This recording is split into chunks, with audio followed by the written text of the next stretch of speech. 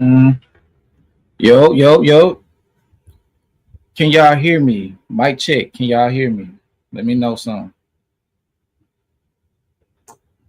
Yo, yo. Can y'all hear me?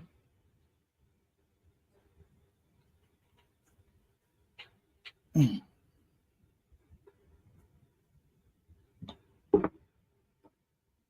y'all hear me?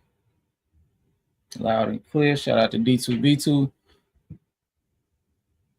Put some ones in the chat if y'all can hear me. And also, if you haven't yet, everybody tell Gen X happy birthday.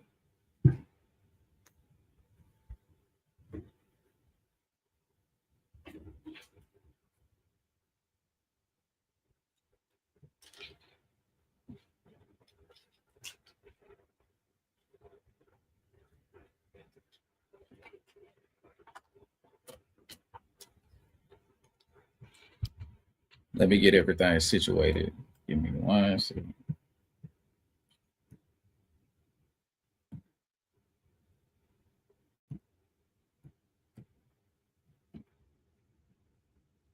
Okay.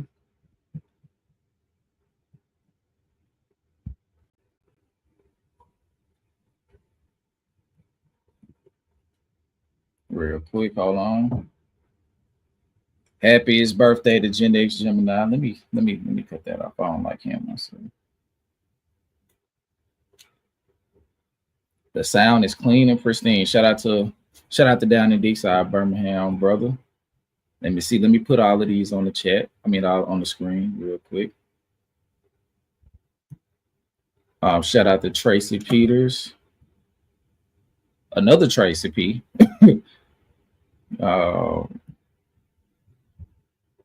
Naomi St. Pierre. Dorothy. Okay, I'm gonna stop saying them. It ain't.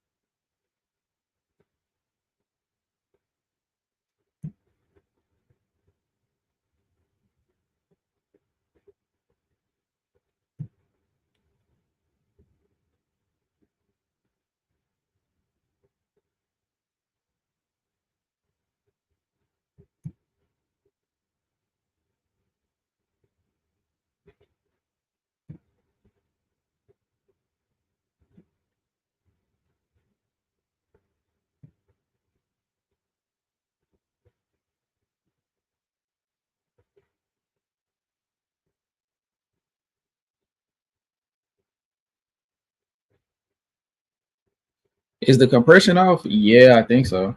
Oh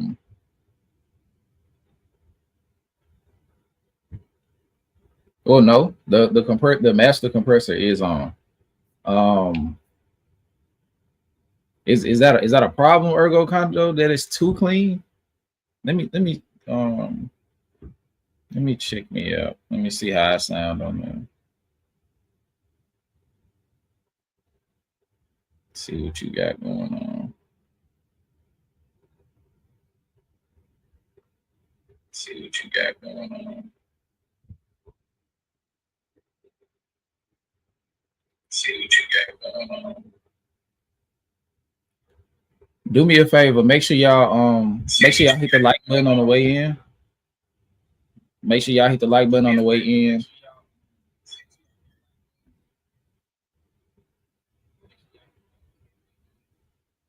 Oh shit, it sounds good to me. It sounds good to me. Hold on, wait. We have an entry. Add to the stage. Okay, my bad. Hold on. No, that's not it. What DJ? Okay. Yeah, can you hear me? Yeah, your camera is really fuzzy though. It might be the Wi-Fi or something. He was looking real. Okay, it's starting to situate. We have a new challenger.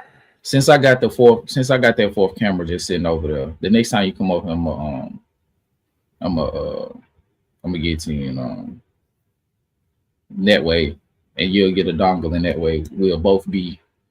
Hmm. Yeah, I didn't even think about that when we was recording yesterday. Me neither. I had a I had a lot of shit on my mind yesterday, but we did. Well, first of all, how you doing, DJ? I hadn't really talked to you today. Yeah, I'm good, man.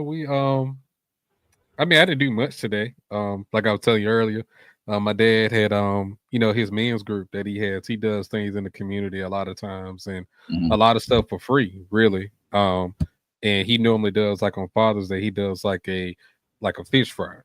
And anybody who's a father that's in like because it was at like the barbershop and anybody coming in getting the cut, you get your haircut, get your free fish plate, fries, coleslaw, bread, whatever you want. Like you get a free plate, when you come in and get your haircut.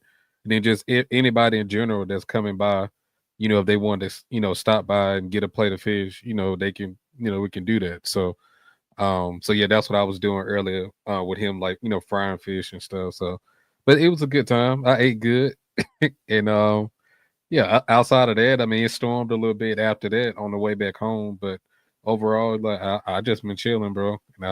Just got off the phone with my mom. I talked to my mom, so I was good to talk to moms.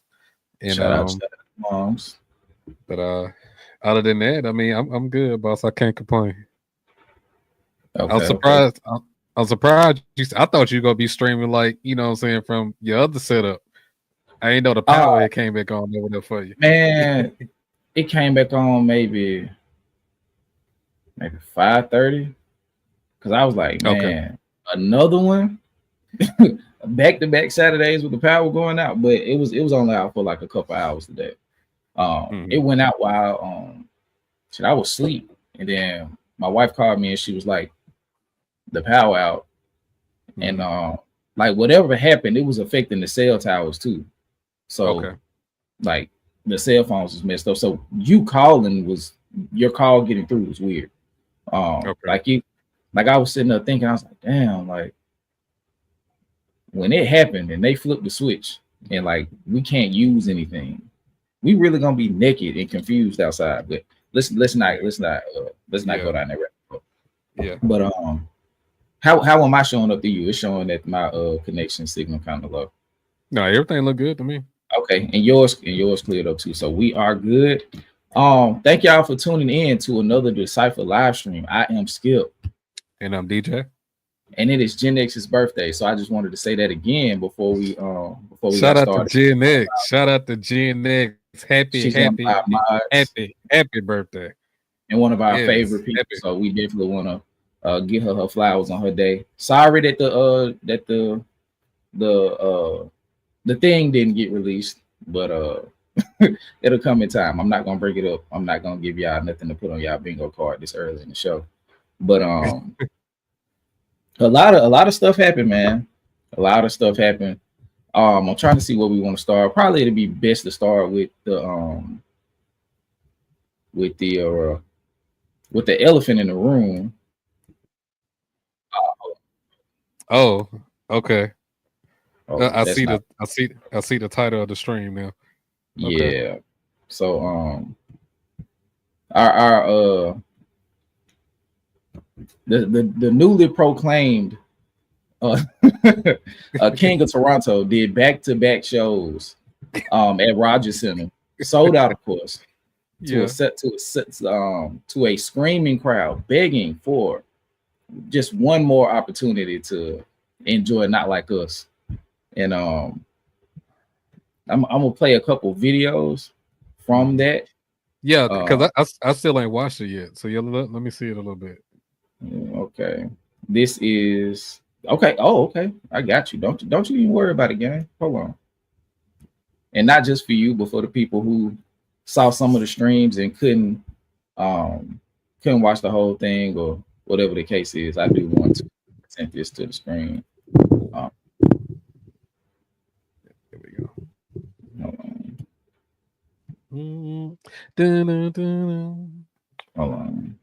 Real Canadians hate Drake. Canadians? Is that what they say? Canadians. Canadians, that's crazy. Okay, here we go, y'all. I wish I could blow it up and make it full screen, but I cannot. But I cannot. Well, let me see if I can edit the layout though. I can. I can make it larger. I think I can. No, that's it. Okay. I guess we can say that. Nope. Cancel. Cool. Canadots. That's crazy. Canadians. That is nuts. But here we go. Let me start it over from the beginning because I had played it to make sure. Drop. Okay, before we get into it, can y'all hear this?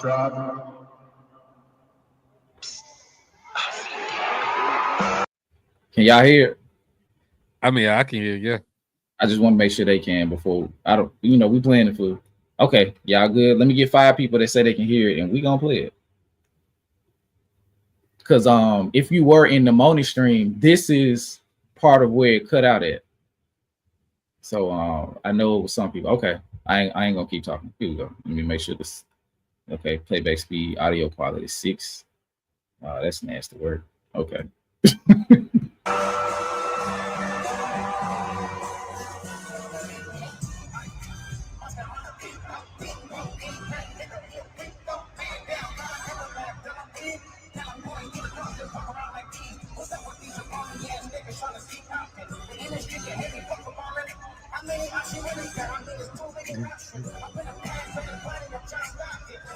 That's Kendrick go-to move. That Beat your ass out the Bible of God watching. Hey.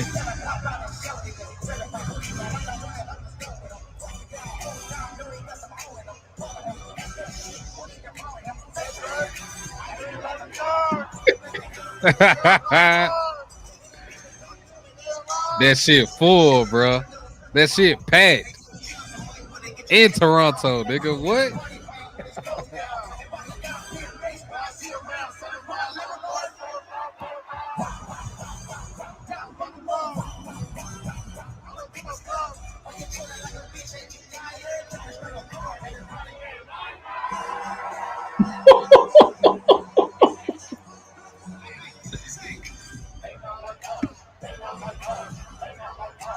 Well, you better quit saying triple. We got gangsters in the chat. Boy, you better chill out. Who, me? We ain't gonna be Not little me. You better chill out. We got real gangsters in the chat. We got real gangsters in the chat.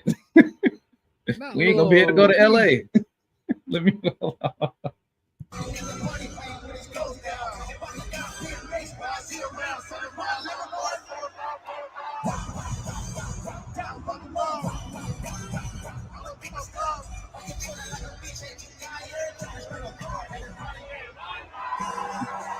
That's crazy.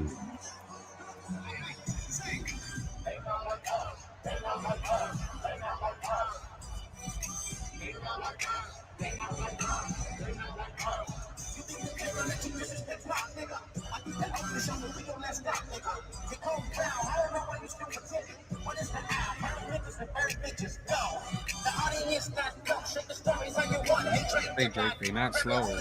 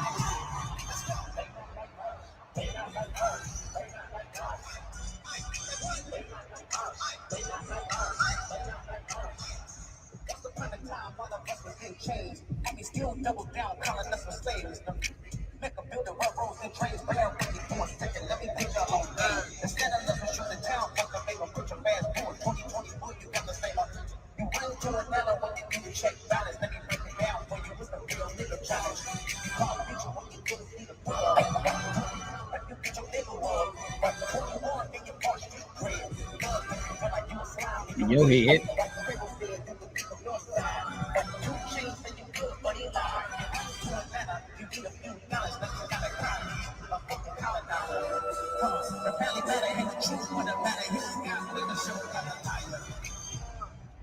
Mm.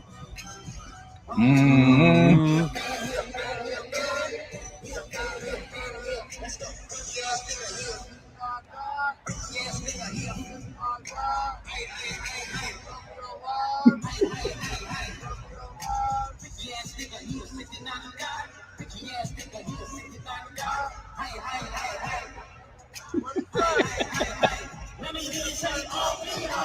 Oh, viejo. Oh, viejo.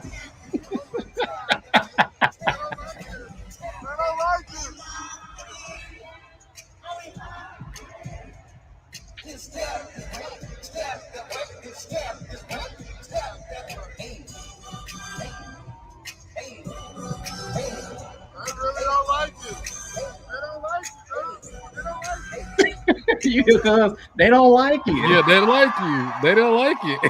They really don't like it. I guess not. That's a way to show how you hate some.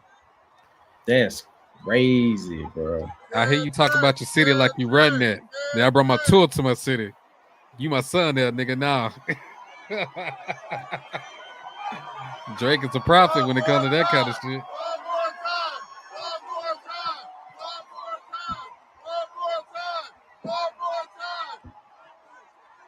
Nigga turned Toronto into the pop out.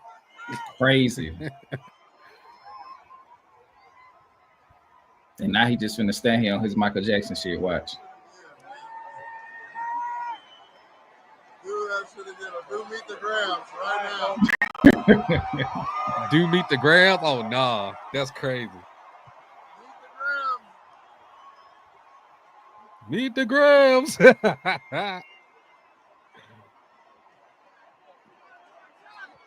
more time. One more time. One more time. One more time. One more time. One more time. One more time. One more time. One more time. One more time.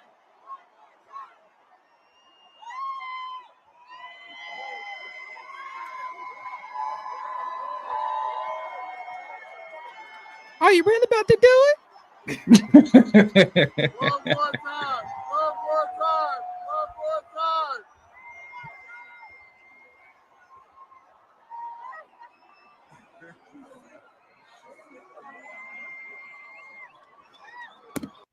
What they said, DJ? They said one more time.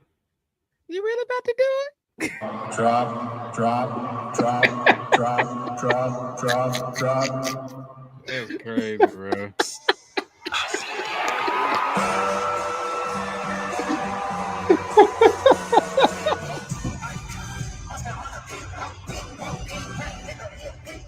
Run it all the way back. That's crazy, bro. That's crazy. Oh my God, bro.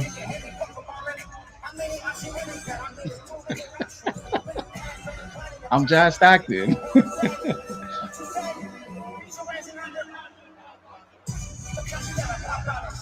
I love that mural, bro.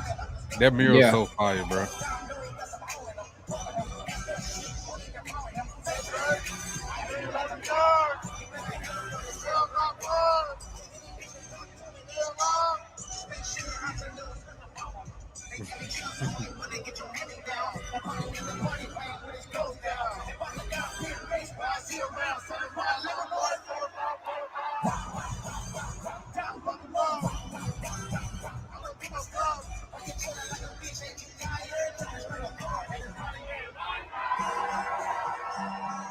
Bro, I'm so glad I was able to experience a show for myself, bro. Yeah. I'm so glad. To get that feel, bro. It ain't nothing like actually being there, dog.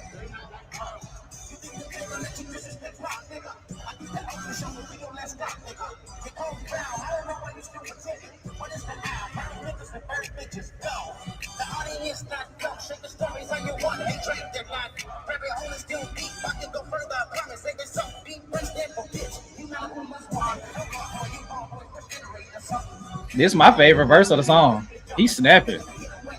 Look over your boxes.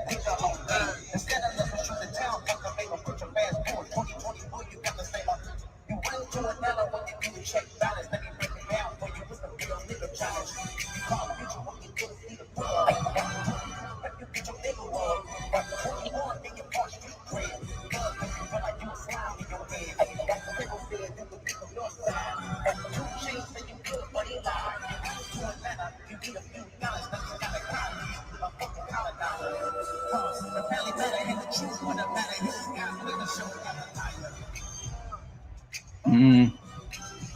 Mm.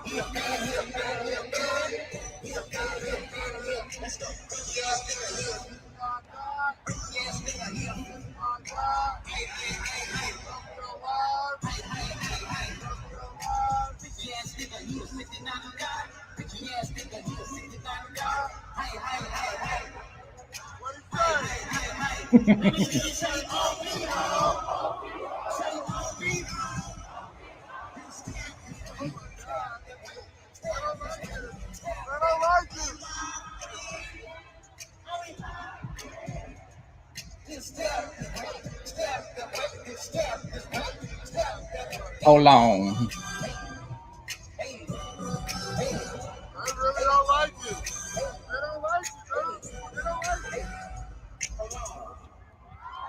Hold on. Bruh, the people in your city not even fucking with you. And do you know what Drake did right after this shit? What? Did you hear this song he dropped with fucking Oh with yeah, Smiling? the 2 miles. Yeah. I heard like a clip on Instagram. Bruh, But I'm yeah. like, what the fuck is this? This Tuesday mother.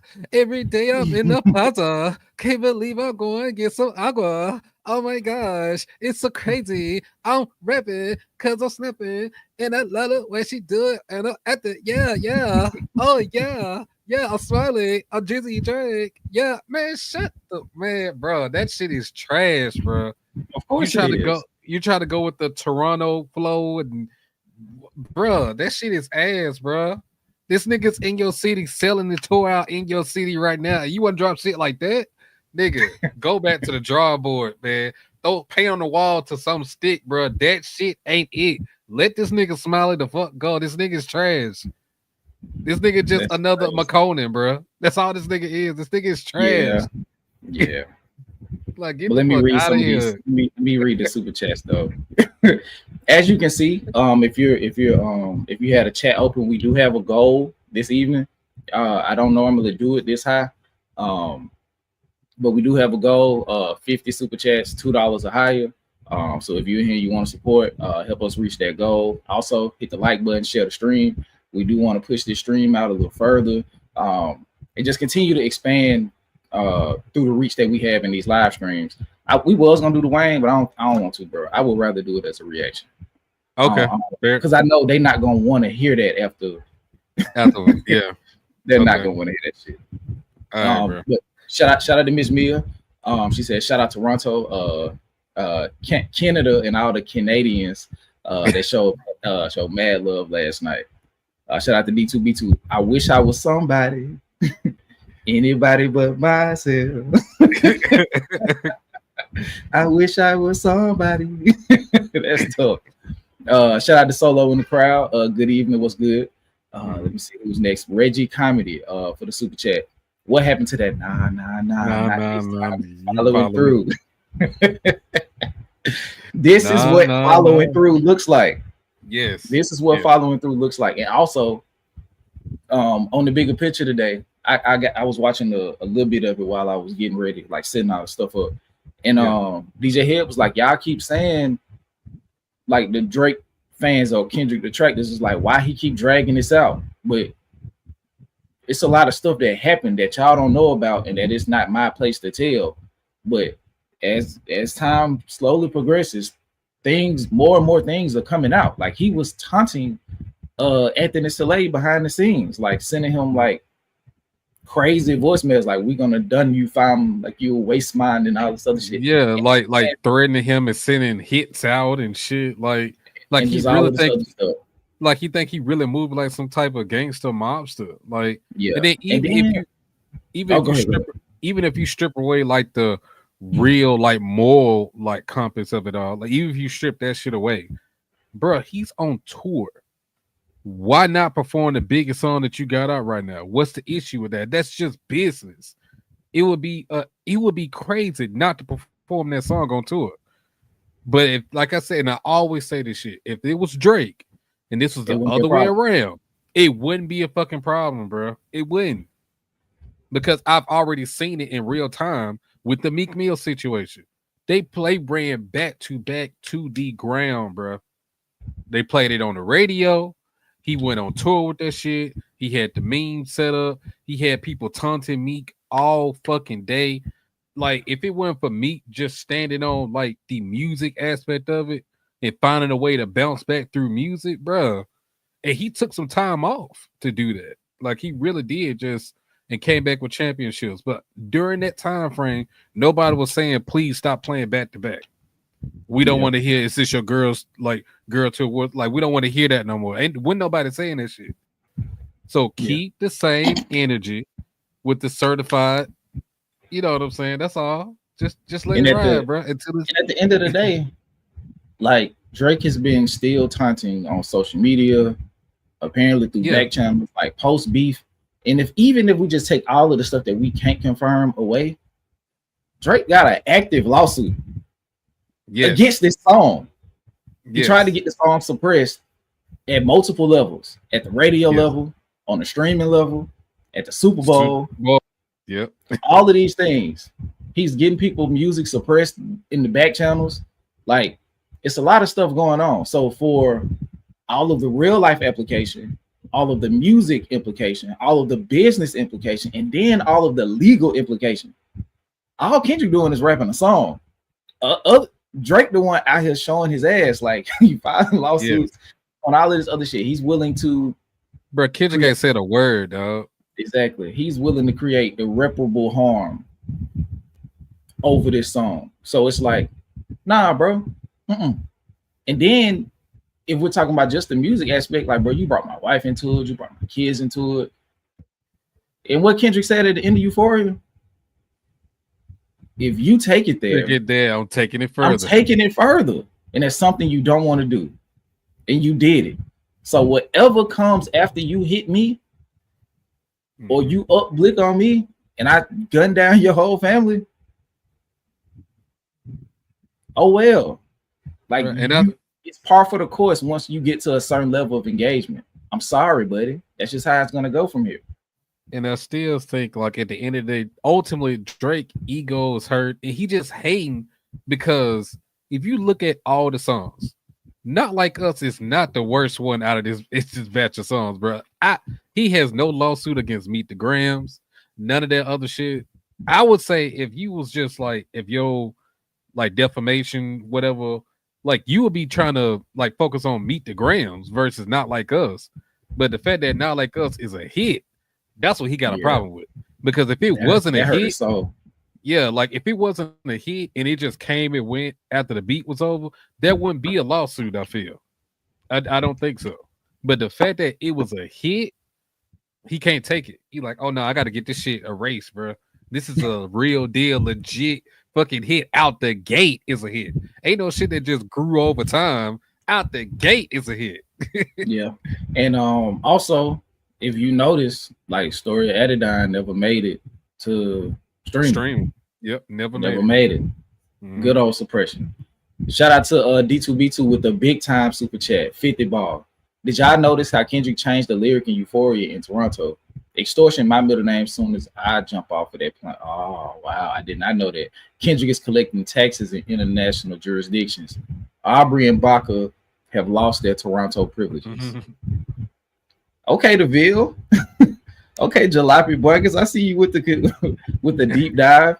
Shout out to Tamila with the super chat. I bet Drake was swinging at the air like Trey and Boys in the Hood. Had to, because this is insane. Like when you really think about like how far it's went. Okay. Let me out. Let me out. So let me out. Weak ass. And now it's to a point where he can't stop it. Like they was Mia, if you find it, put it in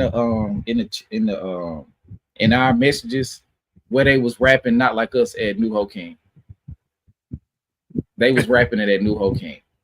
That's crazy. New Ho King opened up the doors after night 1 and night 2 with free. The first round of drinks was free to everybody who came. Damn, that's crazy. And they was in there turned the fuck up. Let me read this one. Shout out to Erica Christian. One more time, Drake got exposed by his own city. Are you saying play it again, or are you saying like one more time? Was that before? It probably was. I didn't see when it hit. Okay. Shout out to Miss Mia again with the big dog super chat. Happy birthday to my twin, Gen X Gemini. Happy birthday. Happy Saying birthday. It again. Happy birthday. She be holding us down, man. For sure. Paying my tithes, hit the like button. Hey, whatever you're doing right now, it's almost 300 in the chat. I don't know how many likes we got. Hit the like button and share the stream. Please, man. And thank you. Like we at 18 likes. Come on, y'all. Get them likes up. That's crazy. I don't think that's right. I don't think that's correct. Gotta be lag. Shout out to T-Mac with the super chat. I wish I could give credit, but someone said Kendrick's name is now Kendrick Lamar because Drake took his head. That's crazy. That's crazy. Kendrick Lamar. Shout out to Shelly Morse with the $5 super sticker. Much appreciated. Shout out to Sandy's Chance with the super chat. Love the channel. Much appreciated. Shout out to Priya Rose. I'm messing up. My bad. Thoughts on aura farming. He was giving Michael Jackson energy. Facts. Yeah. He stood there. He had to take that moment in because it's like some of these things you'll never get to do again. Yeah. Like it'll never be a moment like him performing this in Toronto because this was night 2. So it's like you don't have another night to do it again. It's never gonna feel like this again.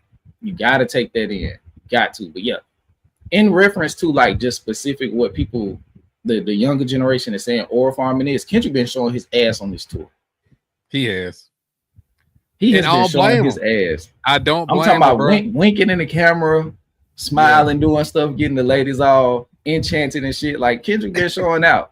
But I get it though, like from the aspect of, at least from my perspective, there has been a huge like increase of not only just women but black women like entrenching themselves into the star and brand and music of Kendrick Lamar with the beef going into GNX. And then like it's the crowd, they find them attractive and all of this, so it's like play into it a little bit, don't get your ass in trouble when you go home, but play into it, like you know what I'm saying, like give them that 3 minute one more time. Shout out to the tall diva with the super chat, that 3 minute one more time chant. Head gotta be swole after getting off stage. Like truth be told, like in this moment, I don't understand why people have an issue, because if people are so invested in focusing you now, why not pour back and give into the people that's supporting you, riding for you in this moment? You know what I'm saying? Give them something. You know what I'm saying? Give them some type of your personality. So if it's a smile and it's a wink, that's all it takes. Man, we in there. You know what I'm saying? All I gotta do is continue to be me. Like everything I'm doing up to this point, I ain't gotta do no crazy shit. I ain't gotta do no clout chaser shit. Like I ain't gotta do nothing. I could just be like, huh, I, yeah, I can do that shit. No fucking problem. I can do that. It's just a wink, baby girl. It's just a wink.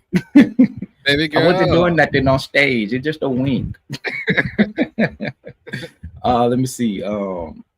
Shout out to Raphael 1819 with the $5 super sticker, much appreciated. Shout out to T Mac. My favorite shot from Toronto concerts is Kendrick standing still on stage in shadow while crowd cheers and request encore. Yeah, because it's just insane. And also the shot that I have for the thumbnail, that shot with the light shining down on with the fire coming up, like that's crazy. Just the visuals. And another visual, and I think since we've kind of completed the American arm of the tour, we can kind of start talking about it in more detail. But like from fucking when he was performing what's the name of the song? Reincarnated, when he got the guys like kind of slanted on the stairs, and it kind of like it feels like it represents like past life iterations, like almost on some like Avatar shit. You know how like when they all synchronize and turn like this. Yeah, I was like, yeah, that's super dope. Like when Aang and Korra actually go into the Avatar state and they can see all their past lives. Yeah. They just like line up. Yeah, if you notice, it's kind of like you're saying, it's like because when he's on one side of the stage, they're slanted one way, but when he moved, they moved. So one is like dissension, but then on the other side it's ascension. Like that's how I took it, and I love that, bro. Like, it was fire, bro. Like everything is intentional. That's pretty much what I noticed. Like everything. Indeed. Shout out to T Mac with the super sticker, $2 super sticker, much appreciated. Shout out to Renee, a member. She said Kendrick in person is so. I'm not gonna say that. Well, I'm quoting you. You say Kendrick in person is so fine. That's what's up. That's what's up. Thank you very much for the big dog super chat. But yeah, I've seen that a lot of ladies are enamored with Kendrick Lamar in this era, this age and stage of his career. And that's what's up. And I kind of see the difference. Like right now, bro, from Mr. Morale leading into this, like you can tell a difference in like how he carries himself. Like he has like skin looking good. Like he kind of glowing a little bit, and you can tell like he's at the point where he's truly taking care of his body. And in terms of like all the working out and things like that, it shows. So you can see it. Like the work is there. Like I'm showing you the work that I'm putting in, and he just reaping the benefits of it. Like everything is lined up at the right time for him at this point. And you can't hate on him for that. Hey, like, if y'all clip that audio and it go out, I'm taking the channel down. Clipping what audio? The quote in the fucking super chat. Oh, come on, man. But they'll see if y'all, because they won't clip the video. They're gonna clip the audio.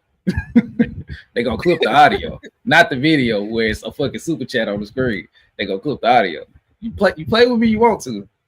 You play with me, you want to. No, I mean that's bruh. If you clip it, just make sure you tag us so they can come over here and become a Dakota like the rest of y'all. Make sure you tag us so they can come on over here and get more clips. I don't want that type of attention. I don't want to be mischaracterized on a widespread, because that video go viral. Bro, they already think you Kyrie, bro. It's cool. But if they think I'm attracted to Kendrick, that's completely different. That's different. I'll just fuck with you. Bro. Nah, fuck that. We not going for that. Five doobies to the face, nigga. Fuck that. I'm telling you, we're definitely not doing that. Hell no. Shout out to Rigid Comedy. Drake is a Canadian coon. The hell's that? Is that what that says? I like that he put it in what's the name, so it's not everybody protecting themselves now. Bro, I don't know what the fuck they say. I ain't gonna lie to you. I think it says Drake is a Canadian coon. Look at this, Miss Miles skip spiraling. This is crazy. y'all finna gaslight me into a crash out? Is that what y'all trying to do? Gaslight you to a crash out is crazy. That's crazy. That is crazy. I'm not going for y'all Hey, I'm not hey, going for y'all Skip. shit tonight. Hey, Skip. What No Swamp did said? it. Hey, what No Swamp fucking said? did it. I ain't going out like that. I ain't going going. out like that. I ain't going like that. We not doing that. We are not doing that. I will not be what Freddie Gibbs said. I ain't gonna let y'all demasculinize me. I'm not gonna make y'all let y'all demasculinize me. I'm not finna crash out. We finna get to discussing some stuff that's going on. Let me see if because it was more videos from the Kendrick Lamar, and I'll just show some of these. Let me take this one down, and I kind of move through these rather quickly. Let me take this one off. Baylor said, "No, say the crash outs for J. Cole." I ain't gonna even crash out on J. Cole. He ain't did nothing. I mean, J. Cole just make it easy. That's why it's the crash outs is so there. Like everything is lined up. It's just so easy to do it. Yeah. At this point, it's kind of low hanging fruit at this point almost. Because J. Cole ain't changing shit. He could be the person we could be the person that we thought or that we figured him out to be. He's still gonna be that person. So it's just gonna be like punching a nigga when he down, pretty much. Like, and D2B2 said like J. Cole is like in the he's in the studio right now trying to crack the code to be the greatest wordsmith ever, like, and not finna be saying shit. Oh, y'all going crazy in the chat. Hold on. Shout out to Renee again. Let me see. Let me pre-read this before I put it on the screen. Shout out to Renee again for the super chat. And being a member, I'm going to see him again in Australia. That's crazy. So he kind of like finna hit the tour circuit from some sexy songs in outsell in bigger venues. Like he's not even gonna be playing in the same space that Drake was playing in when he was over there before he decided to come back home and then cut his hair and grow it back in like 30 minutes, which is crazy. I don't know. Like, are we witnessing Drake in the current timeline? Like, is this still the current Drake, or did he like? Is this another Drake that came out of pod? Like, is he real? Bro, at this point, this is a multiverse. Like, we didn't split off into a whole new like timeline at this point. I don't know who the fuck this nigga is. I don't know. Like at this point, like incursions are happening right now. Universes are crashing against each other, and I don't know what the fuck going on with Drake, bro. This nigga is. All I know is he has the worst team in history around him. I will say that nigga has the worst team in history. To allow him to do the things that he's done over the past 2.5 years, it's crazy. It's crazy. Let me see. Shout out to Renee again. And this is Miss Miles. She said, shout out to her for being a member. Bigger venues, same cities that were skipped. Oh, yeah, because he cut the tour short. Yeah. What's good, Monroe? Let me see. Shout out to Jenny. She said, you mean the ones Aubrey canceled? Those very same ones. Shout out to Latrice. She said, Maul said Kendrick couldn't fill an arena.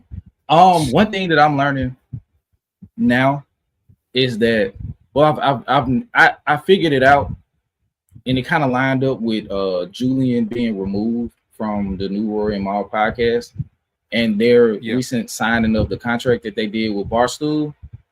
Yeah.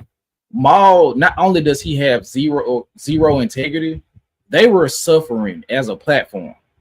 Yeah. So Maul took it upon himself, being that he already has kind of a connection to Drake. He quadrupled and quintupled down on the bullshit so they could go viral. They needed that virality because they were coming to the end of a contract year. Mm-hmm. Like their contract with whoever they had was running out. So they needed to find somewhere to land. So in order for them to be in proper position, Maul had to double and triple down on the bullshit, saying stuff he don't even believe, because it's a video out of him like praising Mr. Morale and the Big Steppers when it came out, praising it. It wasn't until he started beating Drake over the head with a crowbar, and I say crow on purpose, beating him over the head with a crowbar, until he started to say shit out the way about Kendrick. But he had been speaking highly of him for years, and so did academics. So did academics. But the thing was, it's money in this.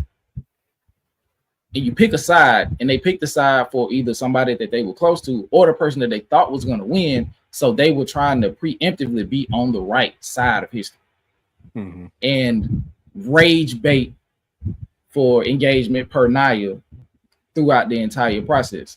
So it's like, I say that to say, like, don't get too caught up in what they say. If you don't feel what they saying, just don't watch them niggas, because you're giving them what they asking for. Don't watch them niggas. Like I said, I stopped watching Joe last week, and it was like, it's wild, because I kind of been watching him like since I've been working at our job, like, and I've been there 7 years. So like, I've been listening to him twice a week, sometimes even 3 times a week, for the last 6 years. But it's just like, I don't agree with what the fuck they got going on, and I see now that he just mastered engagement farming, and now he talks so fucking much that he was like, yeah, I was just engagement farming. So it was like, I don't fuck with what you talking about, so I just find other mediums to be entertained through while I'm at work. You feel what I'm saying? So like, if y'all don't fuck with them, don't watch it. Like, I get to a certain extent, like, you have a product, you have to keep the product afloat in terms of engagement and all that. I get that, but at some point in time, you got to be able to stand on some type of moral, some type of integrity at the end of the day. And not when you can sell. No, you don't. Man, bro, like, if you don't, it's like what you're going through now. It loses the effectiveness of why I liked you in the first place. So for many fans as you gain, for 100 fans as you gain, you losing 40.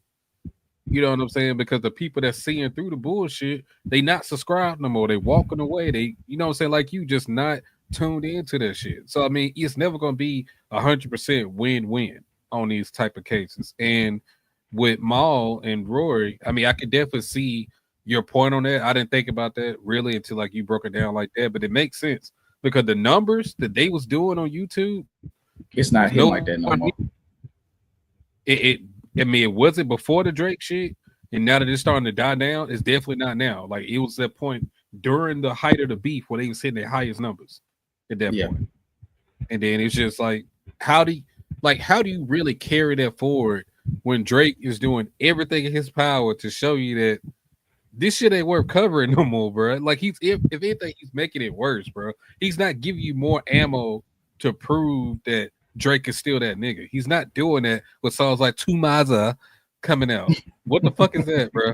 What is that? Some whack shit from Canada. Some shit that they know. There's some shit that they trying to get moving. But let me see if I can get this video to come up real quick. Is that what this is? Okay, ladies and gentlemen, this is a short clip. This is a very short clip, but I just want to play it so y'all can see like what else was going on the other night.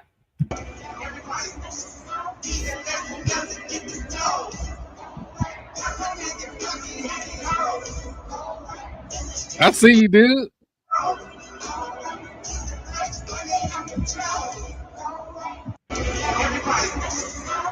Oh, buddy, right here, he means it. That's what I'm saying. That's what I'm talking about. Like, he was in it.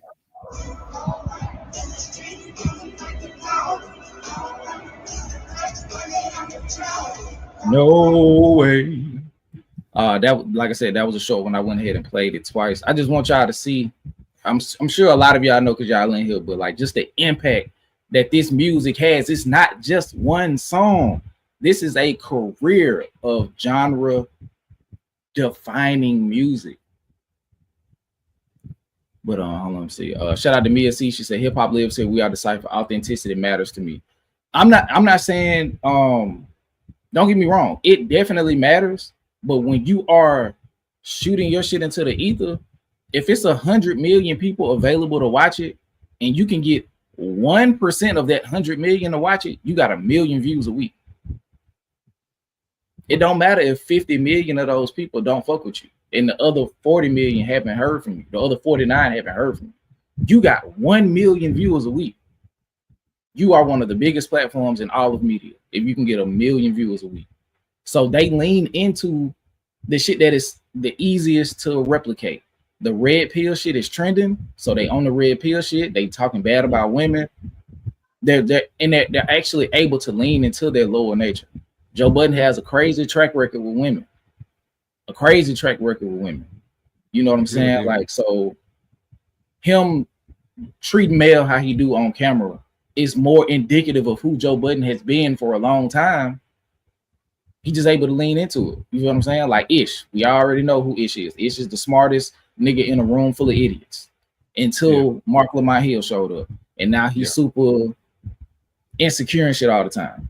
And then you can tell he's starting to feel like how he felt when he was a younger kid. Mm-hmm. He feels he looks very small. He shrink whenever Mark Lamont Hill talk. Did you see the dumb shit that Top 5 is doing? Yeah, I would play it, but I don't want to play no stupid shit. No, I'm not telling you to play. I'm just asking if you've seen him, because I'm like, when this nigga just in jail not too long ago? Yeah, he got to keep his rep up though. I'm like, bro, you just got out of jail. You record yourself trying to, you know, threaten people and trying to follow. Like, what are you doing, bro? Like, it's not that deep. And of course, he gonna have security. Why wouldn't he have security? And like, the crazy thing about that is, not to cut you off, that same level of security. Guess who had that security in Philadelphia? Oh yeah, Drake, absolutely. After performing back to back. Guess who also had that level of security in Toronto? Taylor Swift. Kendrick is a superstar. That's how it goes, bro. He's a fucking superstar. And Toronto probably also helped provide my theory. This hasn't been confirmed. I'm not Elliot Wilson. I ain't talking to nobody. I don't know nobody. Yeah. But it only makes sense. You are, at this very moment, you are the biggest rapper in the world. You are one of the biggest artists in the world. And you're coming to the city with a pre-established rap beef with one of Canada's own artists. And there has been stuff going on that we're well aware of in Canada that has nothing to do with Kendrick directly. But one of the people who's kind of being connected to some of this stuff very loosely in Top 5 is the one out here saying shit. So if he's saying, yeah, I want Kendrick to come to what's the name, I got some for him, I'm gonna blick him down, I'm Drake shooter, this, that, and the third. Outside of Kendrick bringing hundreds of, well, not, I won't say not outside of Kendrick bringing millions of dollars to Toronto back-to-back nights, Kendrick is to be like, that's a high risk. So the liability is up for Toronto in specific to make sure that he gets there and leaves safely. Because at that point, like, this is an issue with like city security and their ability to properly police. This is a political issue now. Yeah, I was just about to say, like, go ahead. I was just agreeing with you. Like, I was gonna say the exact thing you just said. Like, the city of Toronto is gonna be in their best interest to protect Kendrick if all possible, especially with, like you're saying, how big he is now, how much political pull that would be from both sides, from the U.S. and Canada. But on top of that, he's bringing in money. He's applying jobs to the city with this tour. Like, they're not going to turn down a Kendrick concert here. Like, are you crazy? Like, that's absolutely insane. So for people, look what it did. It sold 100,000 tickets.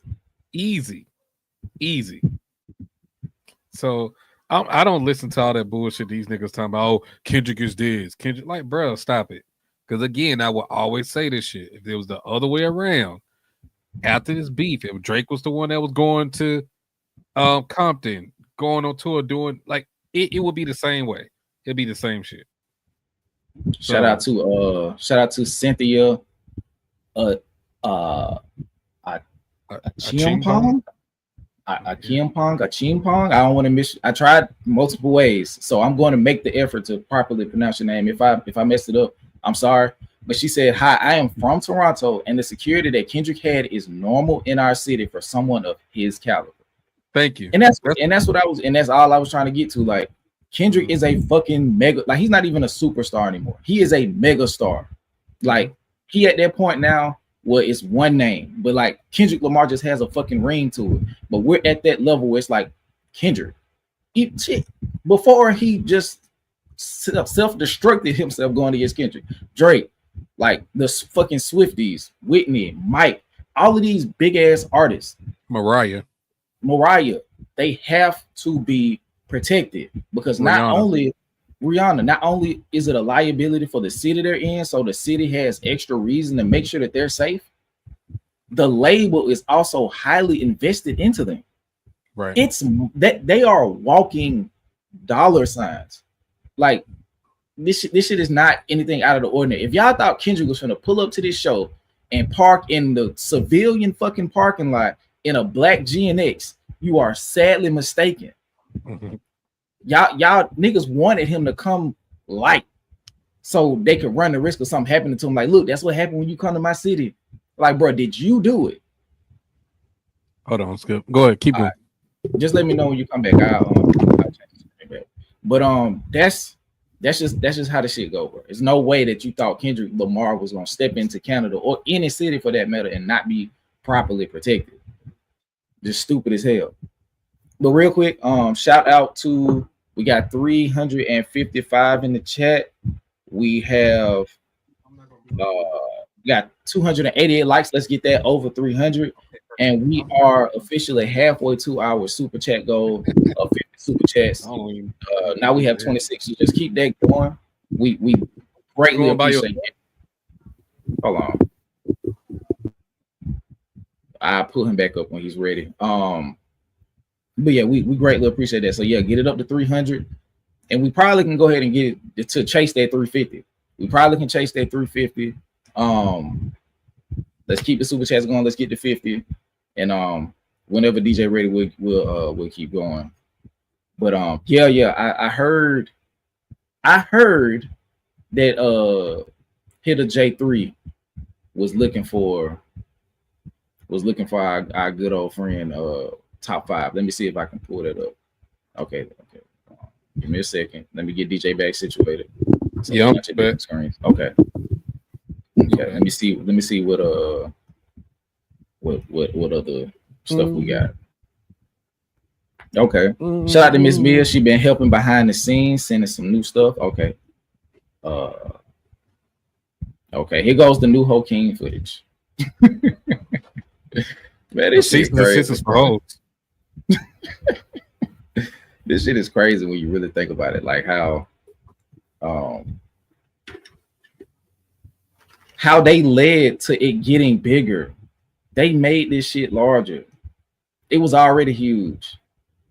Like Not Like Us was gonna be Not Like Us, but y'all sitting here fighting it this way only made it even more of a cultural fucking phenomenon.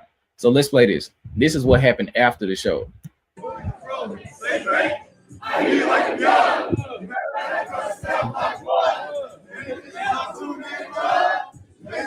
Real quick, either they drunk or it ain't that many black people in here.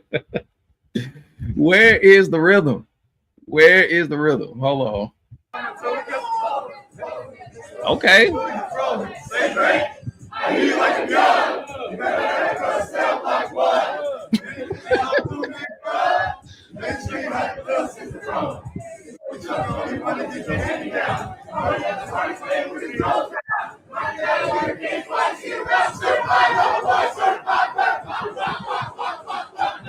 Wow.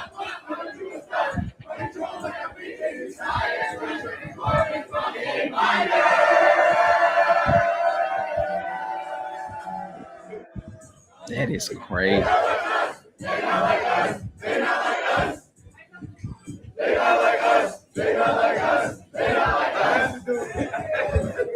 I'm gonna run it back a little bit. Hold on.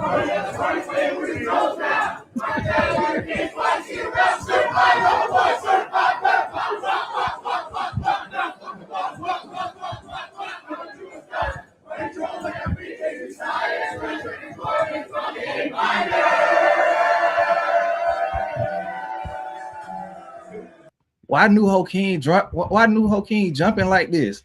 This shit jumping like it's the club or like this is a legit like a restaurant. But this shit jumping happen. But this shit jumping like owls, bro. You remember how owls used to be when you leave the club downtown? Yeah, when jumping like this. Damn, bro. I know they like like the employees and the management at New Hope King is like, yes, let Kendrick come. Like, oh shit, my fault. I don't know what nationality they is. I'm sure, but they probably like let Kendrick come back every week if this is what's gonna happen. But let me read some of these super chats real quick. You got anything you want to say before I get to it? No, I mean, that's just fire, bro. Like, this ain't going away no time soon. It's so not. all the It's Drake stands just let the shit ride, bro. Don't fight nah. it. Just nah. let it go Keep until it's fighting time it. Keep for fighting it. Keep fighting it because there's nothing you I'm- can do. It makes it better. Shout out to Chloe. I'm trying to save niggas, bro. I'm trying to save Nah, niggas. it's too late. They don't want to be saved, bro. These niggas Trying do to not save want niggas to for be their own saved. destruction, bro. They don't want to be saved. You gotta let niggas die sometimes. You gotta let For niggas real, make a fool man? of themselves. Give them enough rope to let them hang themselves with it. Dang, bro. In light of what's going on with her sister and DDG, it's just good to see Chloe Bailey outside enjoying what's going on. So shout out to her for popping out in Toronto. And oh, she was at the Toronto show. Yeah. Oh, damn. Okay, that's cool. Smiling and shit.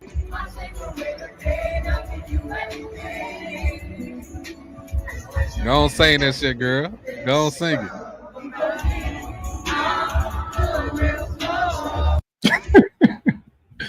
Bro, it's so many videos. Shout out to let me I did want to post this, not post this one, I did want to show this one. It's a lot of media from shit that happened this week. And this is posted from Hitter J3's page. I want to see, I'm gonna go back through and see if the DMs that Hitter J3 sent to Top 5 are in or somewhere, or if I can find them. But Hitter J3 reposted this. First rapper to sell out Rogers Center in Toronto. Not once, but twice. Not once, but twice. And Hitter J3 is important right after the New Ho King, because Hitter J3 told Top 5 that, hey, bro, we're at New Ho King. Pull up. Come have some free drinks. Come kick it. Because I think you want to be our friend. I'll get you an autograph. He was asking him to pull up. And this is all while, what's his name? Top 5 is grabbing doors at random hotels, talking about Kendrick got the doors locked and he's a bitch and all this stuff. Like, just weirdo ass activity. It's like, bro, the clout don't even hit the same. The clout don't even hit the same no more. It's not gonna work. Okay, this is another video from the sold out Rogers Center. I'm not sure what this video is pertaining to or what song is playing, but I'm gonna throw it up anyway. This is close as we'll get to being able to show the stream or the video. Shout out to Moni. Shout out to Flex Your Mind Network. They was doing a good work streaming the concerts this Thursday and Friday.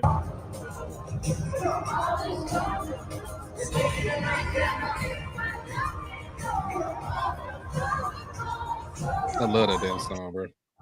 I love it.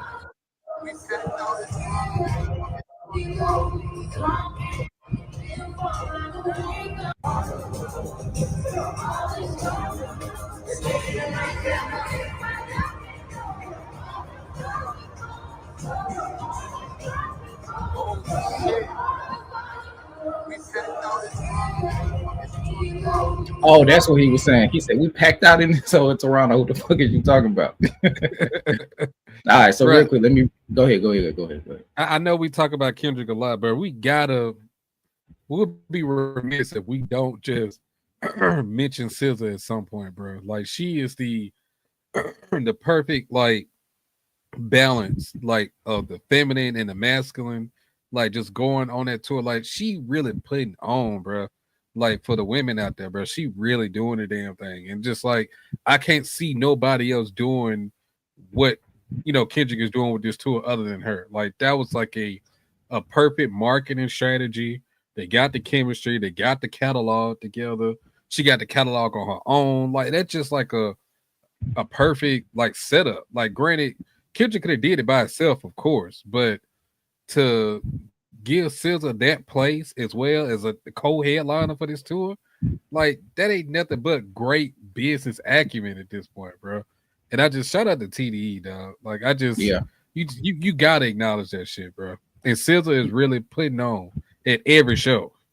Yeah, yeah, and she and yeah, so let's not and I think we did that early on because especially when we discussed our experience with it. Yeah. But yeah, SZA got debatably 2 classic albums. Easy. Like it just depends on how you feel about SOS, but Yeah.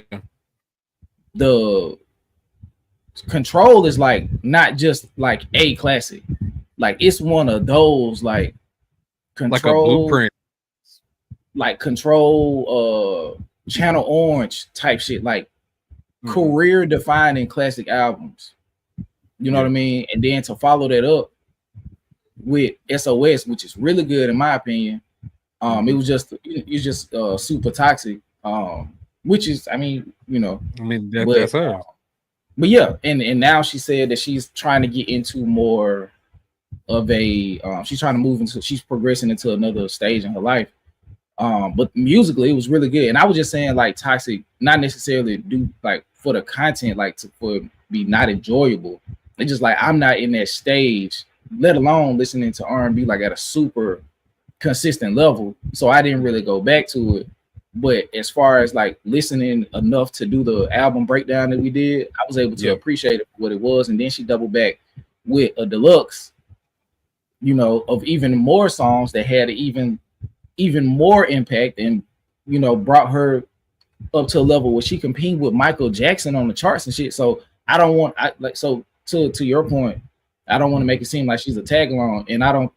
No, she's not, bro. Yeah, so what I'm saying is I don't want anybody to think that we're giving that impression. But at this point in time, a lot of this is like a lot of this energy and attention, like for this specific moment that we're discussing, is on Kendrick Lamar. Like, SZA is a great partner in this because like she's completely disconnected to anything, so she pulls it back to center. You feel what I'm saying? So like it's like, okay, we're not going on a, how people would try to say, an F Drake tour or any of that shit. Like I got new work, the deluxe of SOS, it was titled Lana, right? Yes. Well, Lana. So I have that. Not only my other 2 debatable classic works, I'm also with TDE. I'm a huge woman in entertainment and music. I'm huge. I'm fucking gigantic. I'm doing my own arenas. So it's not like he just pulled her and was like, hey, let me do a solid for somebody on TDE. It's like, no, you're a peer. Yeah. Yes. You're a peer. And together we can dominate. This is going to be the highest selling hip hop tour ever by the time it's over. And it's going to be hard to match. Yeah. And it's just them like two. The momentum. Yeah, the momentum of everything that happened from the beef leading to this tour, like you said, it's gonna be super hard to ever match the level of impact this tour is doing and what it's gonna ultimately sell out to be. Like I don't see that happening anytime soon unless it's somebody outside of hip hop. You know what I'm saying?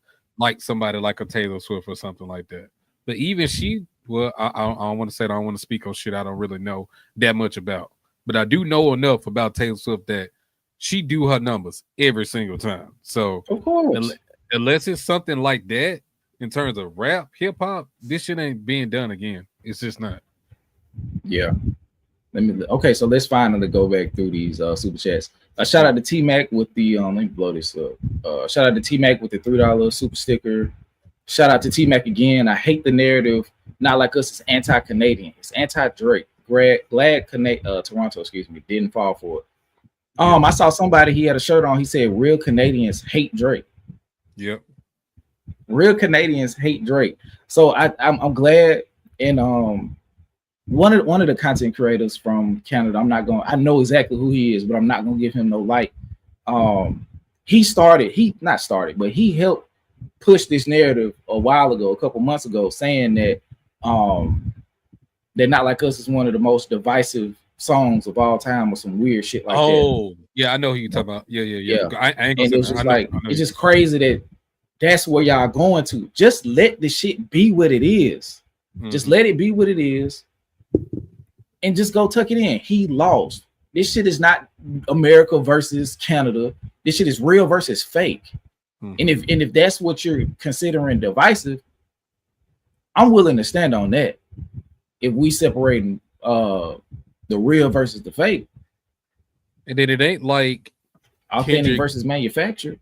it ain't like Kendrick did a tailor-made sweet style, disrespecting, Canadian legends and things like that.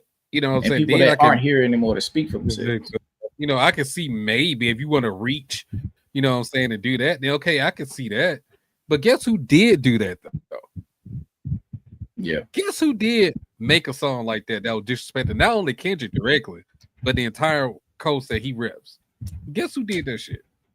So it's not the same. Like you said, I'm glad that the city of Toronto did not fall for like basically trying to make this tour, so basically trying to derail the tour by trying to go at Kendrick, not support.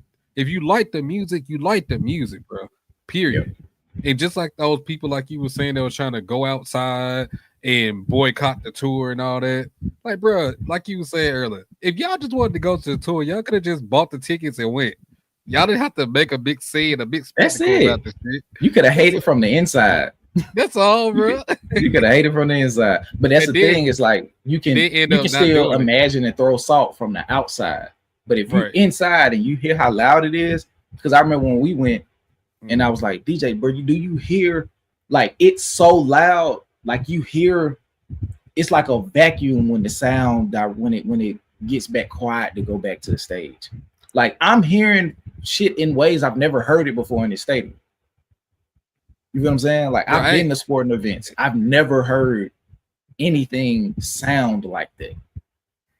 Skip, I ain't gonna lie to you. I replay this shit back in my mind so much. Like, I don't think I'll ever get that experience again. Like, the adrenaline rush of hearing whacked out murals from the outside and everybody running and scrambling to get to their seats, bro. Like, I replay that shit because that shit was just like so tough. Like, it's just so fire, bro. Like, I'm in a moment, bro. Like, yeah, I tried to record a lot of it and stuff like that, but for the most part, I'm glad I was able to just like live in that moment, bro.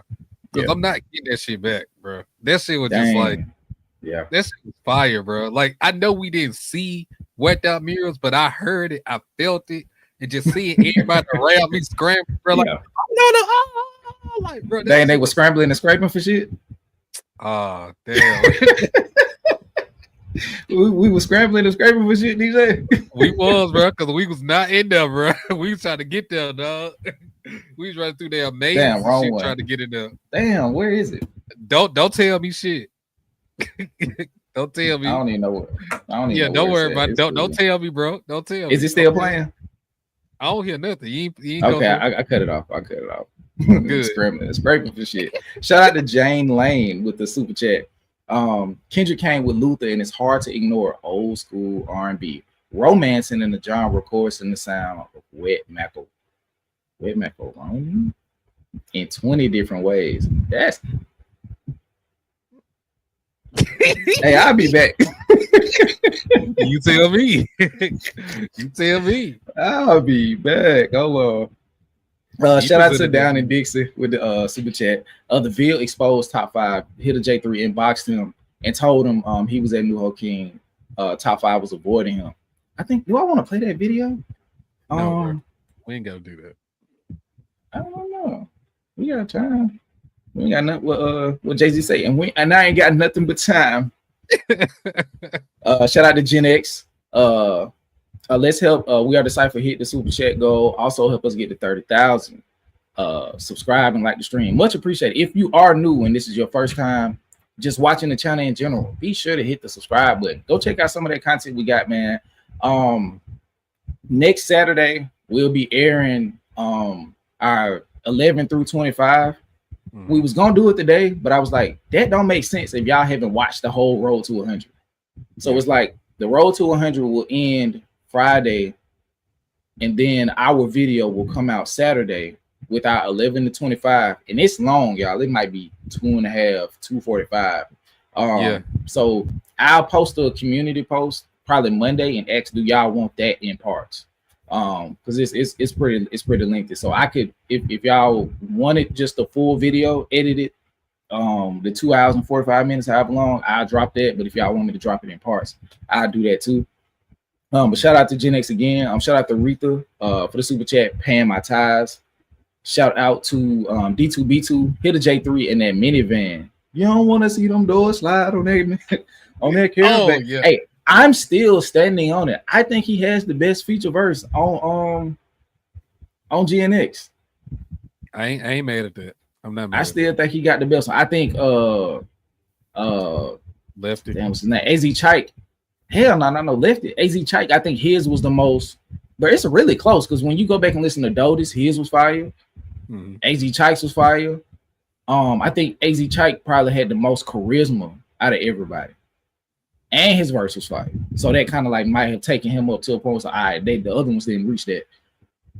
But yeah, just as far as like the verse though, I think he had the best verse as a feature artist. Shout out to Andrew, longtime member and supporter of the channel. Yeah. I've been doing dad stuff tonight, watching movies with the youngsters, but I want to pop in and say all hail King Kendrick. Shout out to Andrew, man. Like I said, long time member. Shout out to Raphael, 1819, paying my ties. Shout out to Kia. Happy birthday, Gen X Gemini. For sure. Happy birthday again. Happy birthday to Gen X Gemini. Shout out to Helenette. I don't know what NZ is, but shout out to you for the super chat. Shout out to the Canadians. 4 stars. That is crazy, like how that rebrand is taking place. Yeah, and it's only right to take to rebrand the Canada with or the Canadians with Canadians, because he stole the 6 from the Zone 6. Mm-hmm. So it's only right. Yeah. Shout out to Happy Valley Farms. Free pizza and hoodies. Couldn't stop 100,000 concert goers and my dudes. and they still had to cancel the shit. Shout out to T-Mac. I am taking bets, not like us, will re-enter the Billboard Hot 100 chart. I think it will. I think they had to pull it out because it had been in there too long. That was what Rob Markman said. It wasn't because it fell off. It was because it had been in there for over 52 weeks and it was no longer in the top 25 or something, or top 20. So once it fell out of that number, they had to remove it because of some rule that they got. Shout out to Drake. Drake moving to Nashville and putting out a country album with Post Malone. Hey, I ain't gonna lie, that shit might slap. You got 2 colonizers going country, it might slap. I'm not gonna listen though, but it might slap. Because that's they true sides get the show. Shout out to Keith with the big dog super chat. Showing love and ties. Hope y'all don't get taxed too bad. It's unavoidable. The tax is unavoidable. Yeah. But we just appreciate y'all putting in. Shout out to Miss Mia. SZA did her thing on this tour and body was T. # Kill Bill. I can't speak on that. Yes. Shit, I can. Yes, Lord. Yes, Lord. Look, I ain't gonna get in trouble. We both agree on the same shit. I'm good, bro. But yeah, I say this. I did see. Was deep. I saw a video today of SZA performing. What song was that? The song that I ain't making love no more. Whatever song that was. And she had a bodysuit on. I was Low with Travis Scott. I was like, all right. Low. And I just had to scrub. I was like, all right. All righty.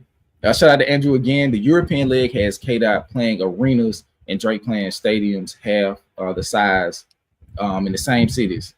The people have spoken. The king is crowned. Yeah, it's over. It's not even a debate no more. Like, it don't matter how you try to spin it. I don't care. Like, I don't care. You can't spin it no more. It's over with. Shout out to D2B2. That dude Weekday is a goof. That's as close as we getting to saying his name on this channel. But I agree 1,000%. Shout out to Miss Mia. How you gonna hate from outside the club? You can't even get in. You can't even get in. Yellow butter chick.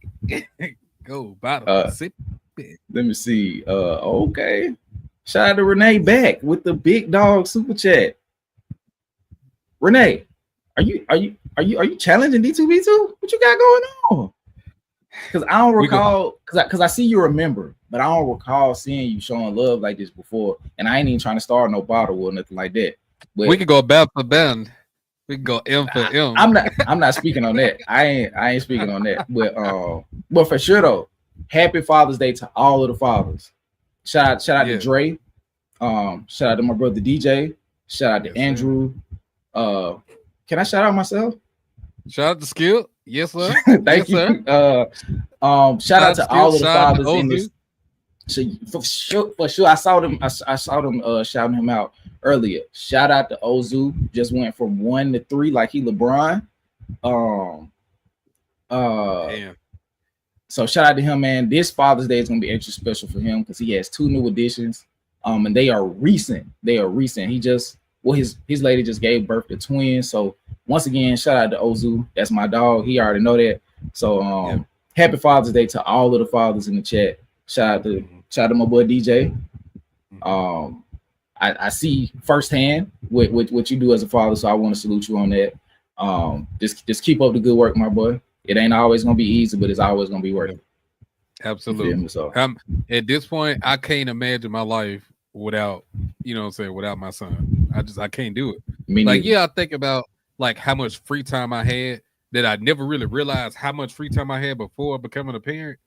But at the same time, even though I had so much free time that I could have took advantage of, the way I am now is no way I can go back to where I was now, knowing the love and the understanding and the patience, just everything that I've tried to, instill into my son. There's no way that I can be without that now at this point. My life will never be the same. So big time. Absolutely. Big time. And also, shout out to the mothers who playing both roles. Yes. Shout out to the single mothers who playing both roles. I can say firsthand, like watching my mama do it, like you have to be 2 different people. Mm-hmm. Like I tell my mama this all the time. Like I remember the first time you laughed at one of my jokes. I was 18, and she was like, "Yeah, I could lit up then." Like she was having to live so deep in her masculine, to raise young men. You know what I'm saying? So she had to play a father in the role of an absent one. So most definitely, shout out to the women who are doing this thing by yourself, especially the women with sons, because it requires a certain level of masculine energy to do that while preserving who you are as a woman too. So it's just, what I'm saying? Shout out to the fathers first and foremost, because it is Father's Day. And I don't want that to get overshadowed because my wife said she went to go get me some balloons, and it was one balloon in Publix.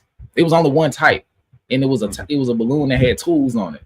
So I don't want to, give the day 100% to women, but I do want to salute the women who are playing both roles. And shout out to all the fathers. Y'all already know we standing in there with y'all. We in the trenches day in, day out, present fathers. You know what I'm saying? So for sure. Let me go to the next one. Shout out to Gen X. She said, "Happy Father's Day to Skip and DJ and the rest of the Dakota father figures. May your day be filled with joy and love." I'm gonna sit my ass down. Yeah, I ain't doing shit tomorrow. I might go to the movies. I might go see Ballerina. Oh, okay. Yeah. I might go see Ballerina. Because the bigger movies don't come out till next month. But I just like going. It's just something about going to the movies that I really enjoy. I think Sinners out. I might go see Sinners again. Hey, bro. Now that you're talking about the movies, do you want to save our big meetup for like Doomsday and Secret Wars, or you trying to go with Fantastic Four? It depends on what they want to do, because like I don't want to hijack it. You feel what I'm saying? So, so it'll be whatever they want to do. Because I kind of want to go shoot pool too, but we'll talk about that off. What's the name? Shout out to T Mac with a super sticker, and here he comes. There you go. Shout out to D2B2. We spoke him up because I promise I hadn't scrolled down, but I knew he would. Bro, they were going crazy in the chat, bro. Shout out to D2B2 with the big Big super chat fam. Shout out to D2D2 with that big super chat fam.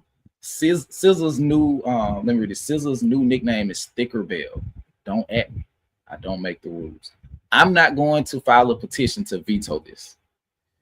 Her name is Sticker Bell. Yeah. I ain't gonna lie. Yeah. She got a lot going on. She got Shout a lot out going to on still. she got a lot going on. That's all I can say. Shout out to J Dub. Shout out to Hip Hop 100. Yes. Facts. Facts. Hip hop lives here if you didn't know. And shout out to Renee again. It's because I don't catch any of y'all shows. Ah man, you gotta tap in. You gotta tap in, Renee. We just did a reaction to Ray Vaughn, the good, the bad, and the dollar menu. Go check that out if you haven't. To the members, whenever we get a chance, we're gonna do Saba from the private collection of Saba No ID. We're gonna do Hell Hath No Fury and Lord Willing. Yes. The weeks leading up until the release of Let God Sort Them Out, and of course we're gonna do a reaction to Let God Sort Them Out, and of course we're gonna do an album breakdown. Of course, because that'll be the perfect album for us to jump back into doing album breakdowns as well. And I love it. The perfect one. Bruh, Skip, I'm so excited, bro. I ain't gonna lie, I'm excited for that album. I'm super hyped about that shit. So. And also, we're finally wrapping up the Road to 100 series. After that, we're gonna take a very quick deep breath for like 30 minutes, and then we're gonna start playing Damn over and over and over again, because we're gonna give y'all about anywhere between 5 to 8 episodes. It might even get to 10, just knowing how we get. It might be 10 episodes of the Damn breakdown series. You know what I'm saying? Like, it's some other people who do breakdowns, but you ain't never seen a deciphered breakdown to this extent. Like, we do album breakdowns where we cover an album for that episode. We gonna give y'all a mini series breaking down Damn. So we definitely get into that. So that's something that I'm extremely excited about. That we really get into that. Let me see. We got another super chat. Hold on. Yeah, bro. We got a couple more. I thought we was. Let me see. They coming through, bro. But yeah, Renee, we go live, barring a power outage. Bro, come on, bro. It's starting to storm. I hope we don't knock the power out. But every Saturday, barring scheduling conflict, every Saturday, 7:30 Central, 8:30 Eastern, which is, if I'm not mistaken, 5:30 Pacific. Correct me in the chat if I'm wrong. Yeah.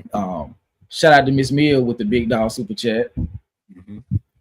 Happy Father's Day, Skip and DJ, and all the Dakota fathers and father figures. You are appreciated. Thicker Bell with the Mac touching jams.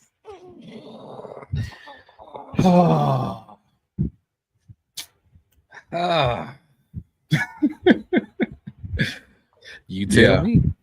I don't have anything to say. Shout out to hold on.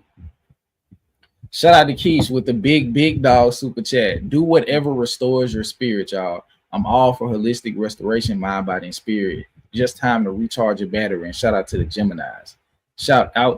I think Stella's birthday coming too. So we'll definitely give her a shout out when her birthday comes. Shout out to Cherry Ann with the $10 super sticker. And shout out to Andrew. Y'all got me pulling my pockets out like a cartoon. Hey, whoever is next will be the 50th super chat. I want to make y'all aware of that. Okay, so Stilo is next week. Okay, we definitely gonna. She be getting embarrassed when we bring her name up on here, so we definitely gonna embarrass the hell out of her next week. Let me see. What else are we supposed to talk about? What are we talking? Let me get back on task. Let me see what Miss Mia had in here. Let me see.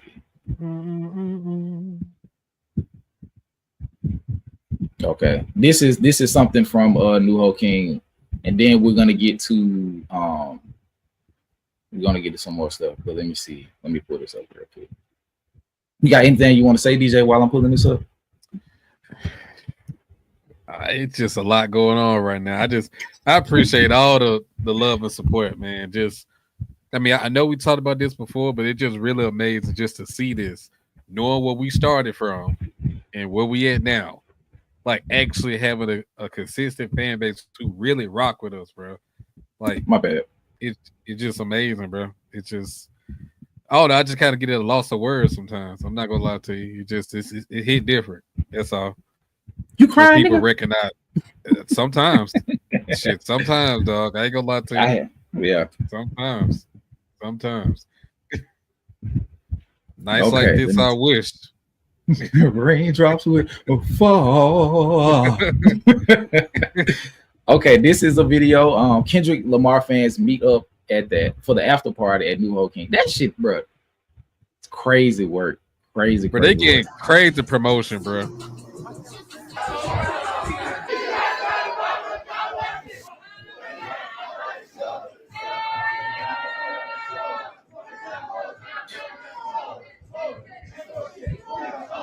Okay, so this is another.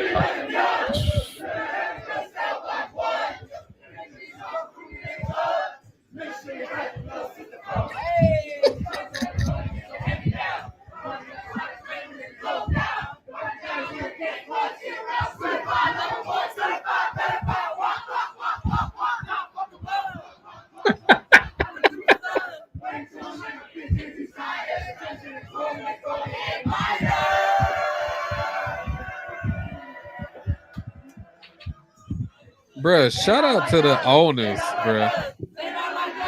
Yeah, they let them turn this whole up. Yeah, like This is good business, though. that's what I'm saying. Like they recognize the business opportunity in this, and they just letting it rock, bruh.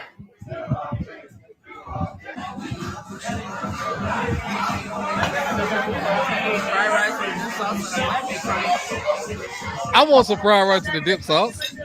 I hope the food good. Okay, they sell wings too. Okay, all right, look a little Yeah, tasty. bruh.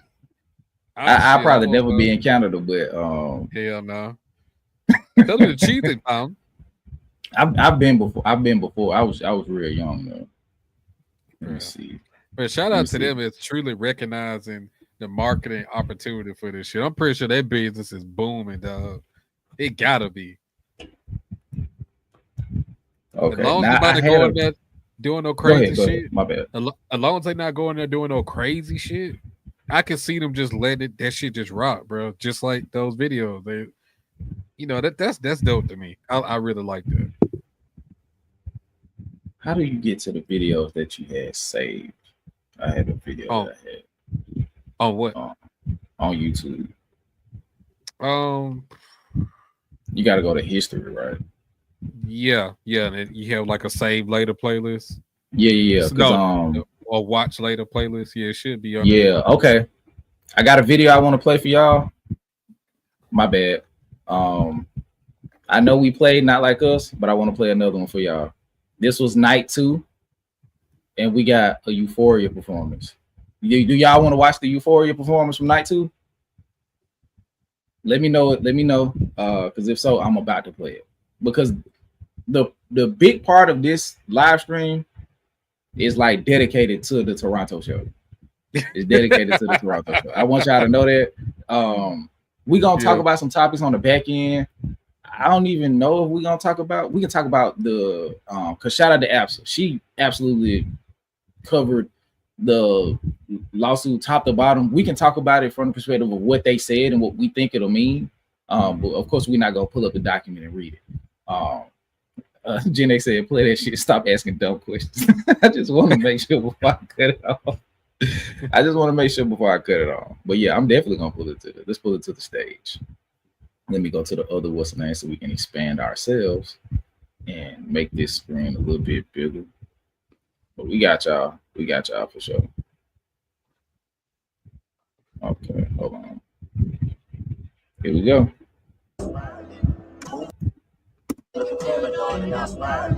Moving just like a degenerate, every antic is feeling distasteful.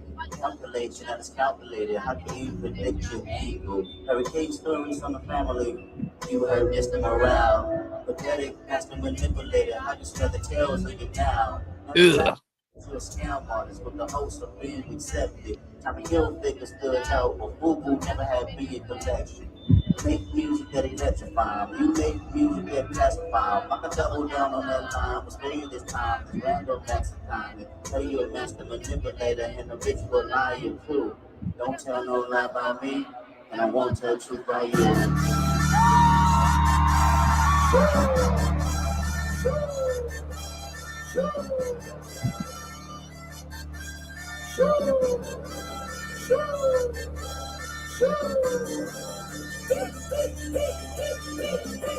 Yeah, I'm out the way, I'm low, okay. Get it out right here, one photo, okay. Thinking of find no reaper, nigga, I'm whipping. What I so okay. Got a Benjamin and a Jackson all in my house, like I'm drunk, okay. Okay, and it's all boys and them types of they so okay. Everybody wanna be teammates till they get checked by a doorway. And I might do a show today. What's the Oh, lame. Always a lame.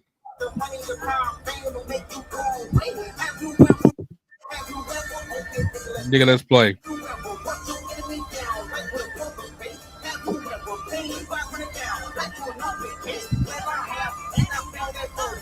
And I came out straight. Hey, when a rapper talk about guns and somebody died, they turn it into hoods.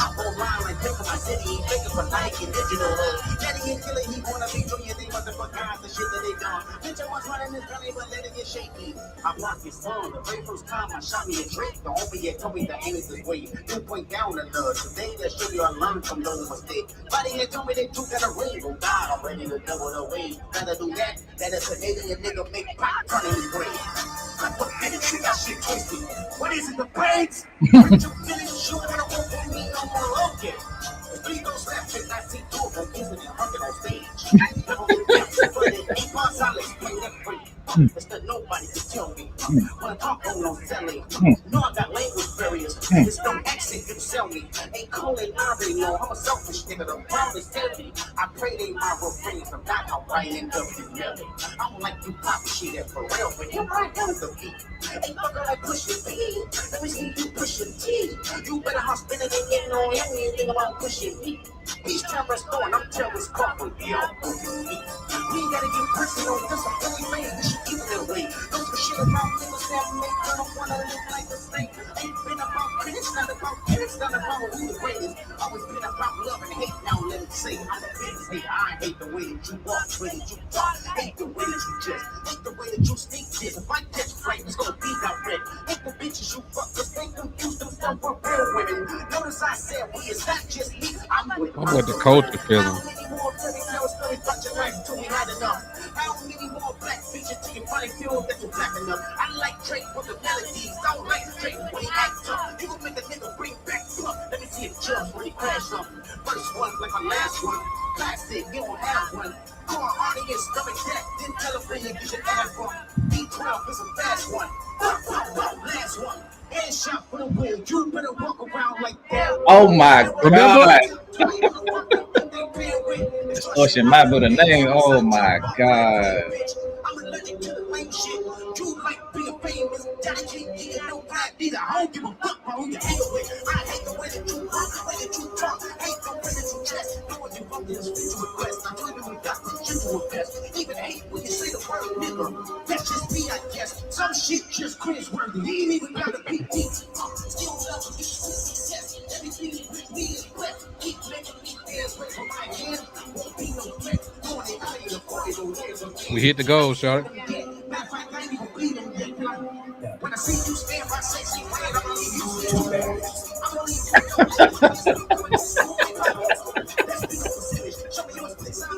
I double bag with you.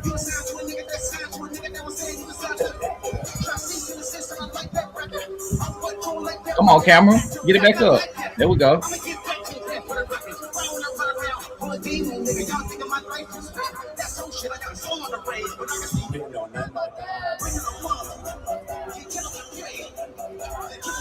Okay. Oh, this is a good ass video. Okay, lift the camera up, bro. You right there. You gotta get this footage.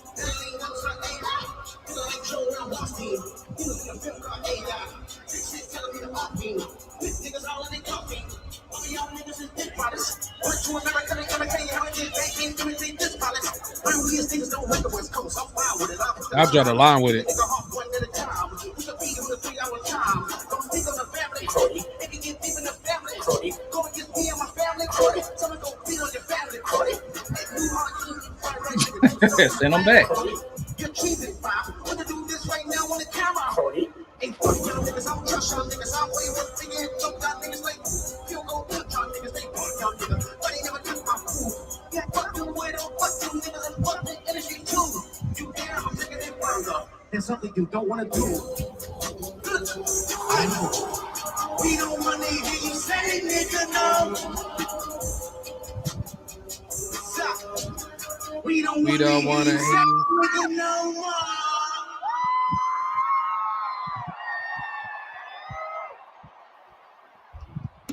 Man, that shit was so turned when he performed it in Atlanta. Let me see if this Larson person got some more videos. Kendrick signed my. Oh, that was her. Well, let me see. Nobody Gets Me. We'll watch that one towards the end of the show. So I keep this up. I will keep this up. But yeah, real quick.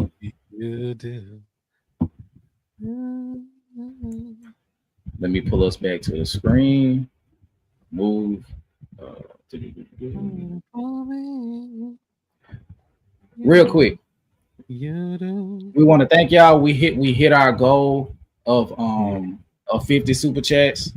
Yes. We also hit I haven't kept count like while we're on stream, but we crossed over 400 likes on this video too. So shout out to y'all for showing love. Shout out to y'all shit. Okay. Nice. I know when we did the breakdown of when we reacted to the Super Bowl, that one did 2,000. So that one was crazy.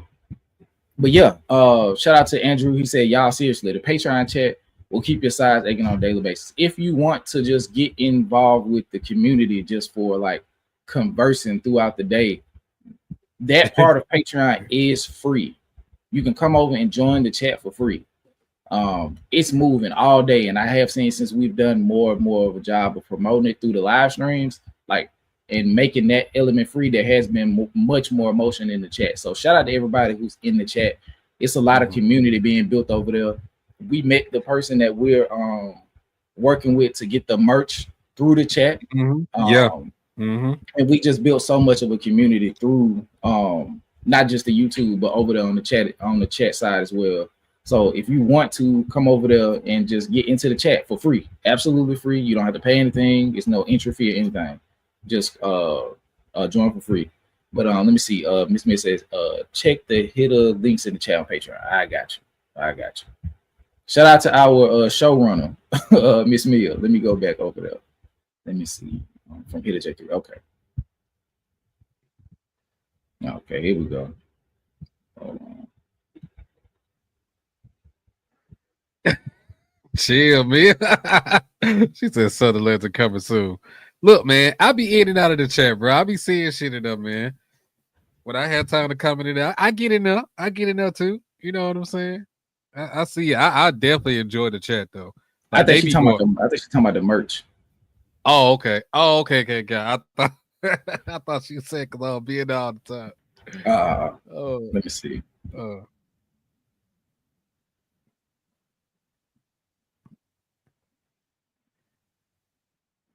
I ain't too busy for y'all, man. I ain't too busy, Jeanette. Let me see what Hitter J3 got going on. I just be slacking. That's all. I be slacking.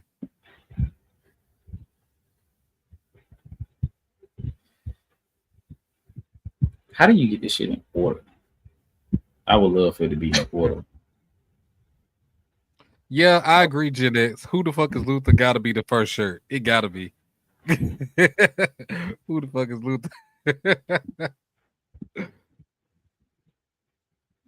See. I need to send that to Modest Menace actually and ask can he revamp that original design for that shirt. Because they liked it, but I feel like it could have been better. I definitely feel like it could have been better. And shout out to shout out to Habitual Line Stuff. I haven't seen her, but she was like, yeah, I see multiple things for improvement on this shirt. But let me take this down, remove this from the stage. My bad. Delete that.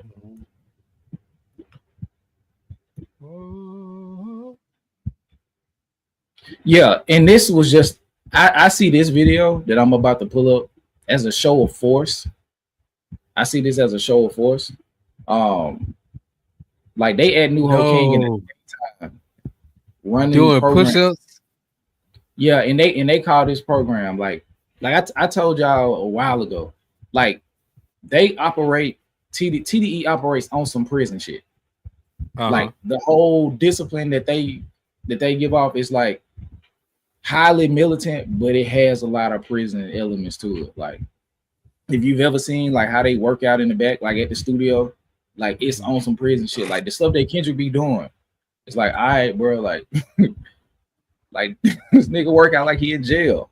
But this is what this is. This is legit a show of force. Like, hey, we comfortable enough in Canada to be outside on the front working out. We are comfy in Canada. All these gang wars, don't want dead friends anymore. Type of life I'm living like I'm playing a Ouija board. Freedom members, lockdown, gang enhancements. Dirty kid, had to butt my head, jury dancing. Hey, put together like Legos. All these gang wars, don't want dead friends anymore. Type of life I'm living like I'm playing a Ouija board. Freedom members, lockdown, gang enhancements. Dirty kid, had to butt my head, jury dancing. Hey, put together. I like that song. I want to hear that. I like that. I'm literally putting it on Spotify on my computer right now so I can add it. So I can go back and listen to it. Gang enhancers. I'm literally doing this shit right now. Yeah, Kendrick been shouting out Hitter J3 for a long time. Like at least 10 years ago. At least as far back as 10 years ago. I hate the okay, let me see this one. And here go another video from the show. That Hitter J3 posted. Let me pull this one up.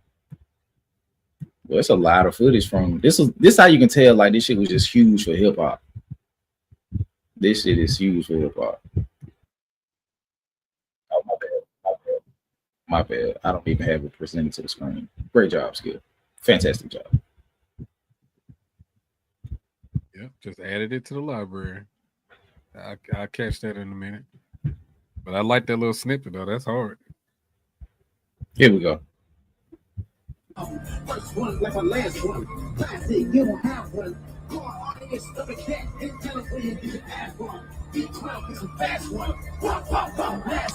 Ah, damn.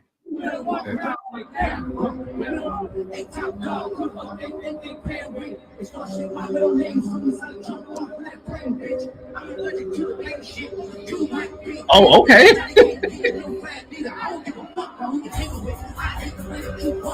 you gonna camera in the show?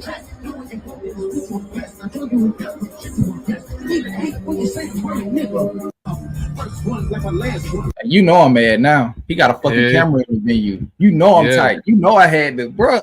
Like we would have had a whole ass. It would have been a different episode. Like we would have had a whole blog if I would have been able to get the blick in the show.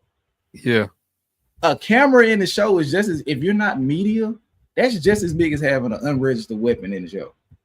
Bro, like this regular ass dude, he ain't even using it. He just holding it. What the fuck you doing? You know what I would have been able to do with a camera in there?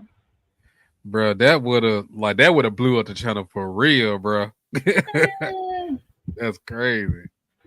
Because we definitely talked about it for sure. Like breaking the camera, but like you said, I'd rather, so I ain't want what Mercedes-Benz to be like, nah. And yeah, because what I'm gonna do with it now. Yeah, exactly. Like I'm not gonna go all the way back to the car and put the shit in the car. Like miss half the fucking show. Like I ain't doing that. A $2,000 camera, nigga. What you mean I can't bring it in? It's a camera, nigga. I can't. No, I'm sorry, sir. You can't come in with the camera, man. Hey, get Top on the phone, nigga. Get somebody finna let me come in with this camera. That's what I should have did, but I wouldn't have been able to go to the show. I don't have the complexion for the protection. He just got it. And that's good. And I roll with you, so I need you to be on 10 toes at all times. Like, I'm trying to be stuck in the water. Shit, I roll with you. Because I would have crashed out behind this shit. I ain't even gonna hold you. I've been very upset. Let me see what else, if it's anything else that missed me or put in there. Because then we'll go to a couple of the topics that we have. Because there is some serious shit that I do want to discuss before we lighten it back up. Let me see. I'm leaving with some exactly, but that's what the security guard would have told me, because he would have left with my camera and my lens and batteries and memory card. He would have boomed my shit on eBay and got at least $1,200-1,300 for my equipment. I can't have that. Especially And when go ahead. I'm just saying the way they was checking all them bags and shit. They would have, ain't no way we could have brought a bag in there with all the camera equipment in there. Like, they would have been like, the fuck y'all are. The fuck? Y'all niggas trying to shoot. Y'all trying to shoot the show? Fuck y'all finna do with this footage? Big ass tripod. The fuck? Now we squabbling out back. we just trying to make it home. They're like, nah, cause you can't leave with that, homie. We need the camera and all that. Now we gotta fight just to get out this hole. I can't have it. Let me see. Shout out to Renee. She said, hold on, wait. I missed some. Hold on. Whoa. Where did I stop? Okay. I think this is where we stopped. Shout out to T-Mac with the $3 super sticker. Shout out to Kia. She said, thank you for recognizing women that's forced to step into our masculine. It's a sacrifice and we do it with love. Happy Father's Day, guys. Thank you. And thank Absolutely. you to you, for doing that, because like I say, it's a huge sacrifice for women, because they have to live in there and sometimes they forget who they are, or certain parts of them like die in that process. So it's definitely a labor of love for real. So shout out to all of the fathers and then all of the mothers who are playing both roles on this day. Oh man, shout out to D2B2, man. Shout out to D2B2. We go band for band. Fuck, we go M for M. That's what they doing tonight, bro. Super chat for super chat fam. Shout out to D2B2, man.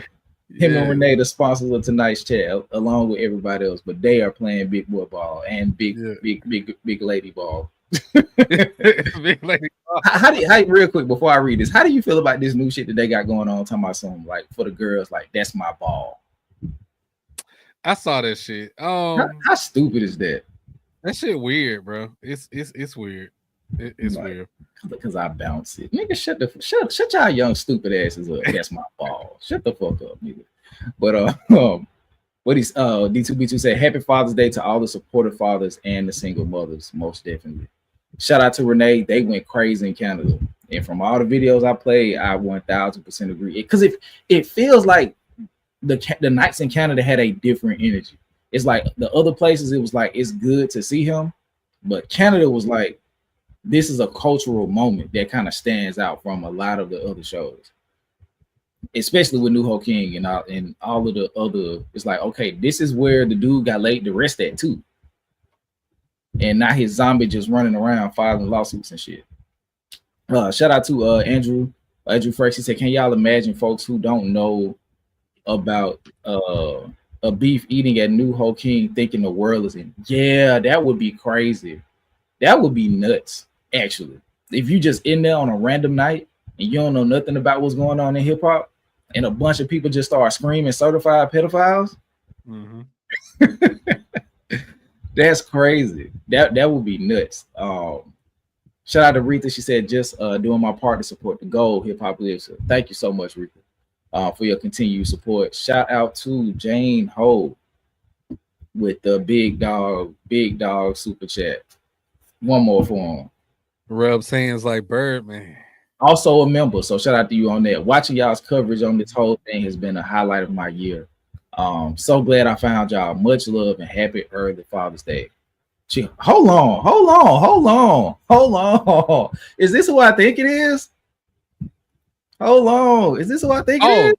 It's that chica?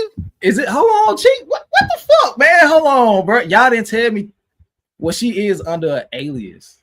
This is crazy, and she's a member. I didn't know that, bro. That's fire. Crazy. Shout out to Chico, man. And look, if you tapped in like this when you drop this project that I saw that you're working on, come talk to us, man. Please. We'll come find you depending on where you at. Because I think I saw, I don't want to put where you might be living at. But if you're ever in Alabama, we'll come to you when this project drops.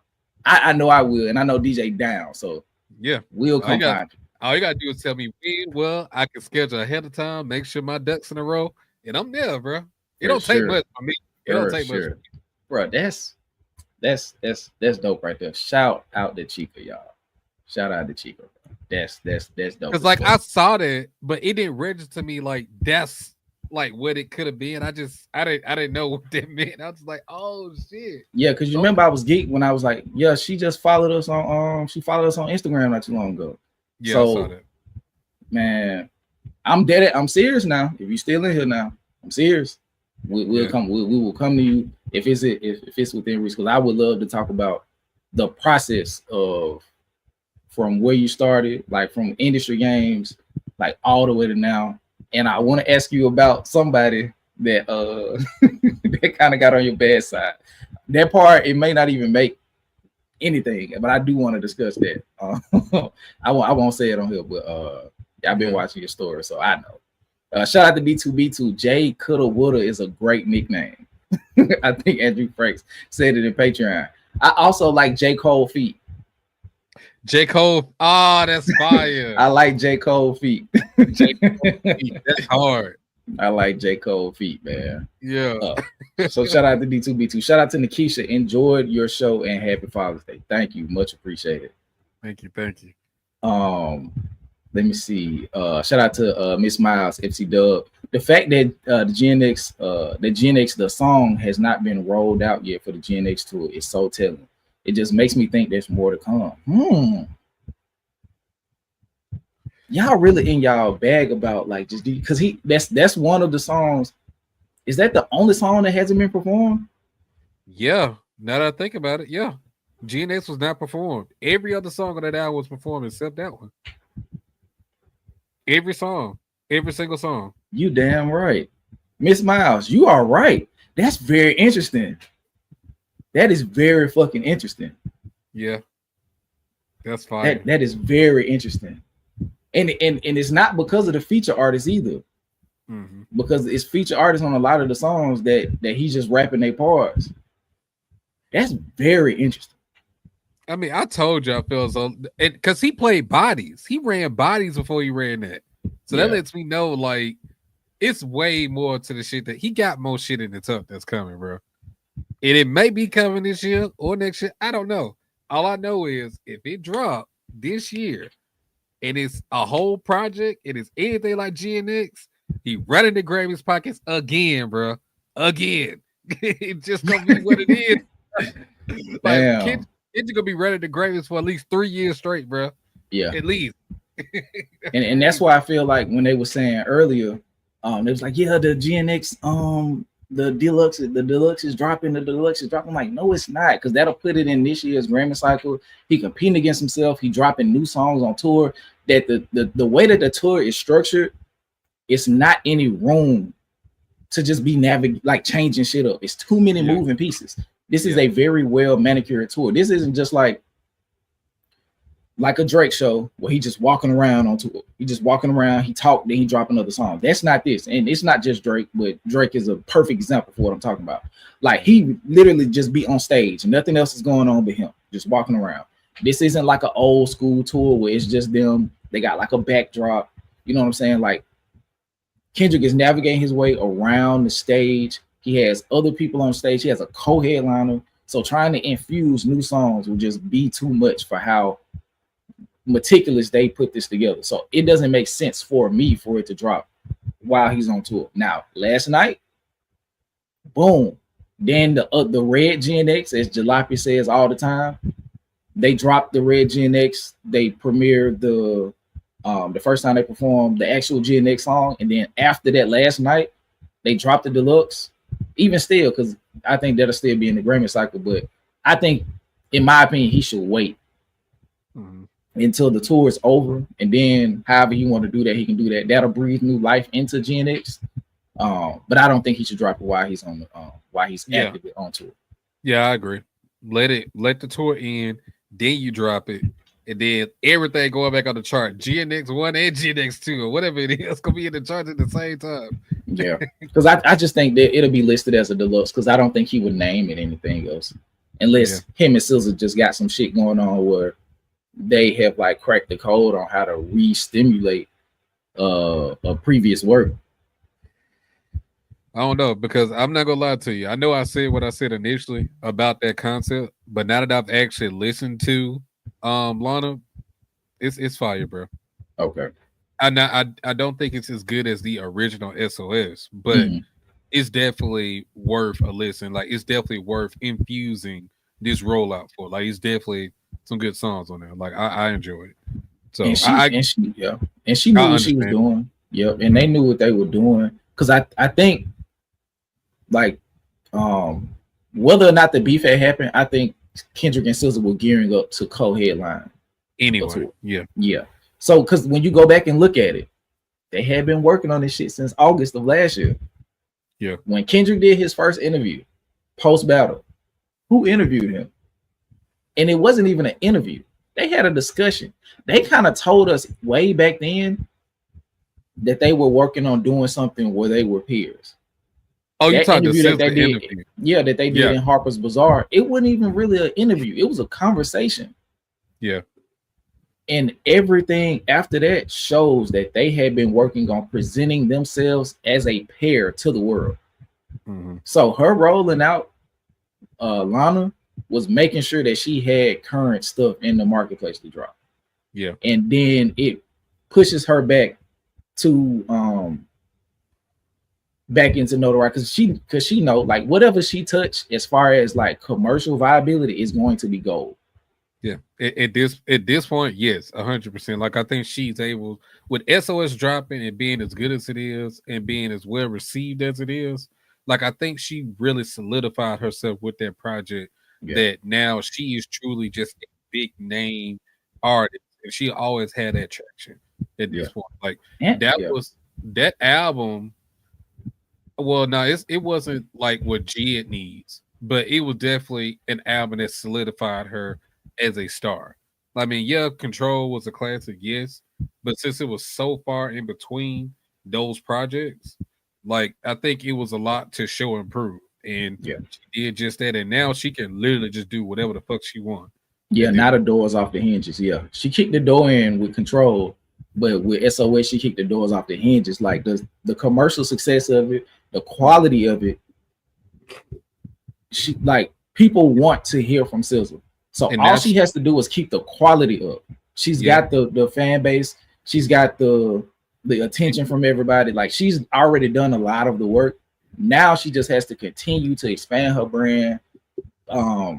She doing movies now. Yeah, this tour is like a lot of like people who were solely Kendrick fans. You watch them in real time, like damn, like SZA really got some shit. Like I wasn't really listening to her prior, so it's like. Now you got that crossover, like real hip hop fans who are really about hip hop. They get to hear you, they like you. You gain more fans with that. You drop Lana. It was highly successful. You keep that going, and now after the tour, you go back in the studio, cook up, and you're out of here. And they just greenlit the movie she did for a sequel. It just got greenlit for a sequel. Gotcha. Okay. So cool. Yeah, man. SZA's out of here. Shout out to people don't really give him a lot of credit. Shout out to Punch, man. Yeah, Punch. Yeah. Shout out to Punch. He worked, like, bro. The work that he's done with SZA and helping her build her brand is amazing, and it's a revelation. You know, the tour is a revelation of that, and just her commercial availability and how much people are drawn to her. Like we was at the show in Atlanta, and it was a couple, like a young two young males. You could tell they were dating or whatever, and they was just like cuddled up, nestled, and just swaying the SZA. Like you could tell like their connection to the music. Like they like the people who like SZA feel her on a spiritual level. Like she is speaking for them, and that's when you make music that really connects. When people feel it beyond how good it is, because it's good. It's good enough for somebody like me who's not necessarily connected to it on that level to enjoy it. Like I love Control. I really like SOS. I love Control though. But it's people who like feel like she is speaking to them walking in the flesh of their day-to-day lives. And you could just tell. I was just looking around during her mini sets, and it's just like, damn, but she really got these people like wrapped up in this music. And that shit is beautiful, man. But let me read this last super chat. And it's Chico again. Shout out to her. She said, been here for some time. I'll stop by for sure. I'm holding you to it. Yeah. I'm holding you to it. I'm holding you to it. I send that DM. I'm not afraid. I've seen now that you'd be amazed with who will respond to a DM. Like industry wise. You'll be surprised. I'm gonna swing on Jeremy Heck when I see him. I seen him one a while ago. He didn't respond. I'm gonna swing on him when I see him. But yeah, man, shout out again to Chico, man. Shout out again to Chico for pulling up. But I do want to, since we are talking about Kendrick and SZA and GNX and TD and all of that shit, it leads me to LA. So I definitely want to discuss. I want to discuss that real quick. So shout out to all of our Black and brown brothers and sisters in LA who are not only protesting but are being forcibly detained and deported by the hands of ICE, which leads back to Mango Mussolini, as they have coined him. I won't say his name because they might try to come get us, but yeah, shout out to everybody, prayers for everybody who is being forcibly deported. Shout out to everybody who is out in the major cities, not only LA, but New York and other cities actively protesting. Especially today because they were doing the military parade today. Like my sister, she was out there. She was out there for a whole week. Like she was on vacation, and yeah, she seen like a lot of the riots and protests in real time, being out there. And I was just like, just praying for her safety, her protection, make sure she make it back, because that shit is no joke, bro. Like she literally sending me videos of how people, like, it's crazy, bro. It's almost like on the levels of during COVID when we was protesting a lot of stuff during COVID and George Floyd and a lot of that stuff. It was very similar to that, bro. Again, gave me a lot of those same vibes. So yeah, I mean it's unfortunate for sure. Like she literally was coming back today. So it's just I seen it myself. So it's tough. Okay, let me pull this up because we normally bash on this individual. I haven't read the article, so it might be room for him to say something stupid. But shout out to Jason, man. The game stands with LA's Mexican community amid ICE protests. Okay. And this is by one of our favorite sources, Hip Hop DX. The game has confirmed he stands with Los Angeles' extensive Mexican community amid an immigration crackdown and mass protests across the city. President Mango Mussolini has sent over 4,000 members of the National Guard to the city in an attempt to quell widespread protests against the conduct of ICE agents in conducting raids on undocumented immigrants. The move has so far led to an increased presence of protesters as much of Los Angeles stands with its vast immigrant communities, while Trump has also moved to deploy active Marines to the city.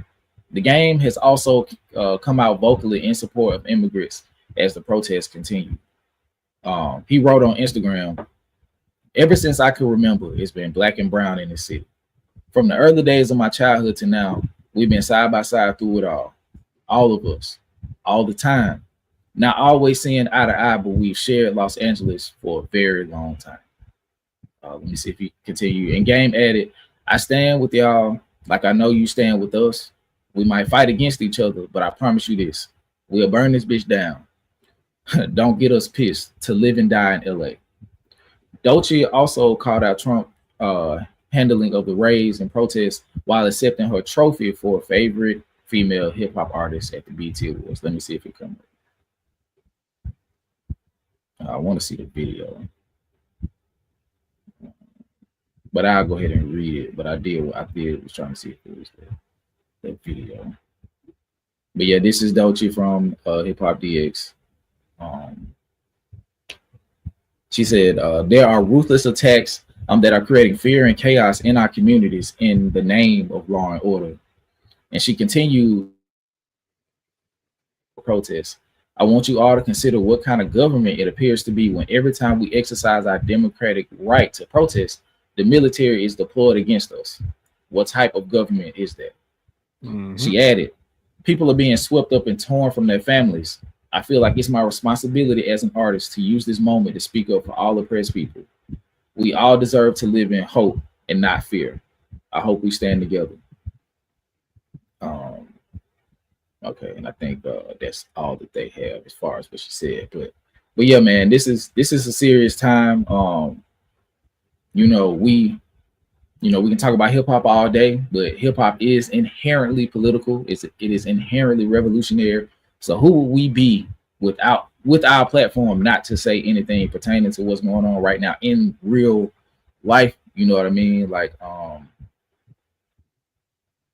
it's a lot of shit going on right now. The militarization the weaponization of the military against civilians in this time is crazy when you add that on to everything that's going on. Politicians have been murdered by people dressing like cops.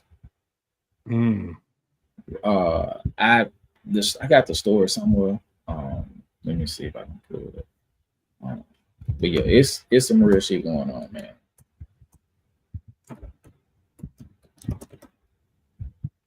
Yeah, and I think in Hampton. No. This is old.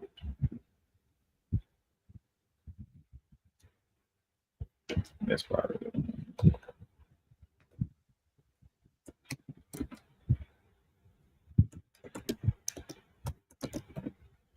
You got anything you want to say while I pull it up, DJ?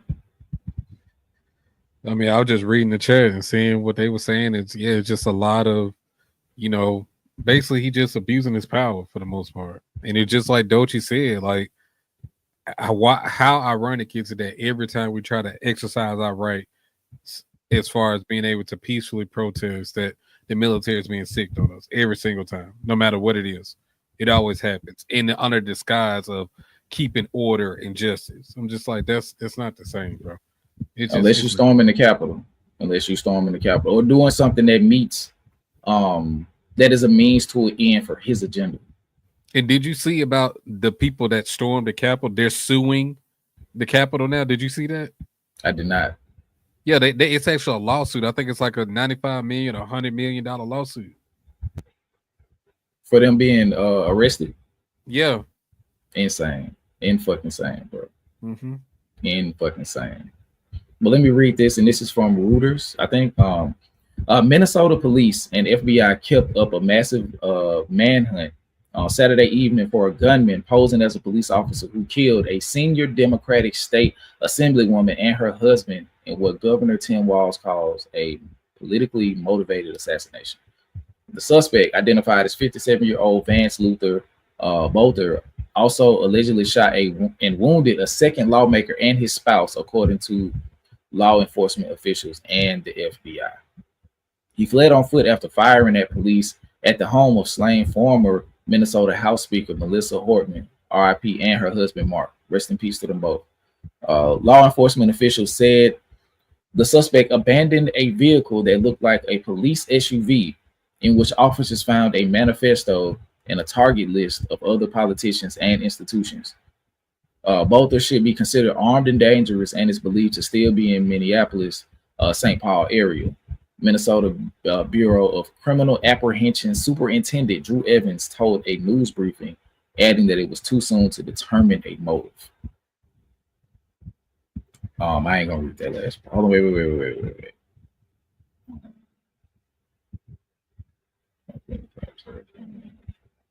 Okay.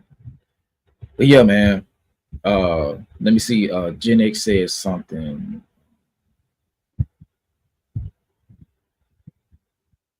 The couple both passed. For what? it's senseless and stupid at this point. Like it makes no sense for, like, it's not a good enough motive. It's not a good enough motive because we can see the energy that's being created. Like this shouldn't have even made its way to my job and me and DJ job where we work at. Like these microaggressions are becoming more and more macro. You know what I'm saying? I just pray that everybody is being safe, everybody's mindful of their environment. I pray that everybody is also taking this time as an understanding that you may need to learn how to be dangerous. Whatever that means to you, you might have to learn how to be dangerous. Just in case. I pray nothing happens, but I think we're in a situation where people need to learn how to be dangerous. Hey, whatever that means for you. Yeah. Ms. Mia said check IG. I think she sent you something on IG. Okay. I don't know if she wants you like to post it or show it. Ask her, does she? Like Ms. Mia, like you want him to pull the video up and show it? Because I think she said she sent some on IG. Okay. Okay, I see she sent an attachment. Okay. This is the lady that I be watching. I think it's I think her Instagram handle is under the desk news, but it was posted by it's under the desk news, but it was posted by Ebro. So let me pull this in. Yeah, she said she sent it to the Patreon too. I got it up. Hold on. Let me make sure I got it right now. Hold on, let me get it together. The one thing about Instagram, I don't know if I can learn. In Minnesota today and where we stand right now. In the wee hours of the morning, a man dressed as a police officer driving an SUV with police lights showed up at the home of State Senator John Hoffman, where he shot John Hoffman and Hoffman's wife, Yvette. Shortly after this shooting, police were dispatched to the home of State Representative Melissa Hortman, who was the former Speaker of the House for Minnesota. Representative Hortman was announced dead at the scene. Her husband died shortly after. Their dog was also shot. It appears that the dog lived.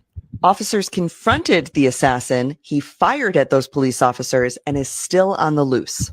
The Brooklyn Park neighborhood of Minnesota has been on a shelter-in-place order since 5 this morning, and that order is still standing as, again, this man is still on the loose. The alleged assailant is Vance Boatler, who has been a registered Republican since 2004. He does have a political history in the state of Minnesota, though. He was appointed by Tim Walz 2 times to the governor's Workforce Development Board. Many states have one of these. It is a bipartisan board that is responsible for advising the governor, and it represents key leaders from business, education, labor, community-based organizations, and government.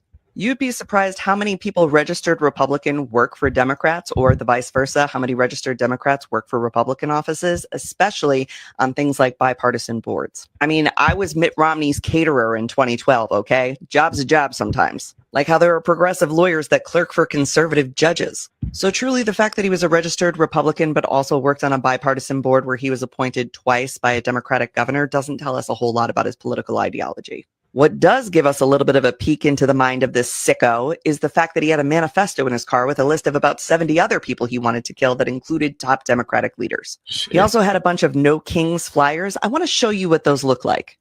Calling this flyers for the demonstrations is a little generous. There's no information about the demonstrations on them. They're not using the official logo. It looks like he wrote No Kings and then printed it out like 100 times and put them in his car. I'm using the reporting of Alana Richer from the Associated Press. She did a great job at laying this out, including talking about how it was actually the state police who said, out of an abundance of caution, people should not attend the No Kings protests because this guy was still on the loose. Organizers did technically cancel the events, but that did not stop people from showing up. And there was a lot of community at these meetings today. Literally thousands of people rallied in Minnesota across the state. And while there was a switch up in who the speakers were, I'm going to go ahead and guess that they pulled back the elected representatives from being speakers. Many of the speakers did still perform. No King's Day has been a massive success. And honestly, I cried driving home from the events I attended because there is something so powerful about being in your hometown and seeing people you've never met believe in the same thing you believe in. I will not be covering the military parade tonight. I'm going to take some time with my family. I'll be back later, though, with some updates. Crash out over. I took a shower. I had a little water. Let's do a corrections corner on what happened in Minnesota today and where we stand right now. In the wee hours of the morning, a man dressed as a police...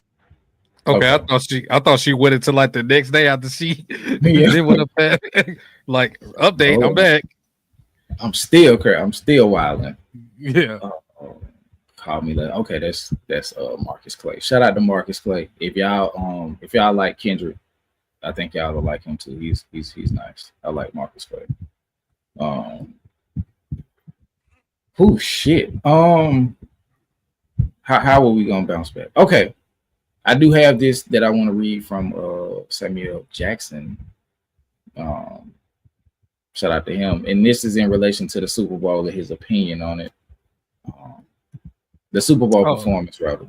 Yeah, I think I saw something like he didn't realize or understand it until like the dress rehearsal or something like that. Yeah. Yeah, I saw that. And this will just be to kind of reset. Most definitely condolences to everybody that was affected in this shooting from this idiot. But also, the protests, hope everybody made it home in the manner that they left. Hopefully ICE failed on all of their attempts today. And hopefully, like, America, like the people in power, will continue to push back. Because if he gets to a point where he feel like he's at absolute power in this league, it's gonna be 1984. That's all I'm gonna say. But let me pull this to the stage. And this is from once again from Hip Hop DX. Kendrick Lamar's Super Bowl show was revolutionary. Air quotes, says Samuel Jackson. Kendrick Lamar's Super Bowl halftime show was revolutionary, according to Samuel Jackson, who also starred in it. The iconic actor appeared on Paloma's Faith, Mad, Sad, Bad podcast and discussed the record-breaking performance. Jackson said, "I did not know what they were doing. It was kind of trippy because it wasn't until dress rehearsal when I looked up and I looked on the stage and I would go, oh shit, that's a flag. Ah, fuck. We're being revolutionaries." Because I wasn't listening or paying attention. Jackson appeared throughout the performance, playing a version of Uncle Sam, essentially narrating Kendrick's show. Okay, I think that might be okay. Here we go. I don't know why I'd be thinking it'd be over, like not giving these people credit. We wanted this performance to have a cinematic and theatrical element to it. We can confidently say there's no Super Bowl performance quite like this one, he said. Free added that he and Kendrick prepared for the event by watching every single Super Bowl halftime performance, drawing particular inspiration from Beyonce, Prince, and Michael Jackson shows. I definitely can see that, especially the Michael Jackson one and the Beyonce one too, from like the Black Panther-ness of it all.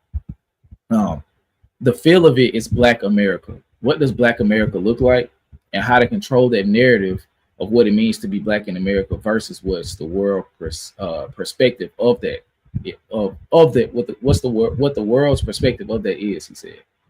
I'm reading like a reactor again. I got to tighten up. The former TDE executive also addressed Dot Setlist, which mainly featured Drake diss tracks and songs from his latest album, GNX. It wasn't about playing the hits. Free additionally confirmed that it all began with a call from Jay-Z, who helped organize the halftime show since 2020. I don't think this got nothing to do with this ain't got nothing to do with Samuel Jackson. Okay, we already read that. Shout out to Dave Free. I ain't trying to go back into that. Gotta tighten up. Can't read like a reactor. Because the reactors they be struggling, man. They be struggling. Let me see if we missed any additional super chats. Okay, we got one from Dre that we didn't get. Happy Father's Day, Real Fathers, check out. Coach Q switched the algorithm album. Girl Dad record on the joint, which is really dope. I really fuck with that song. I think that was one of the songs that I recommended when we played it. On all platforms. Absent Fathers, Luke and Meet the Grams all day tomorrow. Damn. Facts. You Great, lied. horrible fucking person. The nerve. He needs all the okay, so I'm reading shit. Let me see. Monkey suit Dennis, you parade him. Okay, since we talked about Beyonce, we're on this individual's page. Did I say Beyonce or did I say Susan? You said Beyonce, but you that's not what I meant. I meant to say Susan. Do y'all want to play one of the if we do, I think I want to play Nobody Gets Me, because this is the one where she lift up and turn into like the fairy. Yeah, when the cocoon is stretching. Yeah. Yeah, Yeah, we'll go to do. Yeah, play that one. Okay. Gotta run some sizzle real quick. Because she said that was her first time performing that song like that. Let me see. Like she said, she never performed that song until then. I was like, oh damn, weekend exclusives. It's crazy. Brand new Kenny. Nobody praying for me. Brand new scissor. Nobody gets me. My bad. I don't have it on the screen. I gotta stop doing it. Gotta tighten up. Here we go.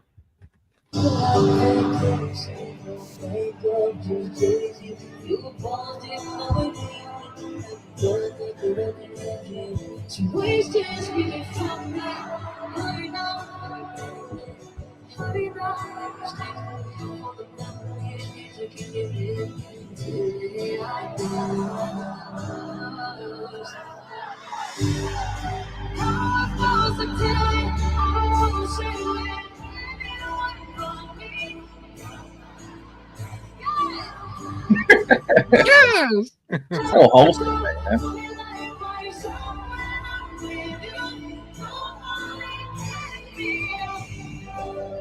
So they skipped the part where the dress was like stretching out and it just fell off. They didn't get that part. Yeah. Okay, Sizzle. Let them know the mic's on, man. The mic is on.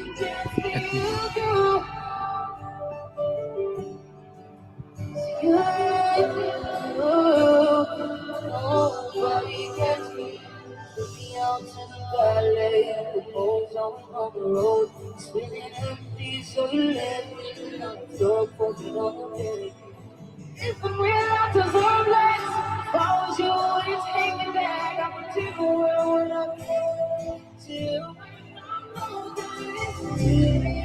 go on.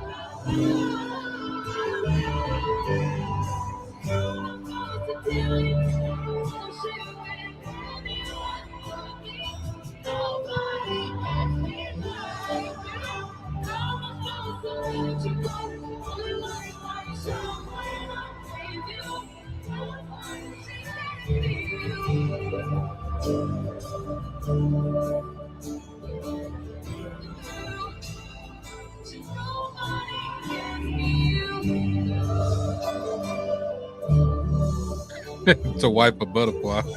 Drake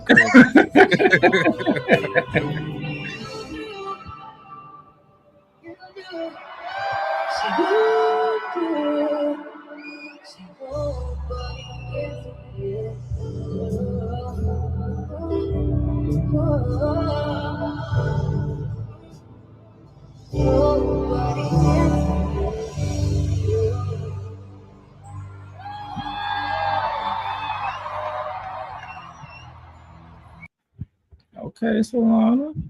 I think I got that one on my phone. I think I recorded that one all the way through. Before my phone was like, you ain't got enough storage, Shawty. Shit, locked up on you. Locked the fuck up on me, bro. I can delete the fucking videos fast enough. I can delete pictures fast enough. Damn.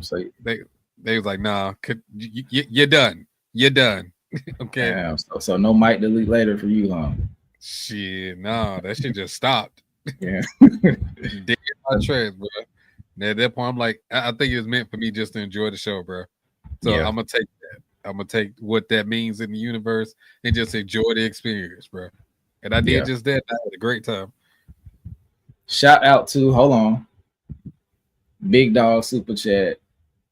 Big Dog Super Chat. What's good, Robin Silver? Hey, skipping DJ. She ain't even trying to, I ain't trying to say much. Hello. What's good, Robin? How are you doing? Hopefully you've been here for the live stream. You missed out. We ran if you just got here, you missed out on some good shit. That replay gang is gonna be nice too. It's gonna be good too. Mm-hmm. But yeah, we kind of are we taking calls? Are we cool with that? Because I think I've reached the end of what? Oh, I see you took it out the title. I forgot. So you Timberland still an ass. Yeah. I didn't find anything, so I didn't want to accuse him of Okay, anything fair. without an article to back it. Let me see. Okay, I mean that's fair enough. Because I ain't gonna lie, that shit's gonna get me amped up again anyway. That Timberland shit, bro. That he just disappointed me so much, dog. Like I can't believe Timberland, man. This shit's crazy. Let me see. Somebody named Weaver Beats has done a lot of videos on Timberland.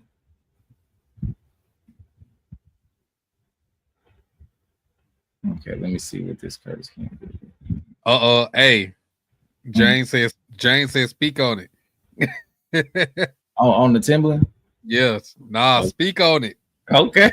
He said, nah, speak on it. Okay. Now, okay, so we're gonna do some political. I know that there is some distaste in our community for a certain individual. Yeah. With the high top fade from the West Coast. So I will ask, are y'all cool with us running his videos? Reactions, not fractions. Let me see. What a hot top fade. Oh shit. Okay, never mind. Okay, we'll watch Jay Nolan. We'll watch Jay Nolan. Shout out to Jay Nolan. We'll watch Jay Nolan, dog. We'll watch Jay Nolan. This video long as hell. I get it. So I'm gonna probably skip around. We'll talk about it. Let me see. If it's dragging, we'll skip through it. But let me see, because it is a 37-minute video. But shit, it's 10:40. We got time. If it's dragging, we'll just let us know and we'll cut it off. Let me get us right. Shout out to Jay Nolan, bro, because he can fucking rap too. Like, not only does he do the cultural stuff, like let us know what's going on in hip hop, this nigga can rap. He can rap really well too. But yeah, we're gonna play Jay Nolan, his video Timberland exposed for stealing beats and gets dissed by indie artist Ryan Wild. Here we go. Now, before we get started, make sure y'all hitting that like button. Make sure y'all sharing it on your respect. Okay, she said put it at 1.25. Yeah, I was just gonna say that. Yeah. This how you know I don't do this often. Let them know what we doing today. Cause I think he's from Atlanta. Oh, I fuck with Jay Nolan. At the platforms, let somebody know what we doing today. Now let's get it. Damn, Skip. I watch his videos, bro. I'm telling you, I fuck with Jay Nolan. He finna drop a verse. You know, I love be rapping. So let me slow it down, like so you can hit the raps, and then I'll speed it back up. Gang, bro, be going in. I fuck with this. Man, these niggas don't know what the fuck I got going on, bro. Plotting on the mill, I give them something to feel, yeah. My foundation is strong enough, I can build her. Groundbreaking, no promise to keep it real, nigga. Everything that I want, I'm bound to fulfill. Niggas want you to do the work for them. Nigga, I know the calm. Want you to bring the application and fill out the form. Want you to fill the expectations, they eat out your palm. But dog, I'm grinding everything I got. I had the squad fighting for fresh air. Walking home, fucking up fresh pairs. Toothbrush in my pocket is kept there. Doing miles, rain, sleet, or snow, I'ma get there. But all you seem to think about is rocking some neckwear. Nigga, fuck it, I can kick the bucket. If you like it, I love it. I'm in this fight for abundance, feel like my time is coming. It's kind of funny how attention start to change. Good intentions pave the road to hell, at least they know my name, right? Industry figures sending cease and desist. 20 years of rapping and niggas didn't know I exist. Shit is a distraction, my passion, know I gotta persist. Throw me a lob of resist, a nigga won't stop till I'm rich, motherfucker. Plotting on the mill, I give them something to feel, yeah. My foundation is strong enough, I can build her. Groundbreaking, the promise to keep it real, nigga. Everything that I want, I'm bound to fulfill. Ayy, plotting on the mill, I give them something to feel, yeah. My foundation is strong enough, I can build her. Groundbreaking, the promise to keep it real, nigga. Everything that I want, I'm bound to fulfill. Ayy. What's going on, beautiful people? It's the Okay, kid Jay hold on. Nolan. Let me speed it up. Hold on. Let me speed it up since y'all said, hey, we gonna go on talk about it. Go on talk about it. Where's this speed? Where's the playback speed? I'm kind of slow. My bad, y'all. Here, welcome back to another episode of Inside the Industry, and everyone's source for music, entertainment, commentary, and breakdowns. Hope everybody is doing well out there on this Saturday afternoon. That intro that I just played for y'all is a song called "Plotting on a Mill." I've played it before on my intros before, but I played it specifically today because the producer of that track, Cuddy Fresh, is actually now entangled into this Timberland AI copyright issue, stealing music bullshit that's going on. So I had to go ahead and play that record. Now, the thing about Cuddy Fresh is he's a producer that's been out here for a very long time, okay? From my early days of being online, making music, releasing music, Cuddy Fresh has been here the entire time. He's produced for people in the industry. He has a crazy catalog of beats for sale online. He's been out here. He's dropped instrumental albums, all types of things. You know what I'm saying? Like independent entrepreneur, producer down to the motherfucking follicles. He'll say, you know what I mean? If you need drum sounds, you could buy Cuddy Fresh motherfucking packs to get your production tighter. You know what I'm saying? A super vet. I remember early on when I didn't even have money for beats, and I came across Cuddy Fresh beat tapes on Bandcamp, and I sent him an email and I said, bro, I rapped on your beat. I don't have no money to buy it. You know what I'm saying? I'm not making no money off of it neither. I'm not selling this shit. It's just on SoundCloud. Like, is you cool with me putting that? He said, bro, just put it out, man. As long as you ain't profiting from it, we good. Money. Like, genuine dude. Mhm. But now, I don't know if you can tell, but he pissed. Yeah, I can see like he trying to contain himself so much. Like he kind of he reminded me of myself a little bit because I feel I be getting that way too, bro. I be trying so hard to contain the shit. Yeah, I can tell he pissed off. I can see it. Yeah, he is tight. Look at his chest. Let me tell you about motherfucking. He is tight, boy. now, as Timberland has been under fire for his whole so-called AI label that he claimed he was launching, you know, all this rage bait stuff he's been doing. He's been putting out promos of the AI label thing that he's coming together with, or I'll just say AI platform that he's coming out with. He's antagonizing actual independent artists, basically saying y'all niggas is trash. If y'all wasn't so trash, y'all wouldn't have to worry about the AI and all this different type of shit, right? Okay, real quick, because yeah, this we'll end the show with this pretty much, but that shit pissed me off a great deal. Like the video that he dropped, and what made it even worse and more insulting was the video was AI. Have you seen it? The video with like the animals and shit talking crazy to the artist, talking about like, bro, you basically nigga, y'all niggas can't rap. The fuck make y'all think we taking from y'all, and then this shit come out. And did you see he made a response video trying to backtrack and clean up a little bit, basically saying, you know, we got off on the wrong foot. Let's reevaluate how we're going into like, nigga, what? Because after he did that live, you know, all the live videos that we was looking at with Guru, and I forgot the other artist later. Now you told me her name. I can't remember her name. But after that live, where they was really, you know, tearing into Timberland, like making this nigga trying to understand the severity or levels of what he's doing, he dropped that response video basically saying like, you know, we got up on the wrong foot, guys. Let me show you what AI really means and how it's going to help you. And I'm like, bro, Timberland, stop. Like you losing more and more credibility and more respect the longer you keep this AI bullshit going. Like you doubling and tripling down on the shit. Like you weren't listening to anything that they was telling you in those lives, bro. He was using the audience that they were bringing to bring more attention to what he was doing. He don't give a fuck. Like I think he thinks at this point, like the check already cleared. I don't care what y'all say. I done sold whatever I needed to sell to Suno. I don't care. Yeah. But yeah, let's keep going. Let's keep going. People were wondering if he was actually training his AI off of other creators without their consent. Some people even speculated on whether or not he was actually doing those TikTok lives and Instagram lives and YouTube lives that he's been doing for the past year or so, wondering like, yo, are you using these independent creators' music to train your AI without their consent? Like he comes out and he says, no, I'm not doing that. But he's given us no good faith in what it is that he's doing. Okay. So as all of this is going on, a video gets resurfaced of a track from Cuddy Fresh, because Cuddy Fresh gets on social media and he shows his cook-ups pretty much daily when he makes new beats. Like that's his promotion tactic. And he's super consistent and his beats are fucking crazy. You know what I'm saying? You can put his beats next to anybody you like in the industries and his beats hold up, if not better. So they have a video of Timberland taking Cuddy Fresh track online and I guess mashing it up with somebody else's vocals, and Timberland calls it a remix.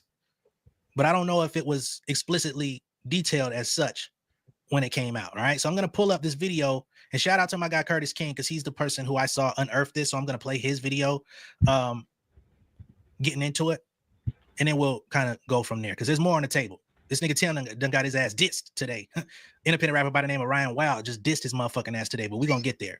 So here we have the homie Curtis King. He says, shout out to us reacting to somebody reacting to a video. Like we are in the weeds now. But bruh, like how far gone do you have to be with your legacy when you just willing to throw this shit away for a check? But this just goes back to what I was telling you earlier.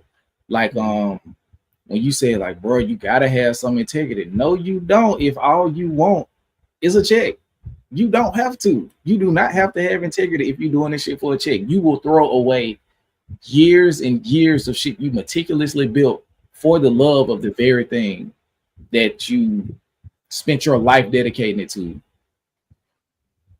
Yeah, he had shit going. He needed that check to clear.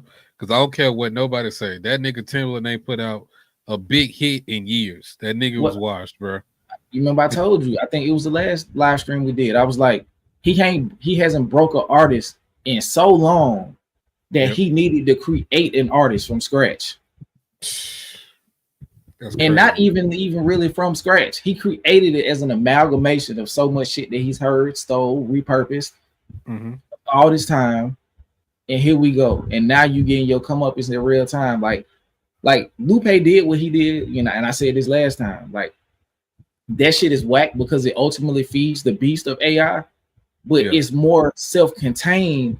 So this right here puts so many more people, like so many more people will feel the effects of the shit that he's doing.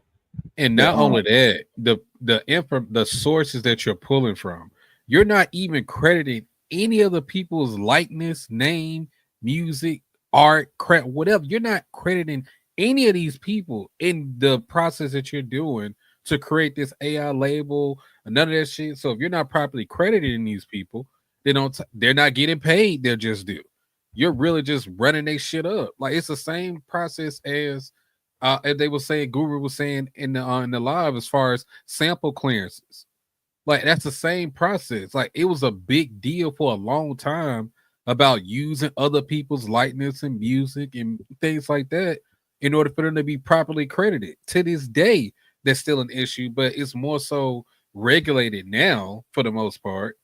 But what Timberland is doing is like a whole new world at this point, because how can you know what I'm saying, say that a person is using this without permission when it's not even a real person?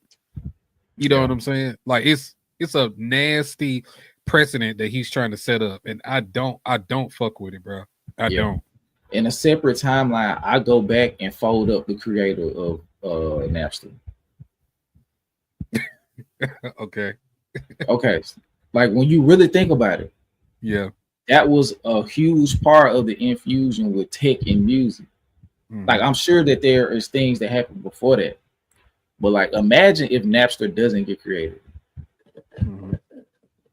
and like it doesn't set a precedent of infusing music and tech to that degree, to where they're like, you know what, that was a good idea. Let's create where all of the music is available online, and create our own payment structure so we can further strangle these artists. Look. Imagine being told you're unmarketable and hear this nigga go training AI off your sound. That's insane, bro. That's the colonizing shit. It goes back to it's always racial. It's always racial. The whole everything that, especially like in this particular situation, like black women, like how like they look, like how they present themselves, like how they walk, how they talk. They get told all the time how they wear their hair. It's unbecoming, it's unprofessional, it's slutty, it's to this, it's to that. And then you go look at a fucking high fashion, a show like a fashion show where they are supposed to be displaying high European fashion, and it's all reimaginings of Black culture. Yeah. When you go look at a lot of the designer brands and like a lot of the monogram shit that they create, it all stems from African tribes and shit. So it's a tactic to tell you you're not valuable so they can underpay you and sell your value to like the highest bidder, because they see something in you. Just like anytime, like a hater, like somebody who's jealous of you and like talk shit about you, they're doing that because they see something in you that maybe you don't even see. Yeah. And they see it and they talk about you behind your back to other people because they don't want the other people to look at you how they look at you. Yeah. Which is that's where shit come from. Like, I see so much greatness, I see all that potential, and if I had it, I would maximize it. But the fact that you not doing the shit, it pissing me off. I would hate. If I was him, I would have dunked that shit. Like, nigga, shut up. No, you wouldn't, nigga. Like, and then the shit that really pisses me off, like, not, it's one of the things that Timberland said that really irked my freaking nerves. He was like, using Suno and all this shit, it should open up the creativity for the artists to do different things. And I'm like, okay, let's play on that for a second, right? So if you're taking these people's music, training your AI on it, and you're essentially replacing the up and coming artists, because this is not going to really hurt the well-established artists that much, I don't feel, because they're already solidified. They have a fan base. They've made their money. But for people that's up and coming, that's trying to break into the industry, and I know we always say that, you know, it's easier to break nowadays with social media going viral, but even that shit is on a whim, bro. It's not always a guarantee that the shit you trying to do to go viral is going to go viral. It still has to have things go into place to make shit go viral still. So that's not even a guarantee for that. So for him to say that for up and coming artists using this system, this sound is going to create, you know what I'm saying, make them more creative. What if the record labels look at this like, damn, we ain't got to go out and find nobody no more. We ain't got to break nobody. We ain't got to do artist development. We ain't got to market. We got to do none of this shit, because the same sound that they have, I can just pull from this AI system. Fuck all that. We don't have to pay them. Yeah, we don't have to pay them shit because they're not a real person.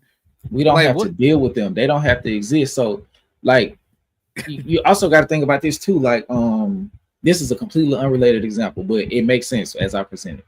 You remember when I did that deep dive when I was talking about the Bobby Altoff girl and how they were saying she just organically built herself from nothing and was sending DMs and niggas was responding to the DMs, and like they was wondering how she got the Drake interview.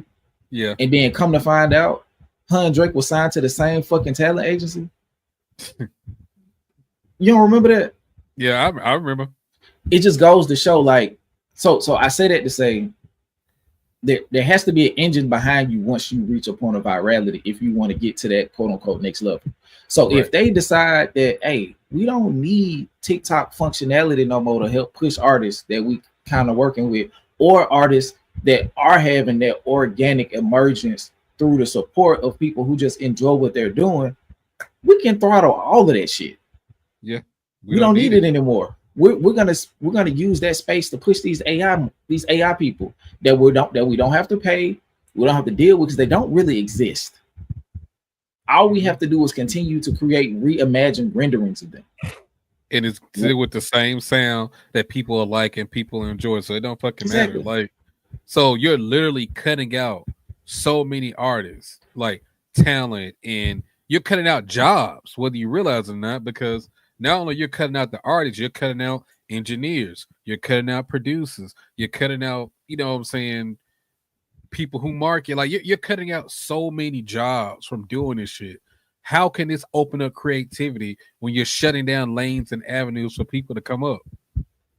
Make it make sense. It makes no sense. And to hear that, like, coming from somebody like Timberland, bro, knowing where you came from, how, like, where you came from in terms of coming from Virginia, not having a real, like, you had to make a stamp on the industry. It wasn't something that was already like predestined or already had a light on, like a New York or a California. Virginia had to come out of the mud with this shit.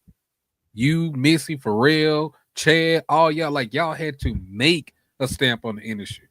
Y'all had to break through, and you just gonna wipe away all that hard work for this shit. Like, I forgot what we was talking about as far as, I forgot when we was talking about this, but I really would love to hear what Missy got to say about this shit, bro. It will break my heart, my soul, if she co-signed any of this bullshit that Timberland's on. It would break me, bro. I ain't gonna lie to you. It would fucking break me. Because I got so much respect for Missy Elliott, dog. But if she co-signed this bullshit Timberland on, which I don't think she would, but if she did, that'll fuck me, dog. I ain't gonna lie to you. Yeah.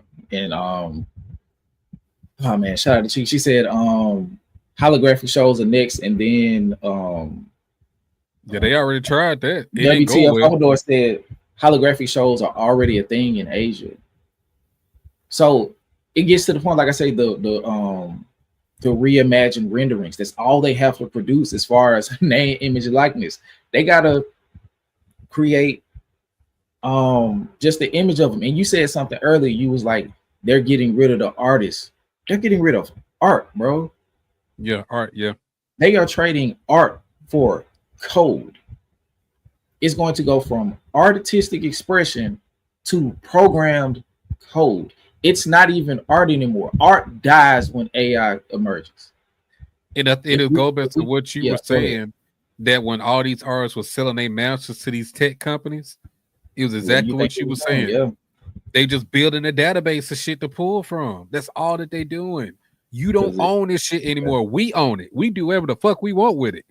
Yeah, because if you think that the labels aren't in bed with these tech companies that are purchasing up the catalogs of these artists, and I'm not sure that what the time period on it reverting, and if they have 100% ownership during that time, which I'm sure they do because they was paying so much fucking money. But like I said, I'm not an entertainment lawyer, so take what I say as a grain of salt. So I can theorize if they are purchasing or just renting, leasing out these catalogs, and they have full creative control to do whatever they want with it during that time of ownership, it makes all of the fucking sense in the world that they are at that point selling it, selling the rights to use it, or licensing it out to companies like Suno. Yeah. Like when you look at a person who buys back their masters, the first thing that they start to do, so like artist A, he or she buys back their masters and gets a favor in publishing deal through distro or whatever. They got everything back. The first thing that they're gonna start doing when they like, how I'm gonna make some money, you start licensing the music out. You look at Kendrick on this Gen X run, he's licensing the fuck out of this music. Gatorade ads. If you remember the song I Feel Something, I think that was in a Chanel ad. It's all about, at that point, you got to find a way to monetize this art that you have. So if you're now selling it to a tech company, what do you think the responsibility of the tech company is then? They got to find a way to make money off of this music. So if they're feeding it into this big engine, this AI engine, to eventually replace artists, they're gonna make their money hand over fist once they get to a point where this makes money and they don't have to pay. I don't know if you remember, but it's playlists on Spotify where it was like AI artists or some shit. Yeah, they like incorporate like AI songs in there without you even knowing. Yeah. Like it'd be like a random artist that, you know, so you never heard of before, and come to find out, yeah, it's an AI fucking artist. That's why you never heard of them before. And where the streaming dudes go? Huh? Oh, it goes, it just reverts back to Spotify. Yeah. So it's just nasty work, bro. It's disgusting work. But let's get back to this. Let me see. They WTF Photo said they make their beats, they make their own sound, and these concerts are their work, but just not them in person. Oh, okay, so that's not 100% of what we talk about. But that's like a part of the step into feeding the beast, though. Mhm. It's crazy. Let's see what's going on with this video. Timberland and Suno have some explaining to do.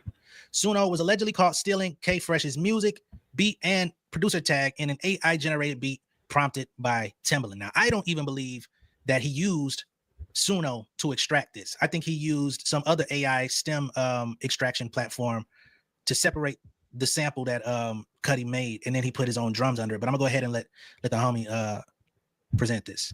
Shout out to this producer here. I've seen him on my timeline many a times. He has an extensive catalog. He posts his music all the time. I want you to listen to not only this beat, but I want you to listen for his producer tag. You'll hear it in a second. Listen to this for a second. You heard that? Pay attention to that. Y'all heard it on the intro too. This beat is fire. This beat is hard.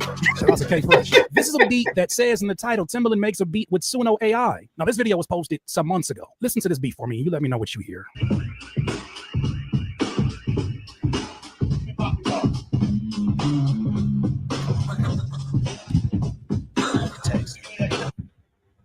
Not only are those elements of the sound of the beat that you just heard, in my opinion, Ain't no opinion. but you also hear the man's tag. Oh, Damn. That's nasty. Damn. And he going hard. what are we too. doing here? That's that man's fucking beat with his beat tag. This was the main concern that folks had when they saw this announcement. You're not going to use my music, right? There's no chance that my music went into the learning of that. Most of the people who are critical of you and your usage of AI are asking one question. So are you training AI off of our music? I can't train. I don't own the company to do the training data. I am a partner of Suno's. Controversial AI. This nigga said, I don't own the company to do You the don't- training. I am a partner of Suno. Nigga, you ain't got to own the motherfucker. You just came out and said you are a partner. What do you think the use case of a partner of a multi-platinum producer who's on fucking live advocating for this shit daily is? Real quick. Timberland. Shape the damn- story how you want. ATM, they not slow. Look at it Oh. like this. Just on some street shit. I know a lot of y'all watch like mafia movies and shit like that. When you okay, if I sell drugs, if I sell drugs in a movie, right? And I get with a girl who got a laundromat. What am I like? Timberland, come on, guys, use your common sense. You nigga, you think they brought you in as a partner not to utilize your functionality in music? You are their end, dummy. You're the end, nigga. You know what I'm finna do at this laundromat? You know how many coins go in those fucking washers and dryers? I need cash to launder my bread, nigga. I might even need somewhere to stash my work. Yeah, I'm dating Shawty. She cool. We have good sex sometimes. But if she did not have this laundromat, well, I could hide, move, and launder bread, she wouldn't be as attractive to me right now. Timberland, if it's not the fact that you're just a producer, it's the fact that you also have access to hundreds of independent, hardworking artists, as well as artists who don't own their masters. Are you fucking serious? You talking about some, yeah, I don't train it. Nigga, they don't need you to train it. They need you to bring the shit that they can train to them under the guise of you being a stand-up nigga. That's why folks so disappointed in you, because this is the shit that Guru not saying. My nigga, it ain't just the fact you doing it. It's the fact that you selling your face to do it. Yes. People trust you, so they coming on your show. I can't tell you how many rappers from Birmingham, Alabama, little ass Birmingham, Alabama, then posted, whether it be Timberland, Ninth Wonder, fucking, I think I done seen somebody post on from No ID, like when they go on and they like playing shit from artist submissions, they are trusting you with music that they may or may not have proper legal hold on. They're giving you access to their music. They're giving you access to their art. They're giving you access to their intellectual property off the strength of trusting you. Yeah. That's what they bought with their partnership. Nigga, they didn't buy your expertise 100%, especially if you're not even actively quote unquote training and shit. They bought the gateway that you provide. And even if you're not the one actively training the AI portion, just the fact that you're promoting a platform that is doing it is enough. Like, you ain't got to be the one that physically doing the shit in order to be just as guilty, bro. Like, you literally are going on campaigns for this company to ingratiate it with the rest of the culture to be like, y'all get on this wave, you know, so this gonna be the new way of like, come on, dog. Like, what do you mean? Of course I'm gonna have some shit to say to you. But then on top of that, with the type of pedigree that you had, because I'm gonna say had, because at this point your legacy is being blown the fuck up at this point. Yeah. So with the amount of pedigree and respect that you had in the industry, of course we're gonna look and see what the fuck you doing. This ain't just no regular small time guy that's promoting this shit. You know what I'm saying? This is Timberland, bro. Like, come on, dog. You can't be that dumb. You cannot be that dumb. Like, you tap dancing. He was tap dancing all through that live, bro. He was either tap dancing or he was just flat out ignoring what the fuck they were saying. And that was really pissing me off because you're showing such a lack of respect and empathy for what these people are actually saying. It's insane. And these are supposed to be people that you respect, people that you have actual real relationships with. They're trying to talk to you and express how they feel, and you just want to sit up here like, yeah, but nigga, I would choke you through this screen, nigga. What the fuck are you talking about? That shit pissed me the fuck off, dog. Dre. Oh man, fuck that nigga, dog. Like, I don't fuck with that nigga, bro. I just don't, bro. I don't like that shit. Timberland been cosplaying a straight male for years. I guess he thought we'll fall for anything at this point. Come on. Real quick, let me say this. Chica, if you still in here, I got a question. You don't have to confirm or deny. You can confirm or deny, but you don't have to give any specific examples. But have you ever heard of producers, writers, or artists stealing or repurposing music performed at an artist showcase? Because that speaks to a habit of this shit taking place in music. Because we asking like, how would Timberland do this?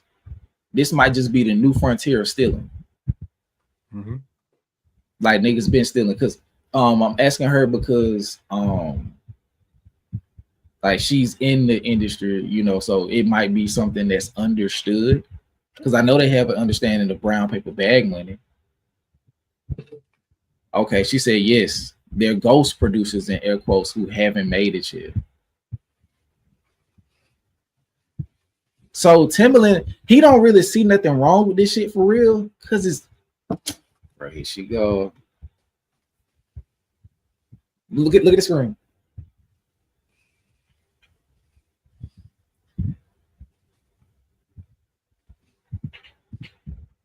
Bruh. And that's what that's what made me think about it when I was like, just the way that it's set up. You lure people in under false pretenses. You get them to buy their way in first. First of all, you get them to buy their way in.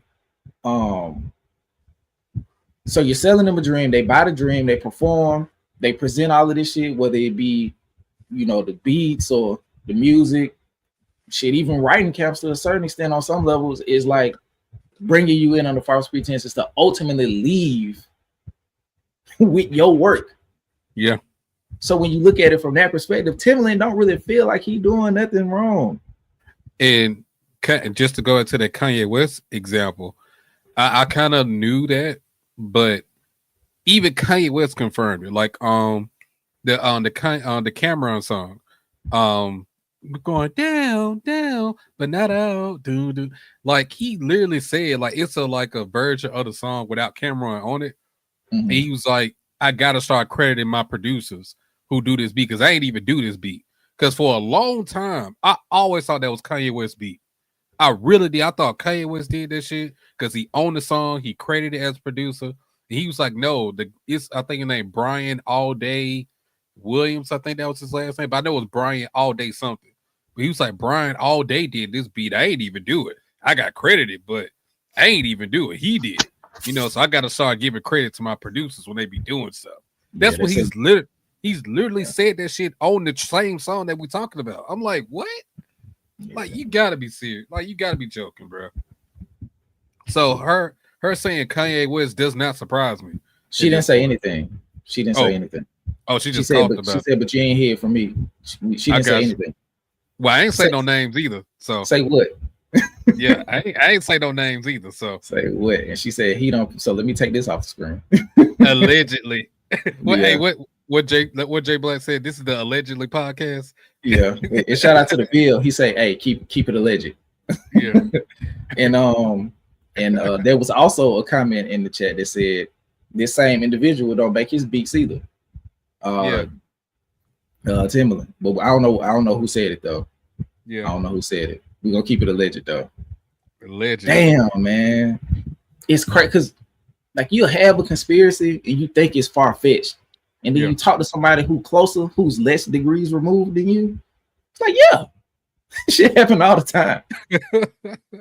Like, that's common practice. Nigga, you thought it was a conspiracy. It's just because you don't have no information. It's only a conspiracy to niggas who ignorant. Yeah, and it's the same thing with ghostwriting. It's the same concept. It's the same shit.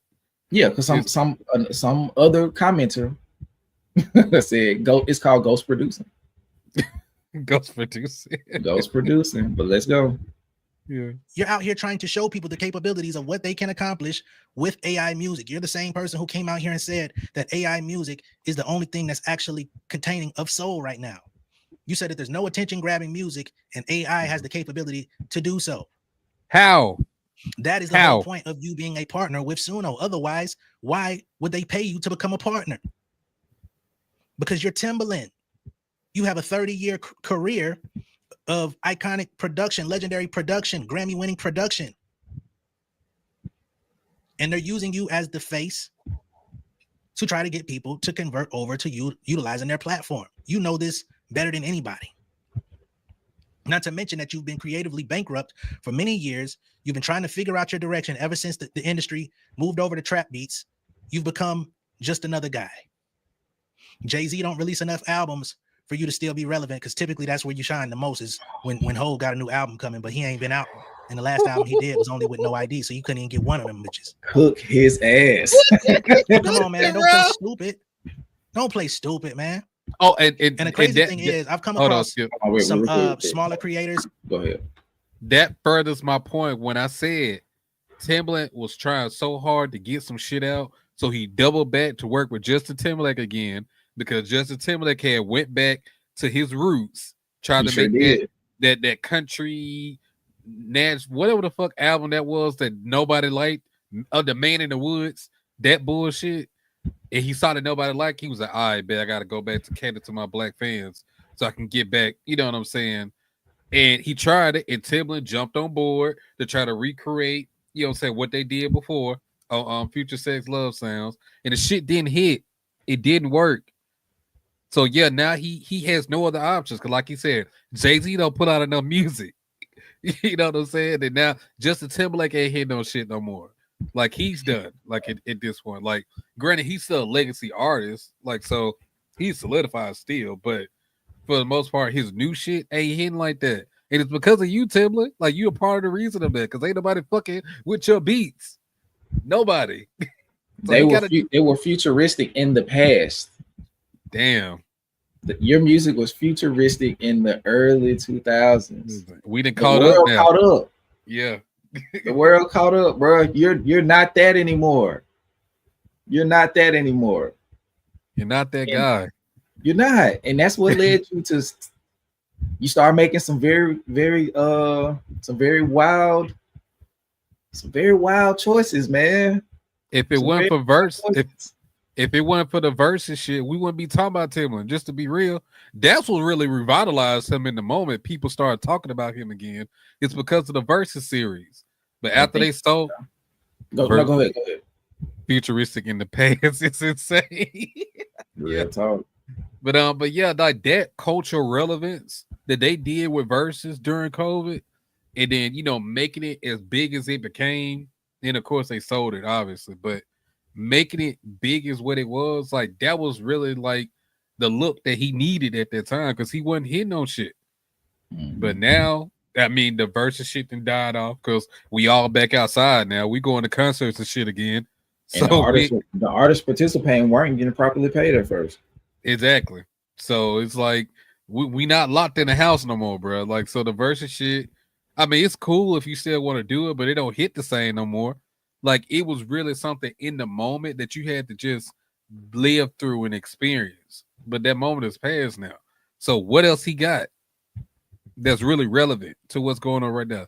Nothing. And he know that shit. So yeah, that's crazy, bro. Real quick, shout out to Tim to the defense of Tim. He said Tim Miller said that context can be reframed as an achievement. He caught up to a futuristic vision. That's not nothing. Now, I'm not saying if I was gonna say call him future, but that Tim wasn't doing what he was doing back then, but it's just now you're not that viable. So it led you to do some unsavory shit. And the fact that, and I just want to make it clear too, I love Timbaland's early work, especially on that Justin Timberlake album in particular. Like, that's the reason why I'm so annoyed, why I'm so disappointed, why I'm so pissed off, because he was so great for a long time. But now you're just selling all that shit, because when it comes down to having integrity and standing on shit, for me, that comes before anything else. I don't have to listen to shit else you have to like say, produce. At that point, it don't matter. When I found out that you a shit person, yeah, that shit goes away. It's almost like the saying, like, never meet your heroes. That's how I really feel about that shit, because these people that we look at and we honor and respect, like, yeah, we can do that as fans of their work, but a lot of times I don't want to meet these people for real. Cause they fucking scumbags. And Timbaland is showing that he's a fucking scumbag at this point. Yeah, And I don't fuck with that. I don't fuck with it. When you have a thirst for relevance, any attention is valuable. That's why he's doing this. That included. Mm-hmm. You could just tell how he be doing the videos of the beats. He's like, he be making all these weird ass faces, like, like, nigga, that shit ain't fire like that, nigga. Shut up. Cut that shit out, nigga. Like, I heard that shit already. What are you talking about? That ain't no new shit. What are you doing? Goof ass nigga, man. Trying to play on the people who haven't heard it, but that's why it's good for people who are hip to the bullshit to speak out. That nigga a goofy, bro. Fuck that nigga, dog. let's play this video. Beat makers and music creators who actually feel like this is a good thing, or say, "Oh, hey, y'all are only afraid of." Hey, I'll be right back. Go. Okay, go ahead, Kiko. I'll be right back. All right, cool. He's afraid of shit, but y'all are only afraid of AI. Excuse me, because the technology is evolving faster than you can as an artist, and it can duplicate things faster. It ain't about that, bro. It's about, why are you using people's shit if they not signed up for you to use their shit to train your algorithm? It's not about fear. It's about consent, and it's about being able to pursue that legally if that gets found out. You know what I'm saying? But I've noticed that there's some people out there who haven't had their chance yet, who haven't done anything significant in the music space. So their worldview is swayed because it's like, oh, only the rich and famous people have anything to worry about. Everybody else that's tripping, y'all just tripping. No, nigga. No. You're looking at somebody who's created music and released music commercially through Universal Music Publishing, through Sony Music Publishing, through Red Bull Sound Supply, which is a catalog. And these companies have massive catalogs with thousands, some even containing millions of songs. Right? And yes, if somebody puts my shit into Suno, training off of Jay Nolan lyrics, bars, voice, cadence, creativity that I've taken my entire life to learn how to do, and then they can put it into a system and render something out of that motherfucker in 2 minutes, yeah, I have a problem with that. And if you were ever at risk of your music being placed in the same predicament, you would have a problem with it too. But nobody gives a fuck about your music. So you feel like, oh, y'all just scared. No, nigga, it ain't about fear. It's about protection. It's about IP. And if you don't want to protect your IP, then go suck Timberland's dick and let him put your shit in the AI. I'm sure he wouldn't even like your shit because it's probably whack. You know what I'm saying? Anyway, we'll keep going. So Timberland catches wind of all of this stuff going on, and he comes out and issues a response. You know what I'm saying? And Curtis was just about to get into the lawsuits that have gone against Suno, which is the company he's partnered with, and Udio, which is another big AI company that's been under a lot of scrutiny. And this is a very big issue. So here is Timberland and his flunky responding to the criticism of stealing Cutty Fresh's beat. Chat is bringing up somebody in the beat. Excuse me, somebody's bringing up something in the chat about a beat. Somebody named K Fresh Beats. I look like Tiffany Red in there too. She's always advocating for artists and songwriters' rights too. So I'm glad that she was a part of that conversation. Which is dope. And so let's pull it up because we was doing this is our first time hearing about it. This whole thing is about transparency. And like, we looked up the post and I had to show it to Tim chat just to let him know like what it was. But you had mixed his like sample with like another artist vocalist. Like it was 2 posts that you saw on Instagram and you merged them into one. Yeah, it was like doing a remake. The same way it was an edit. It was an edit. The same way we took Krishan Rock. Yeah, the same thing. Krishan Rock showing the power of a tool and how powerful it is, how it can flip songs and do remixes. Now hold on, check this out. That same post, if he's listening, guess who called for that beat? Ghostface Killer. Because of that post. Mm-hmm. So I'm trying to call him today and say, yo, man, you need to send that beat to Ghostface.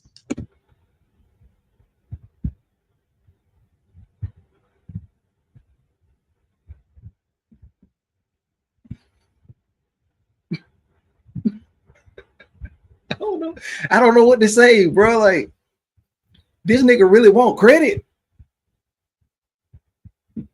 This nigga really want credit. Like, that was not your intent, Timberland. If you thought the beat was dope like that, you would have just played the beat and be like, the beat is dope, and shout out to K Fresh. You was acting like you didn't even know who this nigga was until you got called out on this bullshit. Talking about some, and guess what? Ghostface called for the beat. And here goes another question. Which beat did he call for? Did he call for the amalgamation of stolen shit that you did? Or did he call for the actual beat, which was the heart of the shit that you were stealing? Did he call for the K Fresh beat? Or did he call for all of the other shit that you threw on top of it, in addition to his?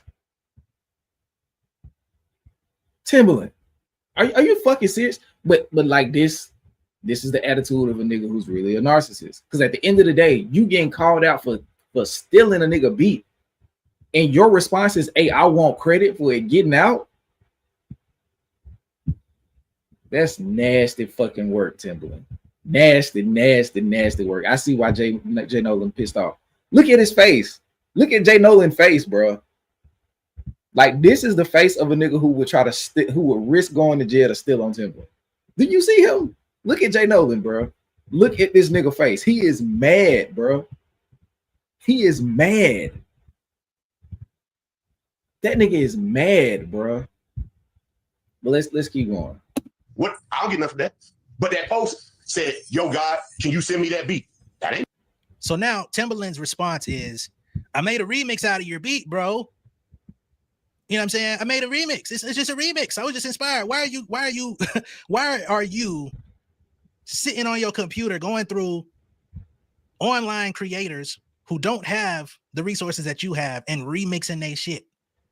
Why are you tinkering with independent creators shit? You know what I'm saying? And making new beats out of it. And then you say, well, Ghostface Killer hit me up and said, well, let me get that beat. He said, that ain't my beat. I'm going to call him today and tell him to send me the beat. Well, when was you planning on hitting that man and sending a beat? Because if this controversial shit never blew up, when was you going to get in contact with Cutty Fresh? I'm quite sure Cutty Fresh ain't heard from you. Because as a matter of fact, Curtis King and Cutty Fresh are having a conversation about that shit today. They probably live as I speak about this shit because I seen they already had it scheduled. So don't come around here talking about some, oh, Ghostface want the beat now. Because if that was really your intention, instead of flipping a nigga beat, why not help producers actually get their music to the artists? Ain't that what Beat Club was supposed to be? Mm. But Beat Club has been universally deemed as a scam. Mm. A lot of artists, a lot of songwriters, a lot of producers signed up for Beat Club, had to pay $500 to sign up for Beat Club, and there were no motherfucking opportunities in that bitch for them to be a part of. Thieving ass nigga. What happened with Beat Club? You ain't talking about that shit no more. Now you're sitting on TikTok, IG Live 3-4 days out the motherfucking week and got independent creators paying your ass $50 here, $20 here, $100 here to skip the line to get their music reviewed by Timberland, Tiggy Timbo, in hopes of getting on your motherfucking weak ass album. Fuck your album, nigga. Fuck your return to music, nigga. Fuck that shock therapy shit or whatever the fuck that shit called, man. You donezo out this bitch, man. And it's sad because you actively ruined your own legacy. You could have wrote this bitch out. You could have been the nigga that really helped folks get to the next level, and you would have secured the rest of your career off of being immortalized by the creators that come up under you. Let's not forget, One Danger, didn't he leave your ass for a minute too because you was taking credit for all that motherfucker's beats? Danger Hands was in the studio cooking up all the shit that you couldn't, but then when the songs came out, it said produced by Timberland. Didn't y'all fall out for a minute over that shit? Bro. You can't play with people that actually been watching this shit for years. Now it makes me really start questioning the songs like Indian Flute and all that other shit you did back in the G when you went through that whole Middle Eastern phase when you Big Pimpin', wasn't Big Pimpin' a controversial beat where you got your ass sued for not clearing that sample of that Indian Middle Eastern shit. This nigga, niggas gave your ass passes back then off that shit. Now we see that's who you always been. It's just clearer in the light because we're not blinded by hit records. You ain't got any hit records right now, so now we see who this man really is. Timbo, are you back on that shit? Get off that shit, man. So then he posts, look like in the story, talking about something. My last time posting about this one. Hold on, bro. Hold on. Let me pull up one of them super chats again. Hold on. Shout out to 72 pounds, man. Oh my God. He's a digital crackhead.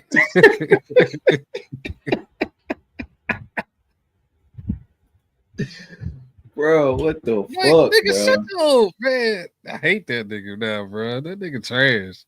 He's Damn, fucking trash. Jay Nolan cooking this nigga too, bro. And the thing that make it worse is Jay Nolan know what the fuck going on. No. He's like, none of want to get on that weak ass shock therapy shit. Get on your weak ass album, nigga. Nigga, fuck your album. The fuck? Nigga, fuck Beat Club. But like I said, it ain't like he lying, bro. Yeah. It like he's saying facts, bro. Like you really doing this shit, allowing people to cut the line to get on your album just for you to turn around and shit on the same people that's doing this shit, talking about y'all ain't got no sound. Y'all never could rap. Y'all never had bars. How can AI train on some bullshit that y'all ain't get? Like, come on, dog. That's some whack shit. That is some fucking whack shit. Whack shit. Whack shit. I don't fuck with that. I don't fuck with that at all. It's Nolan. But he so cooking though. My bad. What you gonna say? No, I'm just saying he cooking, bro. Absolutely. Shout out to Danger Hands too. I'm gonna start watching him now because I never heard this dude. Yeah, Nolan be on that shit, bro. I'm gonna start watching. I like this shit. Show the terms and conditions of, using Suno. And it says upload audio.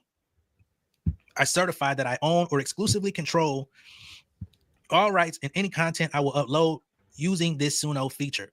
I understand that I am not allowed to upload content if I do not own or exclusively control the rights to it, and that if I do so, in spite of this prohibition, I will, among other problems, be breaching a contract with Suno, and I may be subject to various other forms of legal liability as well. By clicking this box, I acknowledge and agree to the foregoing. So this is him trying to say, ain't no way I'm doing I wouldn't risk doing anything wrong by uploading your music.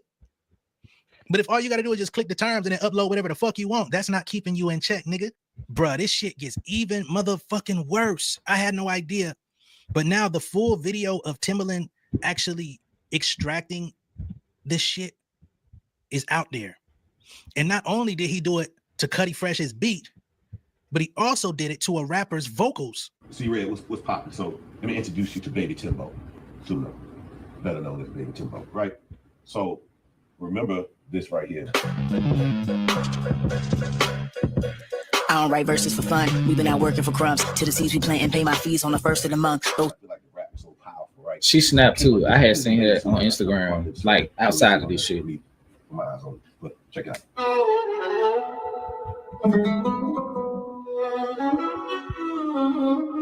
Fat nigga, flat head ass. I don't write verses for fun. We've been out working for crumbs. Till the seeds we plant ain't and pay my fees on my first of the month.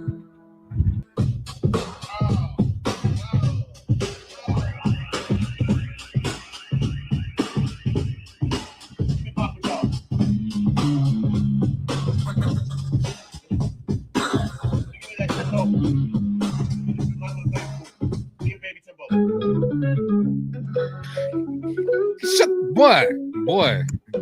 That should be pissing me off. This nigga think he cooking on it. Like, nigga, you not doing shit. You're not doing shit. Bro. Oh, he is a fraud, bro. That nigga is trash. You can tell he be.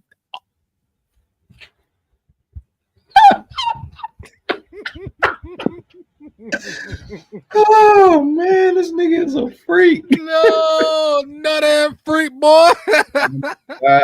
This nigga snatching beats. Hold on, so you saying he's snatching beats and snatching souls? Nut ass freak, boy. Really, a nut ass freak, boy. Oh, he's throwing neck is crazy, bro. Oh my God. I've never heard that shit before. That's the funniest shit. You can tell this he is be crazy. throwing neck. Hold on, bro. Now I gotta hold on. A man of many gifts.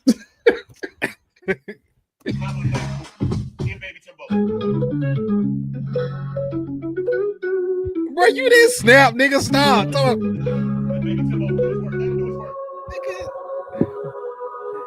Look at his fingers. He just look like he just doing a bunch of shit. Like, bro, he really think, bro, that's the delusion that he living in, bro. He really think he cooking up some shit. Look at his face. That coke is hidden. Like, nigga. Allegedly. Tim, we're not laughing or bobbing. Nigga, we laughing at you, nigga. You look insane, dog. Like, what the fuck? And crazy enough, like I saw this beat on Instagram earlier, and I was like, bro, all of this shit ain't that fire. Like, it's not. You just putting a bunch of seasoning on a well-seasoned steak. Like, why are you continuing to throw shit on it? This like nigga, this little guitar riff is the equivalent of honey mustard on a steak. It's not necessary. Just throwing random shit at the wall, bro. That's what he doing. What the fuck, bro? Like, that is that original beat is hard as hell, and here you go with your honey mustard throwing it on there, sassy as hell. Look at his face. Adobo Sasson. They ain't even finna disrespect Adobo. The sass on this nigga though. I be rapping, man. Quit playing with me, man.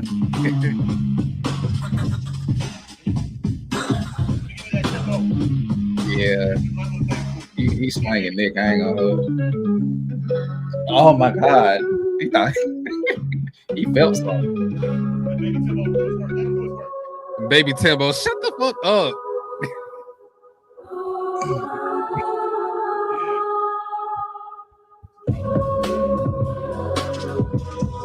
So this is soul that he talking about? This nigga. Okay, he's finna cook. That's the soul that this AI music got, right? That was it.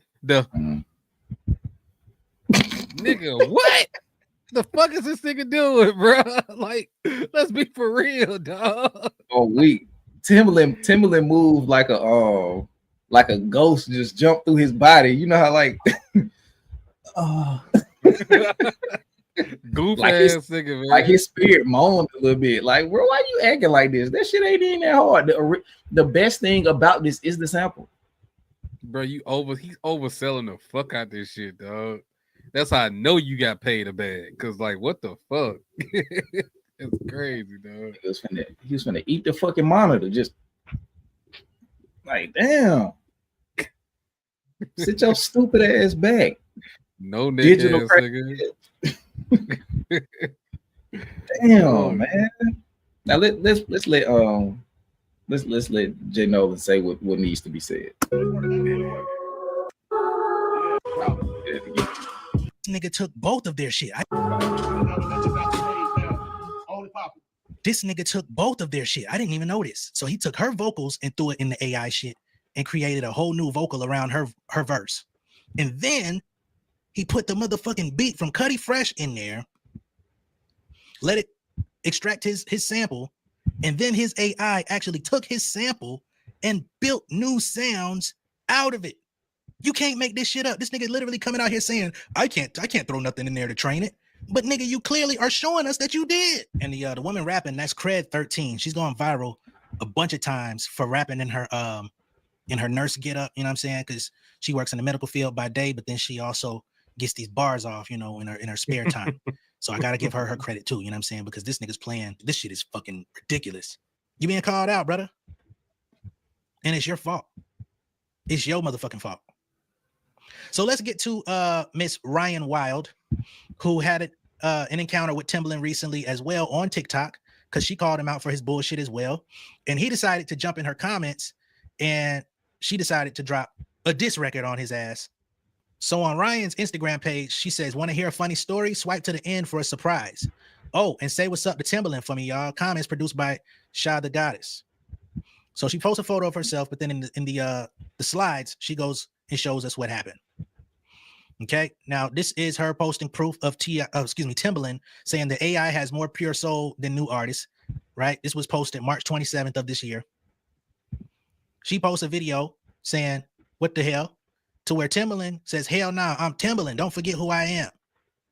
So she posts a video in response to him because he's basically trying to use his name like, I'm still Timberland, baby. Don't forget what I do. Shit, what? You gonna make us all forget what you did with this bullshit?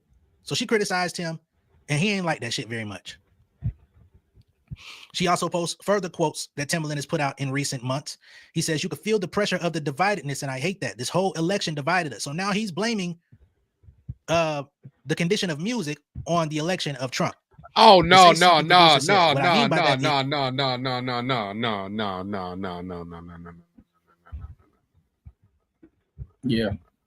Yeah. He did that.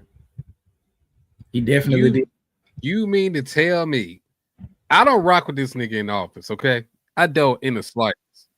But you not put the blame on him for your ass acting like a fucking sellout and just being a dumbass. What the fuck? Really? You gonna really try to gaslight us like that, saying that the reason why we not feeling the music right now is because of our president?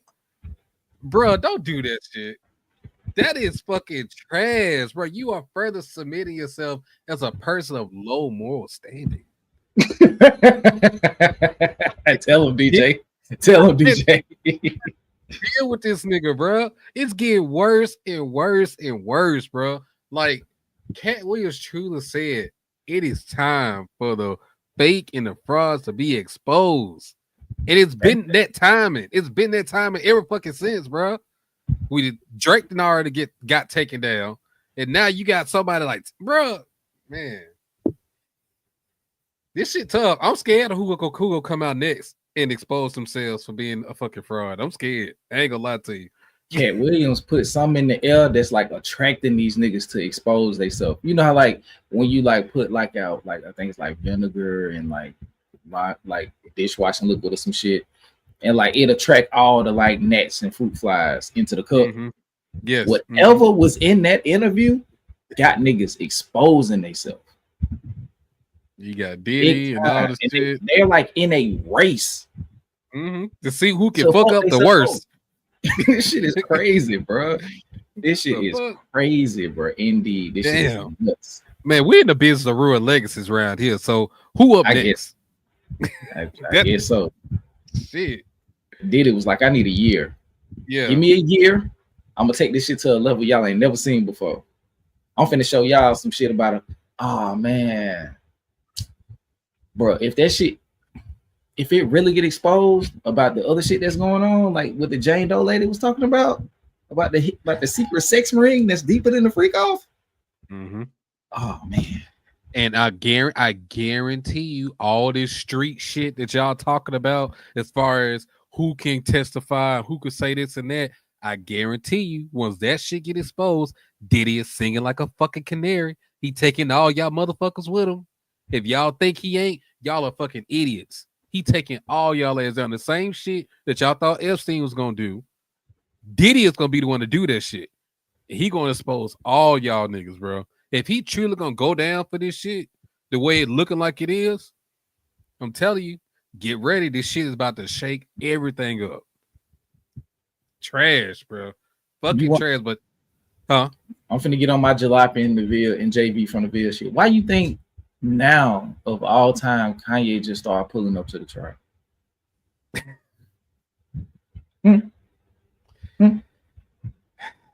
Huh?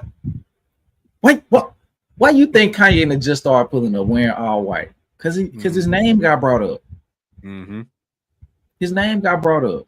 They saying his wife was in the freak house getting flipped. Well, not in the freak house, but like in some type of exhibition getting flipped. You talking about the new one? You ain't talking about Kim, are you? Or you talking about the new one? No. Well, it just said Kanye's wife. It didn't say to my they might have said a name, but they just said Kanye's wife. Oh, damn. Okay. But I got a theory on that Kim Kardashian shit that I'll tell you at a later time. This ain't the time or the place. And they're very rich. Okay. Yeah. But I will say this. Should I say it?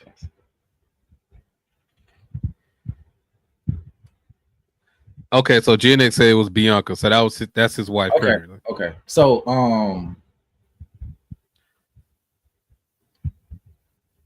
I say this: the sex tape was multi-purpose. Oh yeah, I think we talked about that in short detail, brief detail before. We did. That's all I say on that because there's a lot of shit going on. Yeah.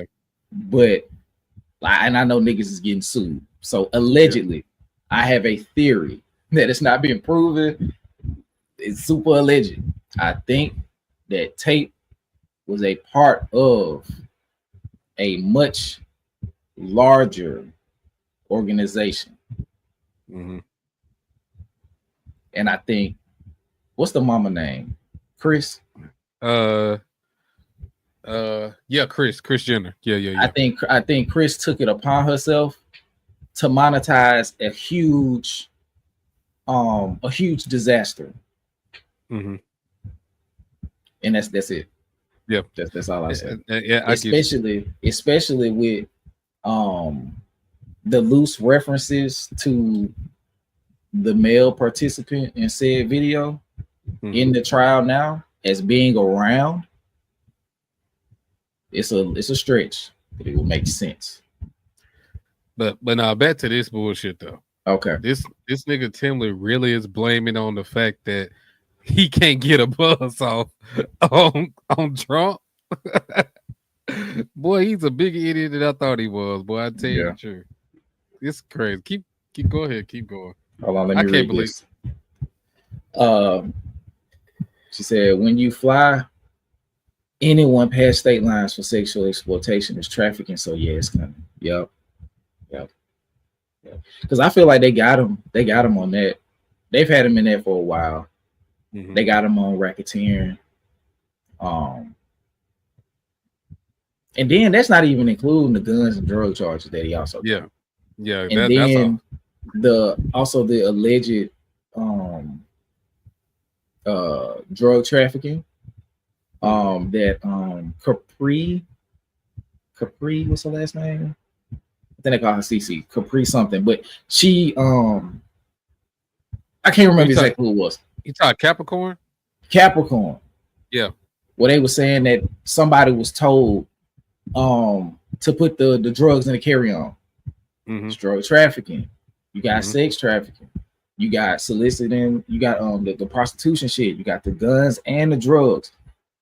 You have everything that you need for a criminal organization. You have the money coming from the story is being presented as if the money is coming directly. Like he using company money to do all this shit. So he's out of here. Yeah. But the part that they're getting into now about other people being involved, it depends on how high that goes, whether or not he's willing to tell. Because I think if it's people in there bigger than him, it's going to be a lot of power at play that's not going to allow him to tell. Yeah. Okay. You feel what I'm saying? And they and also they say in the raids. Okay, never mind. Let's get back to this. Let's get back to this. Keep it a list. It divided the music. The music sounds bland. It sounds boring. It lacks excitement. While we frequently discuss AI, I believe it's the only entity that embodies a genuine soul right now. It allows for the expression of true feelings, resulting in it coming out beautiful. That is a quote from Timberland. Here is a video of Timberland linking up with Pinky Doll. If you don't know who Pinky Doll is, she's a personality from TikTok. Remember, she was doing all of the ice cream, ice cream. Gonna ride it like a cowboy. You know what I'm saying? She was doing the fucking the AI. I mean, the NPC shit. Hella bread on TikTok. I know. You know, doing that shit daily. She ended up getting a TV show on VH1 talking about, you know, she tried to become a rapper. She's totally whack. In some kind of way, we get Timberland on the TV show talking about how he wants to work with her. Well, I'm here for you. Whatever you need from me, I'm down. I didn't know that. I was just admiring your work. Well, I'm here for you. Whatever you need from me, I'm down. I was just admiring you and your work. Well, I'm here for you. Whatever you need from me, I'm down. He talks about music having no genuine soul. Then he turns around and links with a so-called artist who has no genuine soul because she blew up off of TikTok for doing emotes. But yeah, that's she blew up for being an NPC character, a non-playable character. Those are the type of mannerisms and things that they do in these type of games, like the characters that are not of the main plot or main story. They stay in the same place, wear the same clothes, repeat the same thing over and over and shit. That's what she blew up for doing. So you're saying that you're interested in somebody who's like that? That's somebody that got the soul and the passion that you're looking for? He want to smash. Well, I mean that too. That's obvious, but never mind. Keep going. Dre, turn Tim TV off completely. Turn that nigga off. It's done for this nigga. This nigga cooked, bro. Yeah, that's word on the curb. Technology has more soul than humans now. Yeah, that's word on the curb. Crazy. That's what they saying. Shit, I might be AI. Y'all don't even know, bro. Until one of y'all see me in person, I'm AI because a normal person couldn't do this is this well per Timberland. Like if this shit was so what Timberland said it was, there wouldn't be a lane for artists who truly master their craft in terms of like who play live instrumentation versus you using a beat machine or you know what I'm saying a track and all that shit. If it wasn't still a place for people who really knew how to play the drums, then you know what I'm saying, like none of this shit would matter at this point. There's still a place for it because it's valued human interaction. It's valued human sweat, effort, and energy. That's valued. Like it's a different sound when you have live instrumentation in the studio versus you doing it on a beat pad. Not saying that it's bad either or, but you can tell the difference. And you're really shitting on all those people that put in so much time and effort to perfect what they do. You're just trying to erase this shit entirely at this point. And that's the shit I don't fuck with because it don't just affect the artist. It affects so many other people around this shit. It's just a domino effect. And it's going to keep going to where the person, the people, us, we do not matter anymore. Everything just going to be run by machines. And I know that we can't stop technology from evolving. I understand that. But just like they were saying in that video, it has to be some type of regulation to this shit. The way Timberland trying to pull this shit off, like you cannot allow this nigga to run rampant like this and just say your shit trash, but I'm gonna use it and make money off of it though. How? The fuck? Man, you don't know how many times I done rewatched that fucking AI response video, bro. It irks my soul, bro. They literally said in the AI video, y'all didn't have no problem with auto-tune until it start making better hooks than you. That ain't what auto-tune is for, nigga. Auto-tune, it's a program. It doesn't write the songs. It literally just changes the voice inflections of a person that's already established. It doesn't write things for it. It doesn't take intellectual properties from other people. It's just a tool to augment and modify the person. But what the fuck he's doing is not the same. Like, how can you compare this to auto-tune? That shit is not AI in the sense that you're trying to do here in this process with Suno. It's not the same. It's not at all. Like, what the fuck is he talking about, bro? This shit, oh my god, it really. And I'm not even an artist, bro. I'm not an artist in the science. I can't rap. I can't really sing like that. But I am a fan, and I take this shit seriously, and I enjoy people who put all their pain, their soul, they art into this shit. I respect it that much, even though I'm not an artist. So I can just imagine somebody who's really talented, that's working their ass out day by day, trying to perfect their rhymes, trying to perfect their getting their vocal coaches in, doing like I can just imagine how they feel in these type of moments. Like, it's just crazy. He's gaslighting us and saying AI no, it's not. Thank you, Chica. It's not the same. It is not the same. Thank you. That gaslight, that's what I'm so pissed off. I told you, don't gaslight me, bro.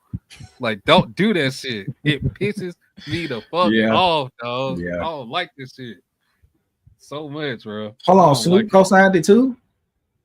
No, don't do that. I just gave this nigga some big. I just gave this nigga props yesterday on the episode. I ain't know the nigga was co-signed. Hold on, wait. Oh, come on, man. We'll handle that next week.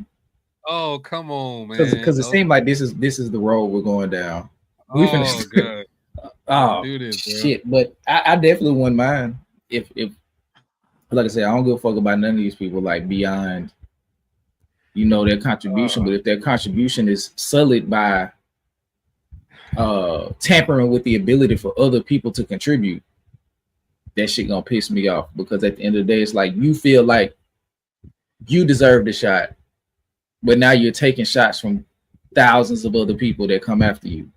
You ain't that dope, first of all. And who the fuck gave you the ability to decide the future and fate of thousands of writers, producers, and songwriters, producers, and song makers, excuse me, for years to come. And that shit fucked up because it's selfish as fuck.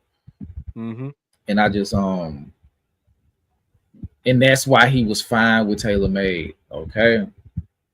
And we talked about that earlier, like how the last time we had apps on stream was like that song was huge for the attempted road. Like that was probably the worst part of the battle, for real. Like, other than the shit that the fans have done afterwards, the influx of AI, like how they were saying, like, oh, Kendrick responded, Drake responded, this, that, and the third, and it's AI, it's niggas sitting in their sweaty ass rooms, grabbing Kendrick Lamar voice filters, Drake voice filters, writing raps and pretending to be these niggas.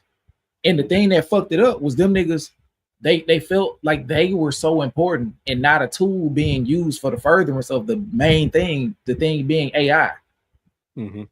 Like, yeah, man, I was studying Kendrick's style, so I got the filter and I wanted to make a song to really show y'all how dope I was as a, like, bro, nobody gave a fuck about you. I haven't seen them people again. Because the nigga who was acting like Drake looked like a fucking terrorist. First and foremost, he looked like every school he passed by, he clutched his AR-15 that's in his passenger seat. He looked like a serial murderer. He looks like he see people breathing and his heart started beating fast because he want to kill them, but he can't. And then I'm gonna stand on this shit 10 toes, and I don't care what nobody say. I truly feel Push-Ups was not Drake's original song. I think the fact that AI was running so rampant at that time, and that AI version of Push-Ups that came out prior to that we thought was the original song, I really think he took that shit as a template to make the fucking song, and that's why he reworked it, changed it slightly, and it came out the same way. He had to claim something at that point. Yeah. Because we didn't know. Hey, what's up, dude? it was very funny. It was very funny. Goofy boy. What up, Kobe?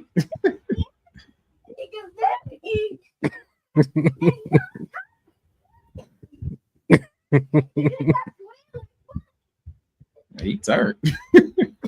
He said the video was really funny, man. He watching? Yeah, he watching a video on YouTube. Oh, I thought he was watching. Like, dang, that mean I need to. I'm cussing. Oh no. He can't. He was downstairs watching the video, saying, "Daddy, this video is so funny. Let me tell you why it's so funny." So yeah, man. But yeah, like this whole AI rollout was a part of Drake shit from the start, and I think it started with the push-up shit. It really did. And yeah, so yeah, I don't even give that shit really the most credit because you didn't write that shit. Somebody else wrote it for you. You took it and reworked it and ran with it, and that became your thesis statement for your whole diss thing for Kendrick. And that shit whack, bro. I ever run into DJ Head and we're within like 100 feet of each other. I got some questions for him, bro. I'll be like, bro, you can, give my wife my phone. Bro, I don't have anything on me. I want to ask you questions that it won't go nowhere. And if I say something, nobody's gonna fucking believe me anyway. Right. I got some real questions I want to ask you pertaining to this, because like the whole connection with it being AI. Because like, bro, how many songs have you heard in the 2020s that sound that bad, that isn't made to sound that bad intentionally? The original push-ups, like as far as like it being mixed, that shit sound like it was in 240p. It sounded like it was buffering the whole fucking song. You feel what I'm saying? So it's like the whole, and you could hear like in a lot of those AI songs, you could tell that they were fake because they just sounded. The whale said, I don't want to eat my vegetables because the whale was whining. Okay. I'm sorry. Go Shout ahead. out to Cole, man. You get, but like I think the best analogy I could give to it, like an AI song sounds pixelated.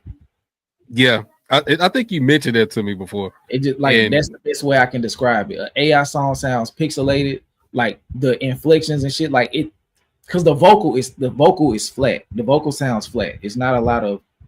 They were missing the soul, like I said. Exactly. A lot of the way that a voice is able to build upon itself and stand either on top of, under the beat, or on par with the beat. It's like that doesn't exist because it's like I said, it's no soul in the vocal. It can only go how far the program is able to send it, and it's not very far at this time. So I definitely wouldn't be surprised if come to find out that Drake was fucking with a prompt or some shit, made push-ups, made what's the other one, tailor made, and then made worked with the prompt. He had refined it as far as not letting the shit get leaked. That helped him put together what's the long one, Family Matters. In the first one he tried to actually do on his own was the Hard Part 6, and that's why it sounded so. You feel what I'm saying? Like you could hear how defeated he sounded in the Hard Part 6. Ain't no AI doing this shit. But not even that. And when I say like he was using the prompt, like I think he used it to help him write Family Matters, Tailor Made, and Push-Ups. I think he tried to do the Hard Part 6 by himself. That's where the desperation came from, because he was trying to get back to it quick. That's where the desperation came from. That's where the defensiveness came from. That's where the lack of poor writing, and it's not sequenced in any real way. It's just like he's all over the fucking place. Like he say, the niggas who gave you the information is all clowns. Later on, say we plotted for a week and fed you the information. You feel what I'm saying? It's so fucking disjointed. It sounds like he stayed up all night trying to write that song. And it's like one of those nights where it's like, okay, Family Matters drop, I start getting drunk or high, whatever the case is, And then next thing you know, Meet the Grams drop and it fucked me up. So now I gotta go back in the studio. I'm rushing, like I'm sped up. You feel what I'm saying? So what I do, I get a prompt, I take my ass to Rhyme Zone, because I need the structure to help me do it, because I'm not all the way here. And even when I'm here, I haven't been there in years. Bro, and I still say this to this day. With the Hard Part 6, all he really did, including Rhyme Zone, he just went to Twitter threads, bro, and picked out all the things, all the theories and shit that people were saying about the beef, and just put it in his songs, bro. It was no mention of this nigga doing a master plan or master plot to feed him information, you know what I'm saying, to use against him, and until the shit came up on Twitter. It was on Twitter first, and then you turn around the next day and say it. Like, come on, dog. He was led by another prompt. Then there's spoken word at the end. You would have been a worthy competitor if you just have the predator and line every blog. Like, nigga, to every blog, and like, nigga, who is actively and for the last year been trying to control the media? Nobody. But the person saying the shit. But they say, like, in politics all the time, like, you blame somebody else for what you're doing so you can do it in private. Oh yeah, okay, I can see that. And then sued. And then he sued. This nigga crazy, bro. But let's you got this shit burned the fuck out though. Yeah. To so more of this interview, he blamed the bland music scene on the increased division in the United States and says that the soulless tunes reflect society. She then proceeds to post an old photo of Timberland and Trump. I think this is a pretty old photo because this is about 2 bodies and 2 sets of teeth ago. But nonetheless, this is done in a photo. And then she proceeds to show all of these comments of Timberland jumping on her. You know what I'm saying? So one, he's laughing. Another one, he says, "How? What did I do?" Another one, he comes back. And this is over the course of a few days. As you can see, 4 days ago, then he comes back 2 days ago, then he comes back again. So he's been spending days on her comments. One laughing, one says, "How? What did I do?" Another one says, "Baby girl, work your craft. Baby girl. Your music is not there. Y'all need to check with Wonder Girl." So here he starts insulting her actual music and basically saying, "Don't come for me because you're trash." He comes back. "Hell no, I'm Timberland. Don't forget who I am." She responds to him, says, "Going out bad." Okay. So he then gets all up in her comments and damn, that was crazy how he shitted on her music. But she finna shit on this nigga for the one time. So she, I guess she's posting a text here. Somebody says, "Bet it's up for this nigga." This is her. And then she's got the song, which I'm about to pull up. So we're about to run this exclusive of Miss Ryan Wild responding to Timberland via music. All right. We've seen a lot of diss tracks come out in the past year. Seen a lot of diss tracks come out in the past few weeks. Now we got one aimed at Timberland. Let me get my shit together.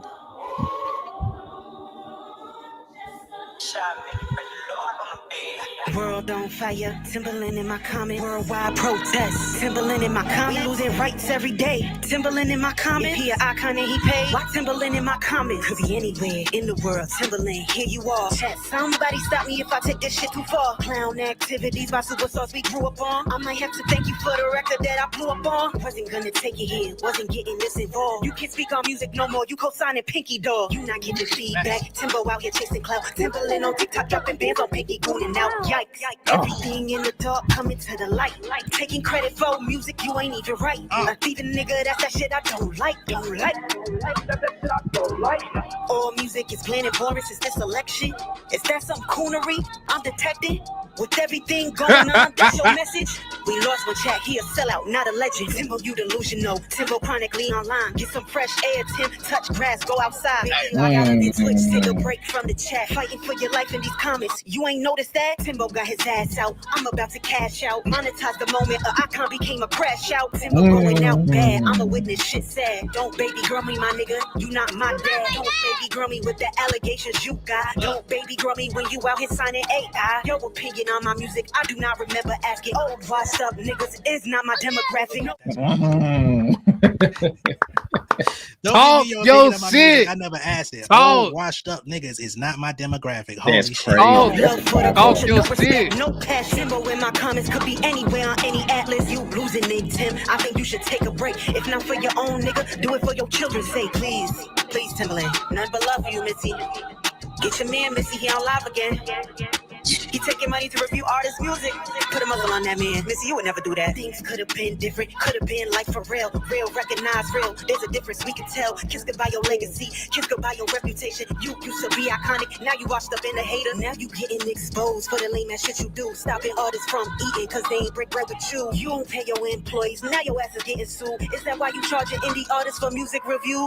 Timberland in my comments. Worldwide protest. Timberland in my comments. Losing rights every day. Timberland in my comments. He an icon and he paid. Why Timberland in my comments? You ain't got better shit to do, Tim? For the community and all that. You don't got better shit to do. Okay, that's Ryan Wild with comments, responding back to Timberland after he crashed out in her comments. That beat hard as fuck. I ain't gonna lie. She Shout took out this goddess. stupid I'll ass. let your boy. Let's work. Ryan Wild. Open invitation. Come Playing with your the name. industry. Talk more about your experience, you know, in the industry overall and this situation with Timberland as well. But yeah, man, She cooked his this ass. shit is sad. It's sad to see homie go out this way. This is the dude that created all them hits with Missy, created all them hits with Aaliyah, created all them hits with motherfucking Magoo, Swing Mob. It's the same man that made all them hits with Hove, made all them hits with Timberlake. It's too many names to even motherfucking go through. 2025, you sitting on TikTok, got niggas paying you a 20 ball, 50 ball, 100 ball for you to play 10 seconds of their song and say, no, that's not it. Like, you're supposed to be a multi-millionaire. What is $20 and $50 really doing for you? Mm-hmm. And most of the people that get their music played, you have to skip the line. You know what I'm saying? Because it basically incentivizes, if you want to get your stuff heard, you're gonna skip the line. Otherwise, you're gonna be stuck in the pack of the free group, never getting your shit played. And I understand you want to be compensated for your time and all that bullshit, but this is something you signed up to do. You're not doing this out of the kindness of your heart. Like, nigga, we didn't ask you to do this artists shit to work with, allegedly. Like, nigga, we didn't. Nigga, you the one that's trying to get inspiration and shit for your album that you trying to do, nigga. We didn't ask you to put out a Timberland album, nigga. The fuck, nigga, fuck that album, fuck that single, burn that hard drive. We don't care, Timberland. We don't care. I hate the way that you walk, the way that you talk. I hate the way that you dress. Hey Greta, you're late. If you was coming to hate, you're late. You like 2.5 hours too late. Who? Excuse? Oh, Greta Bradshaw. You're late. Shadow Ram. I don't even care. Shadow Ram. Fuck out. Nah, I want to see what else they gonna say. I don't, you know. It ain't nothing they can say. It ain't shit they can say. Whoever they are, I don't give a shit. Shadow Ram next. Fuck out of here. Ooh, gotta be yawning and shit. That weak ass comment. But you know, let's finish this. Let's do what we're actually doing. Like they late because I said that like it's funny now because it's like okay, you click the video, you don't even know what the fuck we got going on. You just coming this on Drake better. Yeah. We ain't even talking about that dude. Crazy, man. You gotta hold the L, bro. And you're not holding your L gracefully. You're not even accepting the L. You just had Young Guru, somebody you've made and created music with, who considers himself your friend, pleading with you about this shit for hours. Yes. I thought the shit would have been, died down. Next thing I know, we get over the goddamn conversation with that. Now we hearing Timberland stealing niggas beats, making unauthorized remixes of independent producers' beats. But get the fuck out of here. You crashing out in homegirl comments. I can only imagine who else comments your ass was in. Just because he's in a fight for his life. Baby girl, focus on your craft. Your music is just not it. But Pinky Doll is? Come on, dog. Clearly yours ain't either. If you out here stealing other niggas shit, that's the bottom of the barrel. And once again, big shout out to Cuddy Fresh, man. Super talented. Once again, I think he's talking to Curtis King as we speak. Go check that out. Go get more up to speed with him and his creativity, everything he has going on. Jay Nolan certified. You know what I'm saying? He gave me clearance to rap on his shit when I didn't have a fucking pot to piss in. And he was like, bro, as long as you ain't selling it, you good. And he fucked with the songs. You know what I'm saying? So I repaid him by buying a beat from him for the Plotting on a Mill record. You know what I'm saying? Which, if y'all want it, I'll drop it soon. You know what I mean? Let me know what y'all think of all this, though, down below in the comments. Be sure to like and share this video. If this is your first time seeing me on YouTube, go ahead and subscribe to the channel, become an insider. If you haven't already, feel free to vote for your boy in the Global Citizen Contest to get on stage and perform at the Global Citizen Festival in New York. I am now in the top 15. In 5 days, we will be dwindling down to the top 10. All right? I'm going to catch y'all a little bit later. Much love and respect, y'all. Peace. I fuck with Jay Nolan, bro.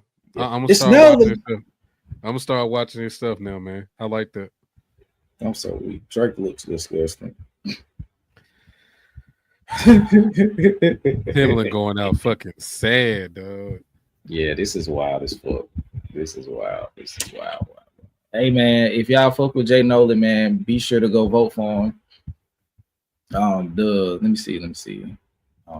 The Global Citizen. I'll put this in the chat real quick. Okay, so this is recent. Okay, so 7 hours ago. Gotcha. What that?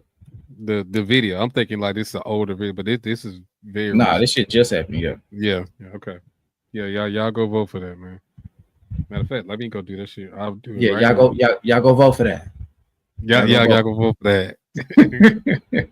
Yeah, I'll go ahead and do it while we It's on. Nolan. Hold on, my bad. I go ahead. When I click on it, it say he currently first in that group. Okay. Let's go. Log into Facebook. Hold on, let me take this off the screen. In order to verify you're a real person. Respect.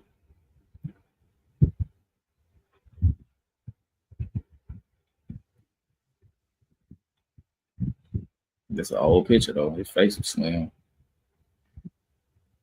Vote by donation. Oh, I gotta verify my real person. I gotta log into Facebook. I don't remember that shit. You gotta verify you're a real person. Play the last video I sent you before we leave for the chat. Okay, hold on. What is my fucking login? Instagram or okay, let me just look. I can look. I ain't got it.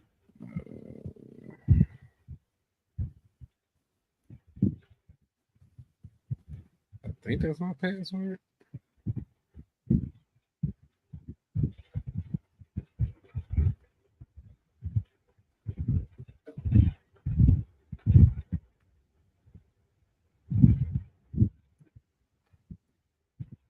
You talking about the video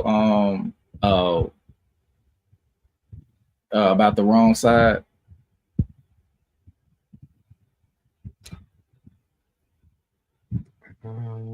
Oh yeah, it is officially Happy Father's Day. Well, Father's Day, excuse me. Happy Father's Day to all the fathers in the chat and to my brother DJ. Well, if this is what you talking about, I'm finna go and play it. Let me know something. Hold on.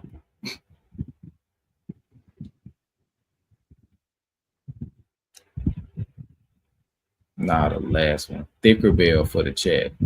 Is that what you're talking about? Okay. All right. I'll play it.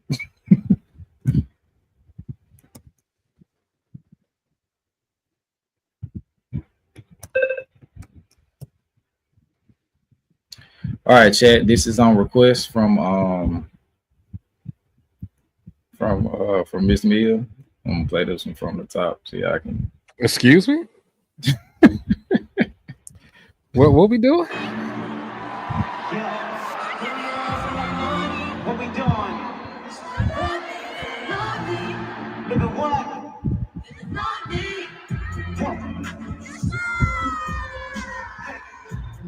I wanna be with you. I wanna be with you. I wanna be with you. I wanna be with you. She has really nice hair color. I love the color of her hair. Really nice. Like a rusted orange. Yeah. Aye.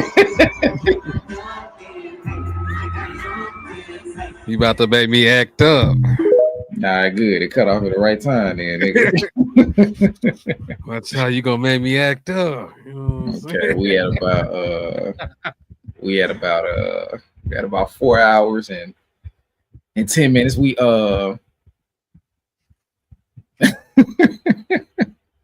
Yes, read y'all sir. comments. Yes, sir. Anything y'all want to talk about before we get out of here? Because we kind of we hit everything. Shout out to That shout shit out jelly, to not y'all jam, for- baby. That shit jelly, not jam, baby. Woo! Hold on, let me get the situation right. Hold on.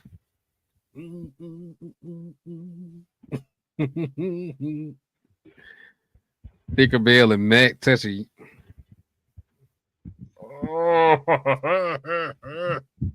Shout out to D2B2. I'm a dog. Baby, I'm a dog. I'm a mutt. Ooh. Let me read some of these last super chats. That's my shit right there. Shout out to Leon Thomas. Yes, he getting his respect right now. I like it.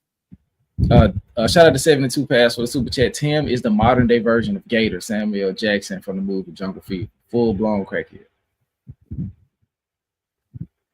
Shout out to Samuel Jackson for getting so much done while being on crack. What the fuck, Skip? Real talk. What?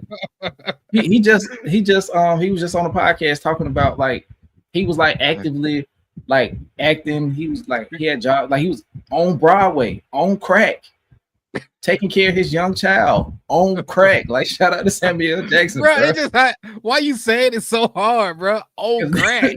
Because that's what he said. He was like, "Hey, I was cooking crack downstairs in the kitchen. I smoked the crack.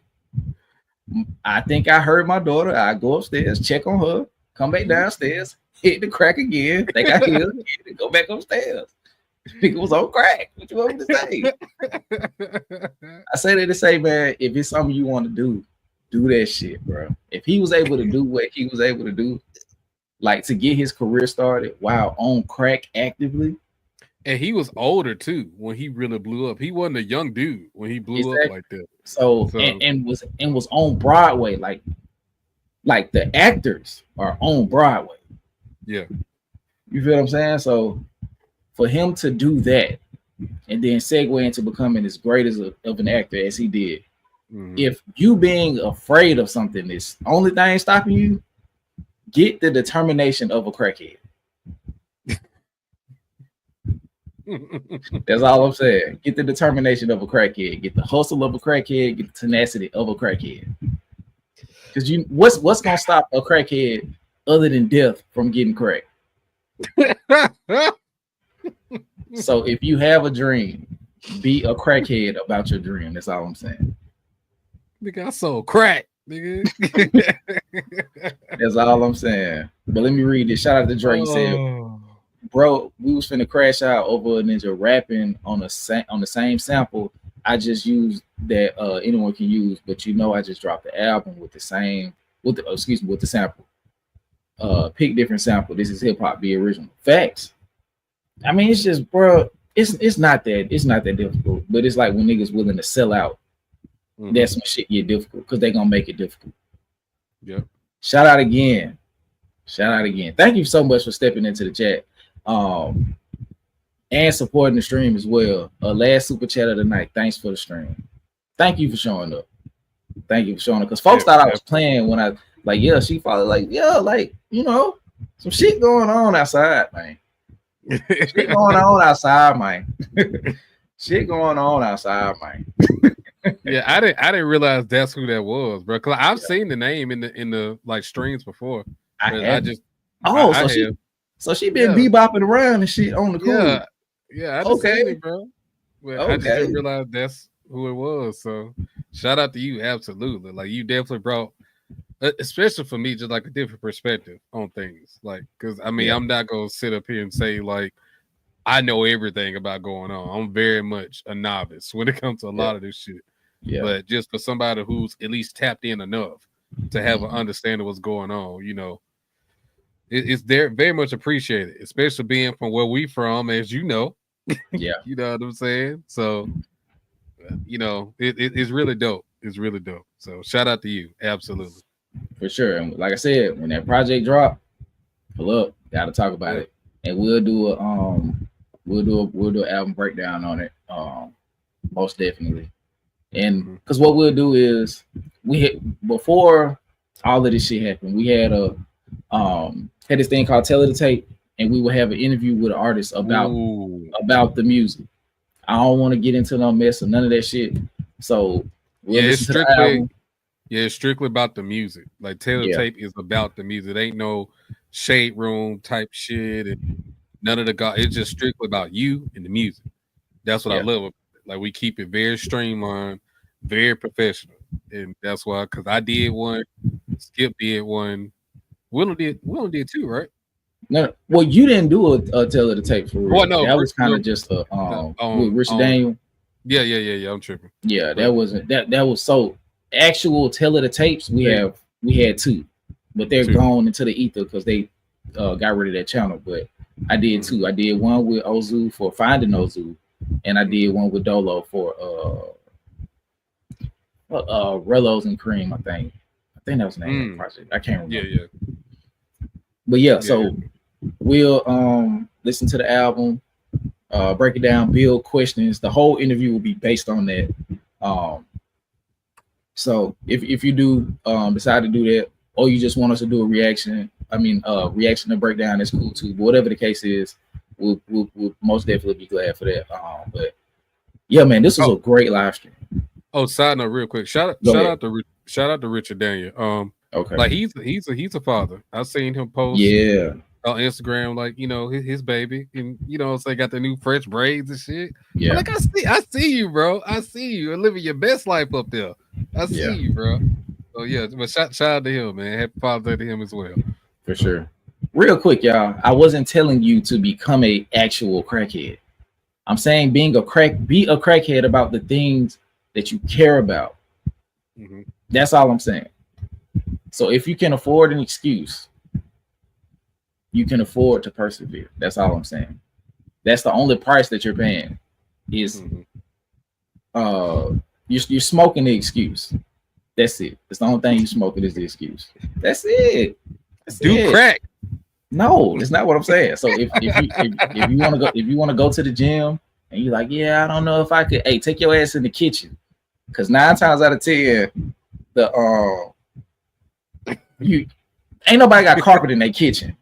And if you got carpet in your kitchen and you send a super chat, take your money back. Because if you live in anywhere where your kitchen is not either hardwood, some type of tile or something, you need to rethink your life and stop putting money in the super chat. But back to a serious note, if you got like a hardwood kitchen, you can go do squats in there, you can do lunges in there, you could plank in there, you could whatever the fuck. So there's a will, there's a way. That's all I'm trying to say. If you want to get started creating content, these iPhones, especially these newer ones with the 3 cameras on them, it's just as good as a camera for real. You know what I'm saying? Learn how to use CapCut, learn how to use Canva. If you want to start reading more, whatever the case is, the point I'm making is everybody doesn't OD the first time. Skip, come on. The point I'm making is no, bro. Go to bed. No, let me finish my point. Go to bed. No, it's inspiration. Hold on now. We can't let Pusha T drop all this coke rap. We can't let Pusha T talk about all these drugs and it be inspiration and beauty in the bars, but you're not gonna let me make a crack analogy. No, fuck that. Okay. So I'll land the plane. Because it's clear y'all don't want to get high. So I'm gonna land the plane. Let the smoker shine the coops. Yeah, the fuck, man. So I'm gonna end it like this, man. Whatever it is that's holding you back from being the better version of yourself. Mm-hmm. Just jump over that. That's it. That's all I'm trying to say. I ain't trying to get y'all to do no drug. The only drug that you should be on is yourself. That's it. That's all I'm trying to say. But good cleanup. Nigga, all right. I can't win for losing. I can't win for losing. That was a big spill on aisle 4. Good cleanup.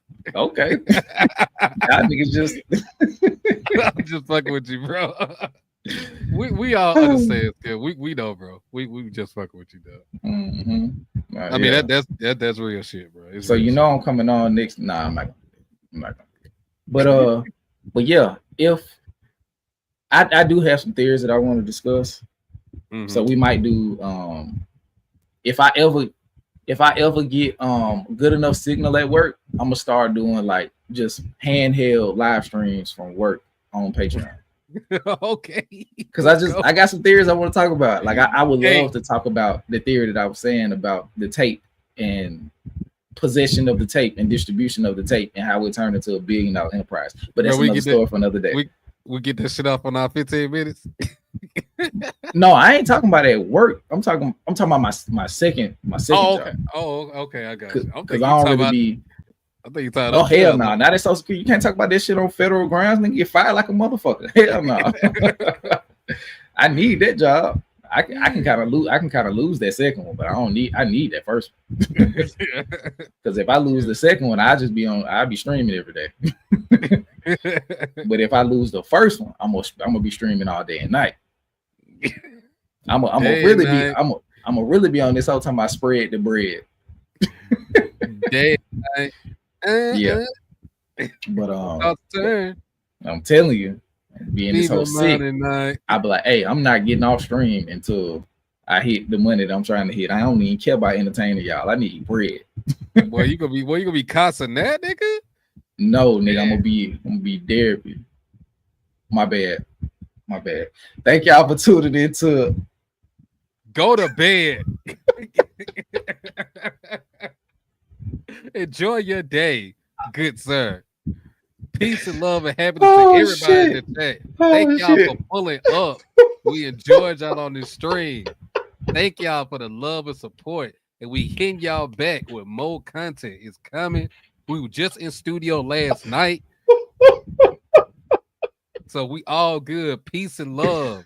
Thank y'all. Have a good night. And all the fathers, happy Father's Day. We love y'all. Salute. And we out. Oh shit, I'm tripping. All right, y'all.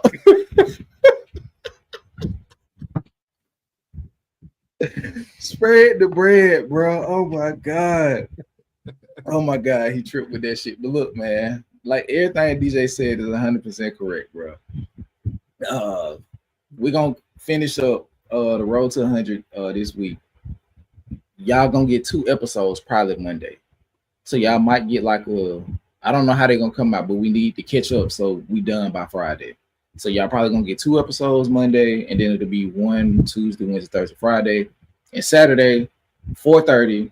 Y'all will get the premiere of our 11 through 25 albums of 2024, and then that next Saturday y'all will get our top 10, and we'll go live after both of these videos. So thank y'all for tuning in to another live stream. I am Skip.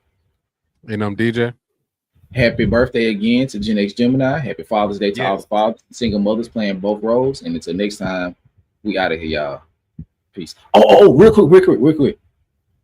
I don't know how you feel about it, DJ, but Juneteenth, I think I'm gonna take off from my second job and we're going to live stream the pop out. Oh yeah, they've been asking for it. Live stream the pop out. Yeah. And depending on how y'all feel about it, we'll start off from the very beginning, or we'll just go to dot shit. Either way, we'll discuss that when we go on live stream. So we will be live streaming on Juneteenth. So yeah, until Thursday or Monday, depending on if y'all watch Road to 100 or not. See y'all next time. We out of here, y'all. Peace.